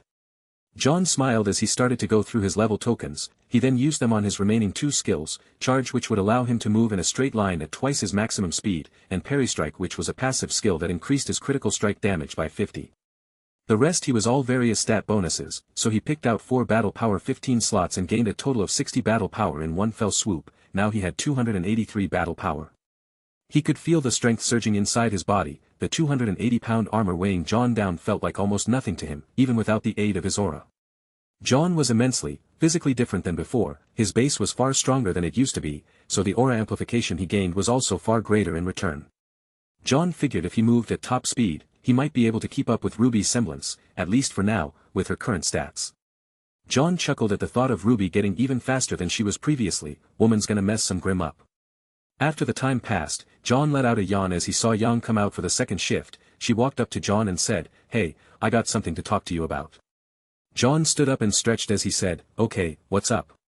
"RWBY, she's been having dreams about the other timeline," Yang said as she took her seat. Jaune froze, his heartbeat sped up. Jaune suddenly figured out what his reincarnated husband title's new effect was. Yang continued to explain what RWBY's been seeing, and she was a little worried about her sister's well-being. Jaune sat down and started to explain his new title's effect. "It seems that she's seeing my memories of us together." However, it was much more than that. This was part of Jin's ability, to know all, but the future remained out of grasp. It could only keep up with current-day information. For instance, RWBY is all caught up timeline-wise. If he equips the title like he does every night, then tonight she'll dream about what happened today in the previous timeline. She was seeing both Jaune's and her own memories. Jaune told Yang, "It will be fine, RWBY's always going to be RWBY." "You sound excited," Yang commented. Jaune tilted his head, "I do." "Yeah, I don't blame you, RWBY might remember too, I just feel a little left out, is all," Yang sighed. "I mean, you could tell me who my husband is." Jaune chuckled as he stood back up and headed towards his tent while saying, "Nice try, good night Yang." After removing his armor via inventory, Jaune went over to the side of his tent and summoned a bucket of warm water. Quickly wiping down his body with a towel, Jaune cleaned off the whole day's sweat from his body. He then went back to bed after equipping his reincarnated husband title and went to bed.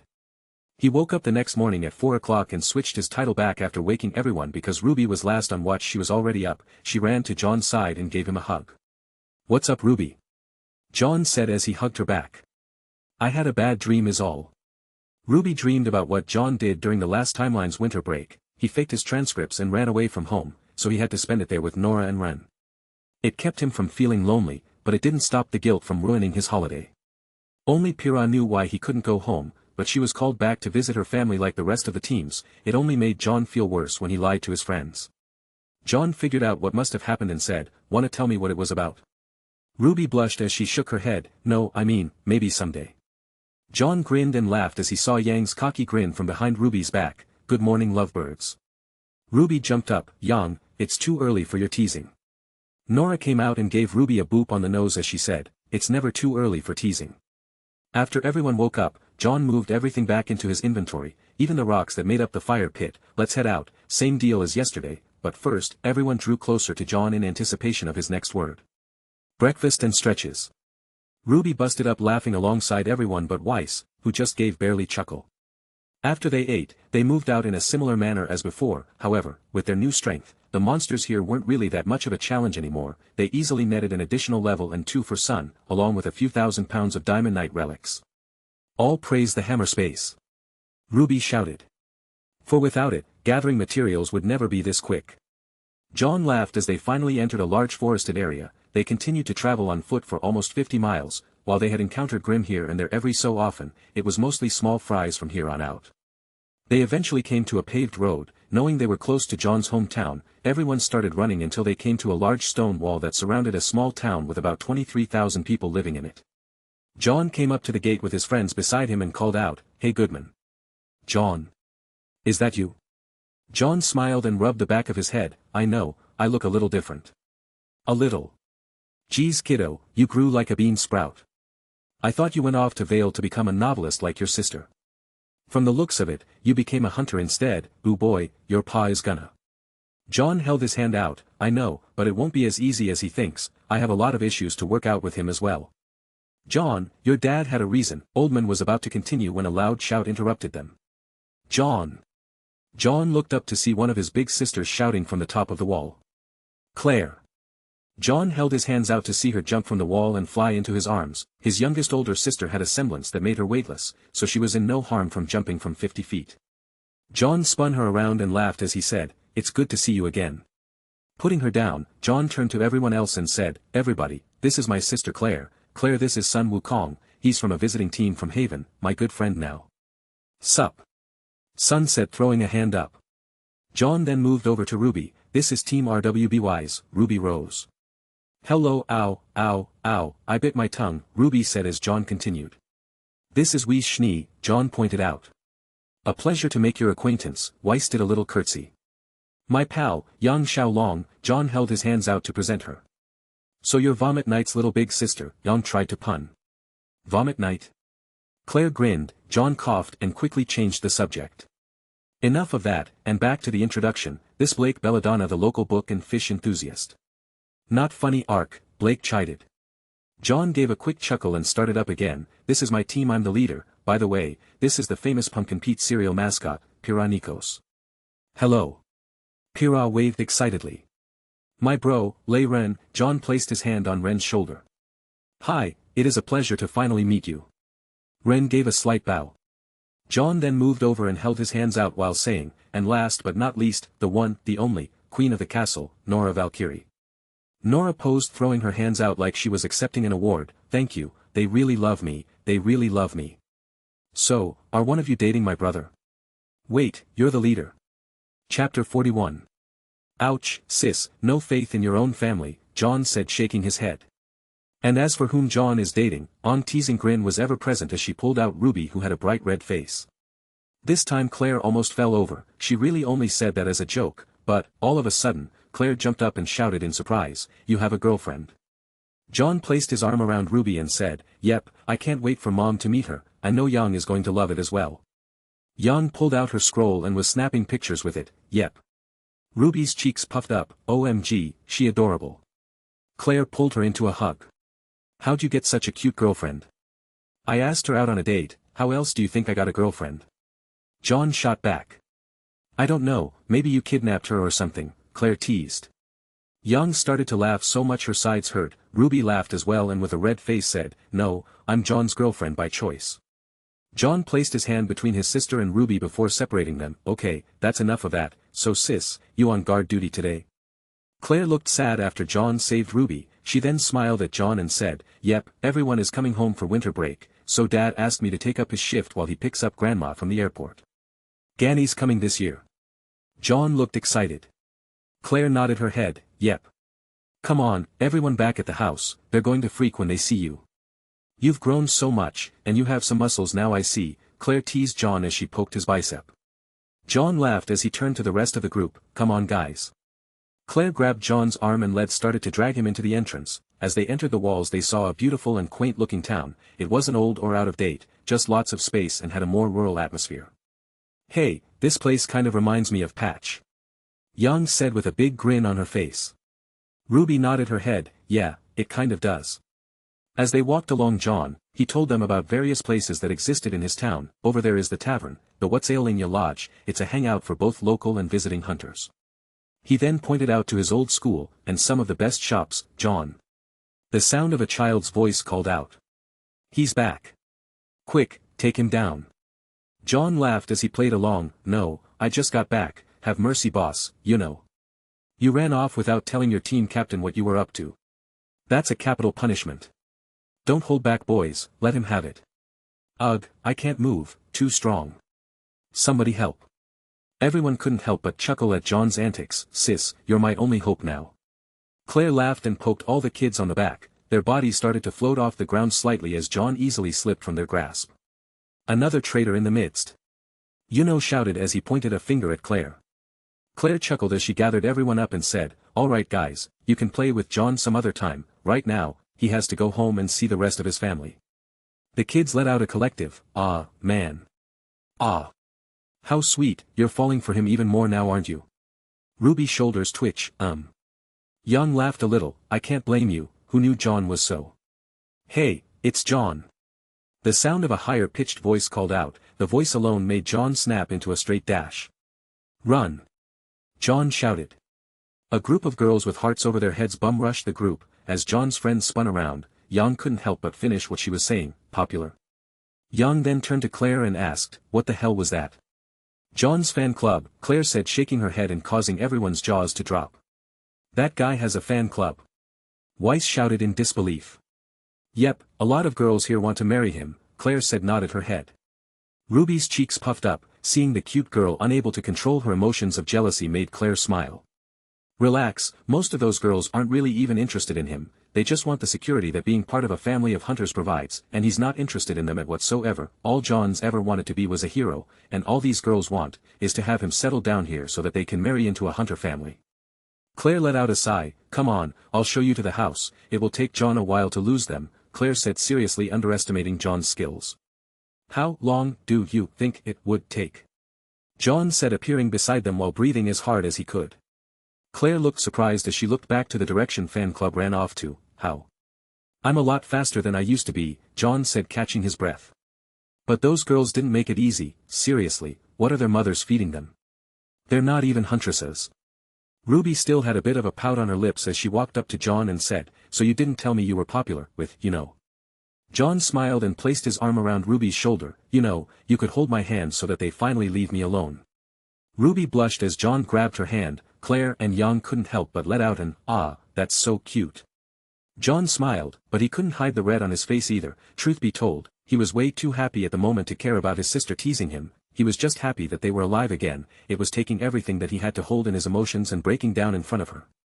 Having Ruby here beside him really helped. After walking around for almost 20 minutes, they ended up at a rather large house surrounded by a white picket fence. It was a two-story house with very nice aesthetics and Western design.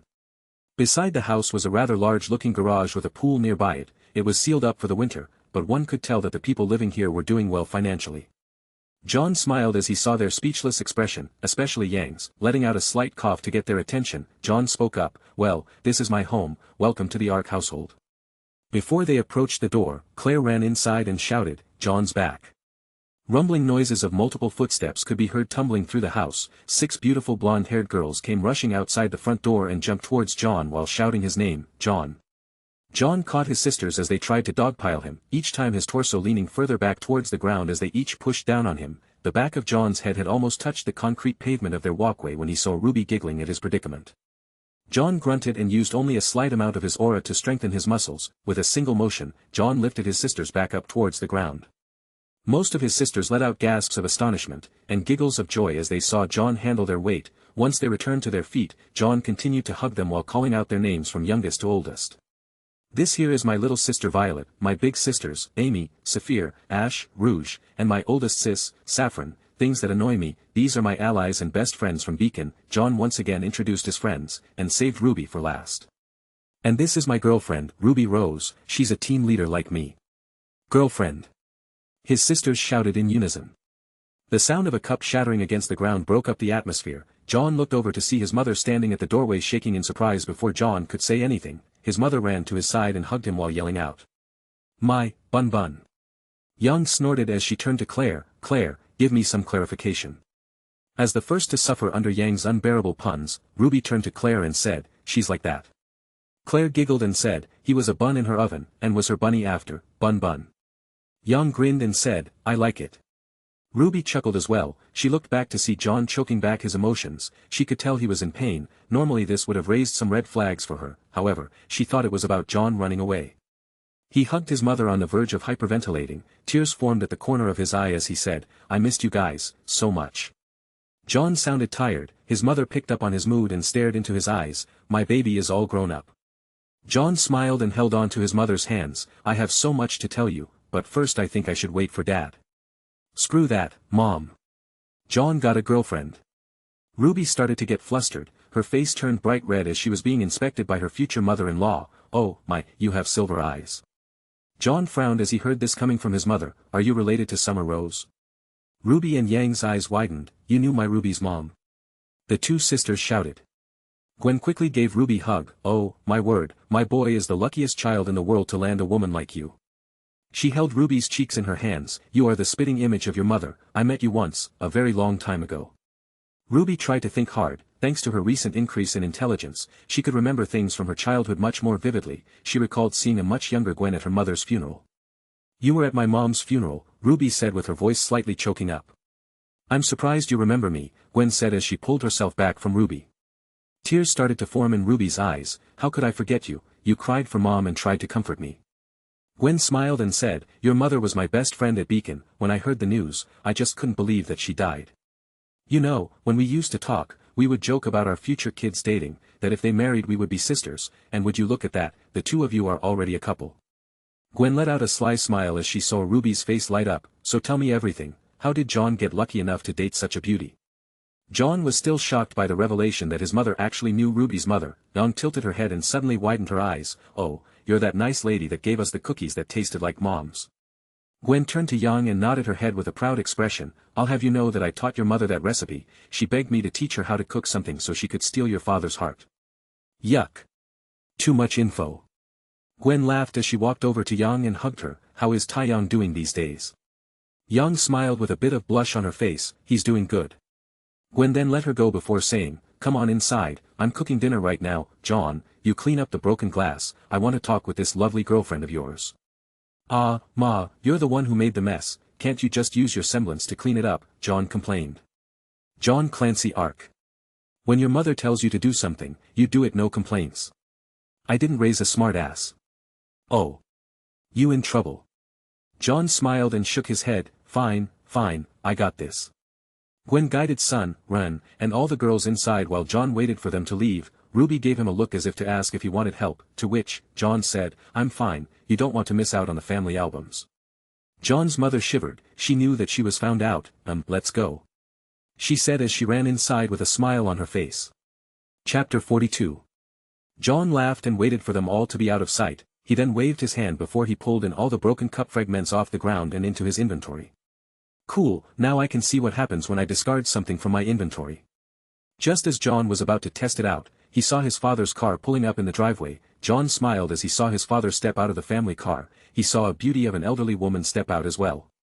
She had bright blonde hair with a couple of gray stripes running through them, blue eyes that shined with a hint of power behind them. John noticed as she walked that it was still like a warrior in their prime, and even though she was in her 60s, she only had a couple of crow's feet around her eyes with no other noticeable wrinkles to show her age. She was a bit short though, only around 5 feet 7 inches. She walked up to John and stared at her grandson with a smile. You're the spitting image of your grandfather. Joan Dark ran her hands across John's cheeks. Hey, Granny, where is that old coot? John asked as he pulled her into a quick hug. He'll be out tomorrow, he had to settle something back with work, Joan said as she looked at her son come charging over towards John and stepped back. John held out his arms expecting his father to embrace him. However, at the last second, his father balled his fist and shouted, "You idiot!" as he punched a defenseless John straight in the face. John fell back onto the ground and rubbed his nose as he shouted, "What the hell, old man? Do you have any idea what you've done?" John's father picked him up by the collar of his hoodie. Why did you have to unlock your aura?" That was the last straw. John loved his father to death, but he couldn't take it any longer. The questions that plagued him long after their deaths, the same questions that he died with, came bubbling to the surface. John grabbed his wrist. "Yes, Dad, I unlocked my aura, so what? I'm following my dreams." John's aura erupted, a clear and beautiful white light surrounded his body and gave him the strength to push his father off of him. "Do you have any idea the suffering you caused me? I always felt like I wasn't good enough. Every time I asked you to train me, you always shot me down. Well, I never good enough to earn your approval. Why? Why did you squander my talent? Why was I the only one who wasn't allowed to have their auras unlocked?" Tears were falling from John's eyes. John's father frowned. "I had a reason, John, I didn't want you to." "Lance, that's enough." Joan shouted. "No, Mother, he wants to know, then I'm going to tell him." Lance pulled his jacket off and pulled his button-up shirt open to reveal terrible wounds and sword scars across his chest. "I wanted to keep this from happening to you." John's eyes widened. "Those weren't made by Grimm." "No," Lance buttoned back up his shirt. "This was made by your great-great-grandfather. I was lucky enough to survive. Your 6 uncles, on the other hand, all perished at that thing's hands." "How?" John shook. Joan sighed. "It's a form of inheritance made by your ancestor. All of his skills, all of his aura is contained within some kind of specter. If someone is worthy, they will inherit a gift." Lance spat on the ground. "Gift my ass. Lance, that's enough. Your grandfather's gift was a bloodline that ensures the birth of those with unnatural aura levels, and you know what your gift was. What does any of this have to do with why you wouldn't train me?" John shouted. Joan let out another sigh. "The test can only be taken once, and only the males of the Arc bloodline that have had their aura awakened will be forced to take the test. As long as you didn't have aura, you could live a normal life." "That's it?" John said with a look of disbelief. He then grabbed his father by his jacket and squeezed so hard he cracked his knuckles. "That's it, the world is tittering on the edge of destruction, and you wanted to protect me from some test my ancestor set up. Everyone we know and love, Jaune punched his father in the face and surprised him by knocking him down. Do you have any idea what I've been through? The shit I've seen. The times I wished, begged to any god that would listen, just for the strength to protect my loved ones. Jaune seriously confused his father. He knew something was very different about his son. You can't fake the kind of pain Lance saw in his eyes. Jaune. What's going on? RWBY and the rest were standing beside her as well. Jaune took a deep breath and said, in less than 7 years in the future, I died, in battle, against a horde of Grimms so massive, that all of humanity and faunus kind risked global extinction. Before everyone could ask if he had gone crazy, Jaune revealed his title to everyone. This isn't my semblance, but a gift from our ancestor. It shows my status, condition, and grants me powers beyond my comprehension. First off, magic is real. Second off, a very powerful spell was used to send my soul back into my old noodly body. Third, this title is only one bit of my proof. Everyone looked shocked as he revealed his reincarnated title. I watched this world burn, and I lost everything that I ever cared for. Jaune looked to RWBY and pulled out a copy of the comic he was working on. This is a chronicle of what happened in the previous timeline, the timeline we were married in. Jaune dropped the bomb that made RWBY's knees go weak. Her face lit up as steam started to rise from her cheeks. Jaune took one good long look at everyone's face, and when he stopped on RWBY's he smiled. It's funny, you don't doubt me at all, yet most of my family does. I really love you, RWBY, Jaune said as he looked to Sun. Hey, I believe you too. Nora shouted. Then I love you too, Nora, just not in a love kind of way, Jaune chuckled. RWBY's heart was beating 1,000 miles per second. She was happy, really happy right now, but it was a mixture of confusion as well. She was about to speak up about her dreams when Sun stepped up. I can back him up, he's telling the truth, Sun said, scratching his head. What are you, a time traveler too? Blake asked with surprise. Sun shook his head and summoned his white clone and a single golden clone. Normally all my clones are gold, this one is special, this one contains a piece of Jaune's soul.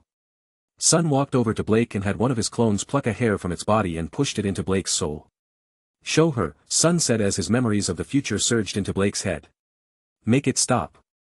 There are so many people crying out. How can this happen? Sun bent down and cradled Blake. It's okay, Blake, we can change things this time. Everyone but Yang and Jaune showed shocked expressions. Sun then plucked a hair from the white clone and handed it to RWBY. This one contains Jaune's memories. It will only show you what he is comfortable about showing. Some memories are better left alone, so you won't see the whole picture, just bits and pieces. Sun plucked out several more hairs from the white clone. Meld these into your aura if you wish to see the truth. He then sat down next to a crying Blake and held her tightly. Everyone gulped as they stared at the floating strand of hair made from Sun's semblance. If you're scared to try, you can read the book and confirm the facts with what Blake knows. I also put future knowledge in those comics, so when these things happen, this will also verify that I'm telling the truth. Jaune then pulled out a lottery ticket that he bought once because Nora egged him on. I won the jackpot lottery as well, first time playing. Thank you, Nora, for forcing the whole team to try their luck. Jaune threw out the winning ticket to his sisters who started grabbing at it. Gwen quickly pulled the ticket over via opening a portal, making the group of sisters whine. Jaune, is all this really true? Gwen said, looking her son dead in the eye. I give you my word as an arc, Jaune said, standing straight while placing crochet moors over his chest. His father stood speechless. He held the hair in his hand and didn't hesitate as he activated his aura skin and absorbed the hair into his aura. He saw his son standing over a burnt-down city, the adventures he went on after, the deaths of his family members and the start of a new one. He saw his son heroically standing at the front lines of the final battle, slaying countless Grimm, and lastly, he saw his son die. Tears flooded out from Lance's as he felt the pain in his son's heart. The doubt he felt towards his own skill, the guilt of letting his family down, failing to live up to his own ideal of the Ark family standards. Oh, God, what have I done? Lance cried on the ground. Like clockwork, everyone took in the memories of that Jaune experienced. No one was spared from the experiences and pain he felt during worst moments. Jaune clenched his teeth, and winced in pain as he saw everyone break out into tears. His neck cringed as he stared at them and wished there was some other way. The memories he wished to convey was different for each person. Most of the stuff remained private, however, they got the gist of what happened. RWBY, however, turned bright red and almost passed out the first time she saw the moment she wanted more than just making out. Because of Jaune's desire not to mess up their current relationship, he kept most of the juicy situations out of the transfer, but this one seemed to have slipped through the cracks. The biggest thing he made sure for all of them to see was the talk he had with Ozma after his death. The whole story was laid out bare for them to hear when the conversation ended, so did the memories. Everybody rushed over to him and surrounded him with a hug. RWBY was the closest, crying into his chest. John didn't know what he was feeling, tension about his actions changed the future, anxiety to how they will react, terrified that things will change between him and RWBY, worried that he can't save everyone from the Grimpocalypse. However, now that they knew, more than anything, John felt tired, like he could sleep soundly for the first time since he arrived back in his old body. John closed his eyes and fell down. RWBY, bring the closest one to him, held on tightly and almost fell herself. Lance grabbed his son and saw that he was sleeping. John was carried up to his room and put in his old bed. RWBY was with him at the time and saw the superhero and hunter paraphernalia covering most of his room. She also spotted a few rock band posters and an acoustic guitar sitting in the corner. RWBY laughed as she saw the Pumpkin Pete plushie sitting on top of his desk. She then waited by John's side for a few minutes while holding the small stack of comics in her hands. For once, John didn't have nightmares that night. He dreamed about RWBY and their life together. Chapter 43. While John slept, RWBY and the rest of the group read over the comics that John made. The material consisted of their time together, from the beginning of Beacon, right up until they fought at Kuroyuri. Pyrrha's death shocked everybody, almost as much as the story of the Maidens of the Four Seasons being true. Nora cried as they read about the encounter between Cinder and Pyrrha. She then hugged her friend so tightly that Pyrrha thought she was about to be crushed to death. "I'm okay, Nora," Pyrrha said as she tried to breathe. "But, sniff, I don't want to lose you," Nora continued to cry into Pyrrha's shoulder. Ren came up and patted Nora on the head as he said, "It won't happen again, she'll have us there to help her this time." Nora sniffed as she looked over to the rest of the group. John's sisters were crying into each other's arms. Gwen was crying into Lance's chest, while Jaune and Lance had fierce expressions on their face. To think all of Vale falls after the Vital Festival, it's no wonder John didn't know about his heritage, Jaune said, shaking her head. "We don't have a heritage. I abandoned my nobility and my title years ago. We're through with that life, you hear me? My son is not going through those trails." "Lance, we don't have time for this. If this can make your son stronger," Jaune was suddenly interrupted. "Can we not argue? My babies died, Lance, we died." "I am sorry, Gwen, but this is important. The Knights of Vale won't sit still once news of John's aura reaches their ears. They will kidnap him if necessary and toss him into the pit, just like what they did with you." Jaune gritted her teeth and winced in pain at the thought of what the trials did to her sons. "They'll have to go through me first." Lance's eyes burned with a bright aura. "If they think that." "Excuse me?" RWBY said as she raised her hand. "Yes, what is it, RWBY?" "You can put your hand down, you're not in a classroom." "I think John should decide whether or not he wants to take the trials, or whatever." RWBY stood up and continued. She remembered the time John opened up to her after his family died. "In the memories that I saw, it really ate John up inside. He just wants you to believe in him the way we did, let him decide his own future." RWBY went from brave to meek in about 2 seconds as she saw them stare at her. "Or something along those lines." Jaune started to laugh. "I like this girl. My grandson is a lucky man to have such a lovely wife." RWBY blushed hard as she tried not to act bashful, but the moment Jaune mentioned being John's wife, RWBY couldn't help but think of the day they got married. All the memories and emotions she inherited were from John's perspective. She could feel his love, and from the look on her face, she knew she felt the same. Gwen smiled and said, "I think that's a great idea, RWBY, don't you, Lace?" Lance looked at his future daughter-in-law and sighed. "If John says no, then I will do everything in my power to stop the Knights of Vale." Lace directed his comment towards Jaune. What are the Knights of Vale?" Young asked. "Scum." Lance answered. "Lance, enough, I know you don't like it, but it was a different time during the war. These measures were necessary to secure the safety and peace of the world." There was a direct D. Jaune rubbed the bridge of her nose and let out a sigh. "I'm sorry, dear, the Knights of Vale are a failsafe to ensure that the bloodline of the Ark takes the test. They too are revenants. They belong to the Order of the Round Table, the mightiest knightly order during the war. However, all that remains is an automated order. They are not truly the knights themselves. So they're ghosts. But why didn't they take John in his previous lifetime?" RWBY asked. "Because Vale fell before he turned 24. That's when the brain reaches full maturity, only then will the revenants act," Jaune explained. "So if Vale falls, then the test disappears?" RWBY scratched her head. Jaune nodded her head in affirmation. "Yes, without the king, all is lost." "Good riddance, I say," Lance grunted. "Lance, you would condemn the innocents to damnation. I raised you better than that. For the test to disappear would result in the deaths of millions. I'm not saying that's what I want. It's just, how can you defend a system that resulted in the deaths of your sons, my brothers? You think I don't weep for my sons, you think I'm some heartless monster. The test was put there to give all of mankind a chance to end the threat of the Grim once and for all. I hate that you were forced into this situation. I hate that my grandchild will face the same threat. But seeing the future just proves how serious a matter is. Jaune took a breath. I don't agree with how the system was put in place. But it keeps out those that would do harm with Ozpin's power. Could you imagine if just anybody could take this test? The chaos that it could bring if it fell into the wrong hands. Your ancestor was capable of routing 2 armies and slaying all the Grimm without killing a single soldier. After panting a bit with tear-covered face, Jaune continued. I hate that rural system, it took my babies from me, and I thank God every day that you survived, but, even though I hate it, I also understand the importance of it, your ancestors' reasons. Lance bit his lip, everyone was silent. Jaune's sisters wore expressions of worry for their brother. Jaune and RWBY's team were no different. Sensing the mood, Gwen looked up to her husband and sighed as she closed the comic that was sitting on the table. I think that's enough of this talk, no doubt our son has something in mind in order to deal with all this. We'll put this conversation on hold until he wakes up. Gwen walked over to Jaune and patted her tears away with a handkerchief. Thank you, dear, Jaune said as she cupped Gwen's cheeks.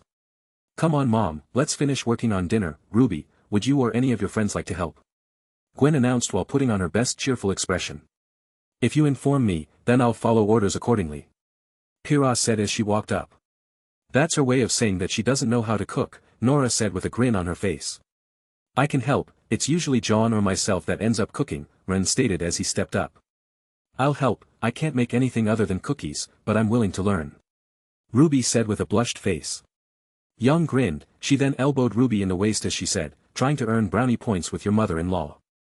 Ah. RWBY couldn't respond, causing Gwen to chuckle before she said. That would make you my daughter-in-law too, Young. Now, why don't you come here and let mommy teach you a thing or two about cooking? Young held her finger up, but no words came out of her mouth. Oh, my, is Young, the young Xiaolong speechless? Weiss said with an open jaw. Shut up, Young said with a bit of blush on her face. She couldn't hide the fact that she forgot what it was like to have a role model mother, and she missed it dearly. Gwen smiled and grabbed Young in a hug as she said, You're so cute, look dear, we have 2 new adorable daughters. Gwen pulled RWBY into a hug. So you're going to be my little sister? Violet smiled, as the youngest, she finally got the chance to be the older one. She would always throw the fact that Jaune and her were twins, and that he was only 3 minutes older. Still, in the end, they both got the youngest child treatment from their parents and siblings. Yes. I'm not the youngest anymore. The rest of his sisters joined in and teased Violet by laughing at her and cuddling her. You may not be the youngest anymore, but you are still my youngest, isn't that right, my sweetie bun? Ugh, Mom, I've had the older sister experience for seconds and you've already managed to destroy my image, Violet complained. Violet looked a lot like Jaune, however, she had a far more feminine appearance. Just like the rest of Jaune's sisters, they were all drop-dead gorgeous, with only Ash's large glasses and pigtails giving her a bookworm-type feel. Claire walked up to Young and smiled as she said, Let's get along little sis. Now, I've seen everything, Young being the one on the teasing end, Young being the little sister is almost cathartic. RWBY chirped. Gwen laughed as she said, Okay now, we have some food to cook. After everyone started to help prepare dinner, while they cooked, Gwen looked at RWBY and asked, joking aside, Are you really going to marry my boy? RWBY blushed and tried to hide her face with her hood as she replied. Well, I like Jaune, and don't all people date with marriage in mind? I mean we just started dating, so I don't think we should just jump into marriage, but I wouldn't mind if someday. RWBY had steam coming from her face. Gwen smiled and hugged RWBY while patting her head. Well, on that day, we will gladly welcome you as our daughter. RWBY smiled and enjoyed the feeling of warmth and acceptance from Jaune's mother. She never expected to meet such a loving mother, and one who was eager to call her daughter.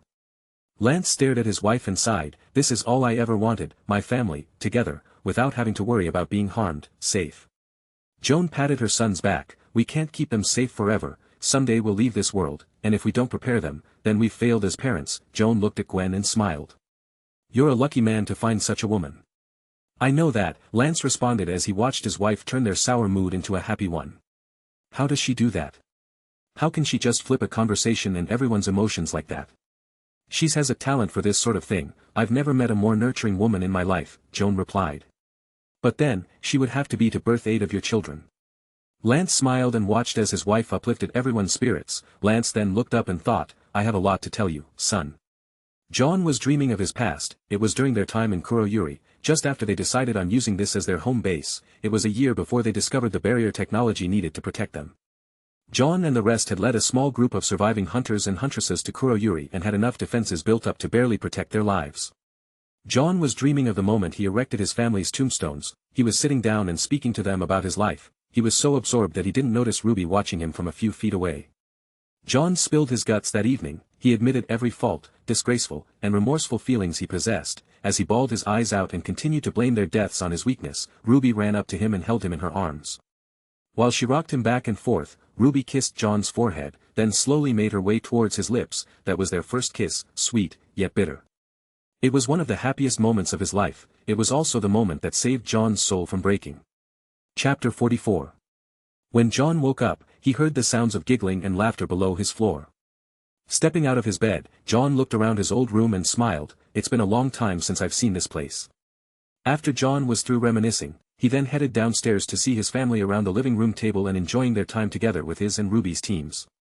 Seeing the thick photo album on his mother's lap, John could only shake his head as he heard Ruby and the rest of the girls squeal at his baby pictures. John walked up behind his mother with a look of embarrassment on his face when he heard his mother say, "This is from when he was 3, his sisters couldn't help but put him in a dress. I was against it at first, but after seeing how cute my bun was, I just had to take a picture." The girls crowded around his picture and gave out a cute, "aw," as John slapped his forehead. "Really, Mom? Really?" John didn't even get a chance to complain before his mother turned around and hugged him. "Ma," John smiled and held his mother in a hug. "I'm okay now." "I know, babe, you've been through a lot, I understand. Just let me know if you want to talk about it, I'll be here for you." Gwen continued to hug John with everything she had. After John noticed Ruby looking at him with a blushed face, John smiled and said, "Sorry I slept so long, is there still any dinner left?" Gwen pulled herself back from her son and said, "Yes, there's a plate for you in the oven, it's still warm, now, go eat before it gets cold." Gwen then turned to the family album and said, "We still have a lot to cover." John gave his mom a kiss on the top of her head as he said, "I really missed you." His mom choked back her tears. She would not let John ruin this nice evening, even if it was out of kindness. John turned to Ruby and she stared right back at him. The two suddenly blushed and John tried to speak with fumbling over his own words. So guess you know now, right?"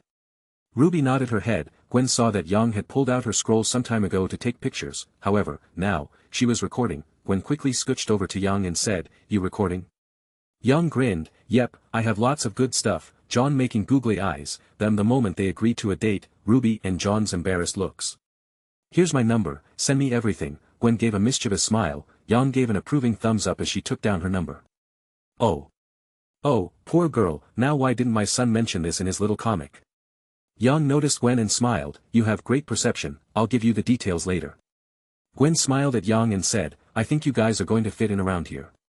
John noticed Ruby stand up and follow him to the kitchen. He looked at the meal his mother cooked and saw that his plate was in the oven like his mother said. After taking out the meal, which consisted of a turkey leg, mashed potatoes, green beans, and salad, Ruby took a seat across from him and waited for John to finish eating. After taking a few bites of his mother's cooking, a tear rolled down his face as he started to quickly devour everything in sight. Ruby chuckled as she saw his lack of table manners. He finished eating a piece of homemade bread and drank a cup of water before he put his plate down. "Phew. Mom's cooking is still the best." "I helped," Ruby said with a bit of blush on her face. "You made the bread right," John said with a grin. "How did you know?" Ruby jumped up. "I mean, was it bad or something?" John smiled. "No, I love it, it's just, I know my mom's bread tastes different. I guessing she taught you." Ruby twirled her finger around one another. She said, "Since I had a talent for cookies, I should just think of bread as another type of cookie that needs baking." "And it worked?" John asked with a chuckle. Ruby nodded her head. "Don't laugh." "I can't help it, it's kind of cute." John continued to laugh. Ruby's face blushed up. She pulled her hood over her head and said, "So, we became a happily married couple." "Yes, and I don't regret a single second of it," John said as he watched Ruby's embarrassed expression. "Why didn't you tell me?" Ruby said with a serious expression. "Did you think I wouldn't believe you?" John shook his head. No, it wasn't that." "Then why did you tell Young and not me?" Ruby's cheeks puffed up.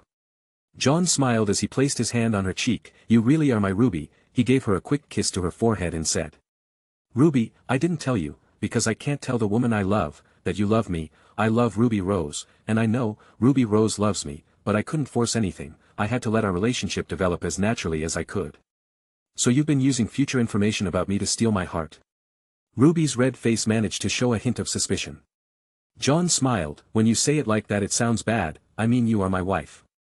"Not yet." Ruby still had a bright face that seemed to show a different expression to what she was saying. yet? Jaune smiled as he caused Ruby to retreat further into her cloak. My little Rose, why do you hide your beautiful face? Your knight wishes to gaze upon your wondrous eyes. For a second only Ruby's eyes and nose were visible through Ruby's hood. Jaune picked her up and held her bridal style. I love you, Ruby Rose, how do you feel about me? Ruby felt happy, happier than she ever was before. The only thing that came close to the feeling she was experiencing, was the warmth of her own mother's embrace. Ruby let her hood go and showed her cheery red face. Jaune Arc, I love you too. Ruby leaned forward and bravely kissed him on the lips. Jaune smiled and held her close and enjoyed her embrace. Ahem. The sound of Lance coughing caused the two to jump. It's not that I don't wish to experience being a grandfather, but could you two wait a couple of years? Jaune smiled and helped the embarrassed Ruby down. I'm sorry. Ruby said as Gwen appeared from behind Lance and slapped him with a slipper and shouted. Damn it, Lance, why did you have to go and ruin things? Jaune was behind Gwen with her scroll in hand. Yeah, this is gonna be great for the family album. Ruby and Jaune both turned redder than red. Jaune marched over to the hallway to see his sisters, Pyrrha, Nora, and Ren hunched together, just out of vision from the kitchen line of sight. You too, Ren? Jaune said, shaking his head. Sorry, but it seemed interesting, Ren shamelessly admitted. Well, get any good ones? Jaune said while tapping his foot. No, seriously, send me everything. Jaune! Ruby shouted. Are you sure you're not a stalker? This is when we went on a date. Jaune tilted her head with an innocent expression. What, I have people? You have people? Jaune tilted his head. Jaune grinned. Yep, people. The two stared at each other when Jaune stared at Pyrrha as if he was startled by something. He placed his scroll back into his inventory and said, Pyrrha, don't move, there's a cockroach right next to your head. Jaune manipulated his aura to create a fake cockroach to jump at Pyrrha. Her face turned pale as she yelled and jumped into Rouge's arms. As she screamed, Jaune grabbed everyone's scrolls and placed them on Pyrrha as she created a local EMP burst that cleared out all their data. Jaune! His sister's dog piled him. You little! I can't believe you did that. Jaune laughed and said, victory is mine. Yeah, but you're going to lose the war. Rouge and Saffron pulled his legs into a ground lock. Claire and Saphir locked his arms, while Violet sat on his chest, and Ash loomed over his face with her scroll tapping his forehead. We had some important stuff, and you went and destroyed it all. Now tell me, little brother, what should be your punishment? Ash continued to slap his forehead with her scroll. I know you guys keep backups, Jaune said as he started to use his aura and lift himself up. Oh no, you don't. Rouge shouted as they all used their aura to suppress him. Wow! Do they all have this much aura? Yes, all these little hellions have ample amounts of energy. They were quite the handful raising, Gwen said, shaking her head. Lance laughed. Come on, son, can't you do better? Jaune saw Ruby giggling next to Lance and gave a thumbs up. Flexing his muscles, Jaune amplified his unnatural strength and started to pull his arms up with his sisters still attached to them. Grabbing the back of Violet's shirt, Jaune pulled her up by the scruff of the neck like a lost kitten, and used all his strength to grab Ash in a similar manner as he stood up. Wow! Jaune stared with surprise. Is this the effect of what you call leveling up? Jaune grinned. Yes, more or less, better bass, better amplification. After putting them down, Jaune smiled and said, Dad, I want to take this test before the vital tournament. Everyone froze. Jaune looked him dead in the eye and said, don't get me wrong, I'm not intending to take it before I'm prepared. I'll level grind and keep working out, not to mention, you've seen me fight with Grimm's Bane and save the Queen. You don't have your armor yet, Lance let out a sigh. Ruby looked worried for Jaune, but after realizing what was coming their way, they all needed to get stronger. This was the whole reason they came on this trip. She walked up to Jaune and placed her hand on his wrist. Are you sure? Don't you want to wait until you're back up to full strength? Jaune laughed as he shook his sisters loose. I will. I think I can figure out how to train aura if I can pull this off. There's no telling how strong I will become before the vital tournament. And if this inheritance can make me even stronger, then I have to take this chance. Jaune smiled as she placed her hand on Jaune's back. You're a real hero now, Jaune, your ancestor would be proud. Lance's shoulders still cringed at the thought of his son facing off against that monstrosity. He then took Jaune by his shoulder and said, follow me. Gwen knew they wanted some alone time together, so she helped herd everyone into the living room. Jaune turned to his father and followed him outside. They arrived at a small training ground. There were some wooden dummies in the shape of Grimm and people, weightlifting gear, and just enough space for 2 people to spar. All of this was under a nice Western-style wooden canopy. Jaune looked at the wooden swords on the rack and saw his father pick one up and tossed another to him. Jaune frowned. We gonna fight? Show me how strong you are currently, Lance replied.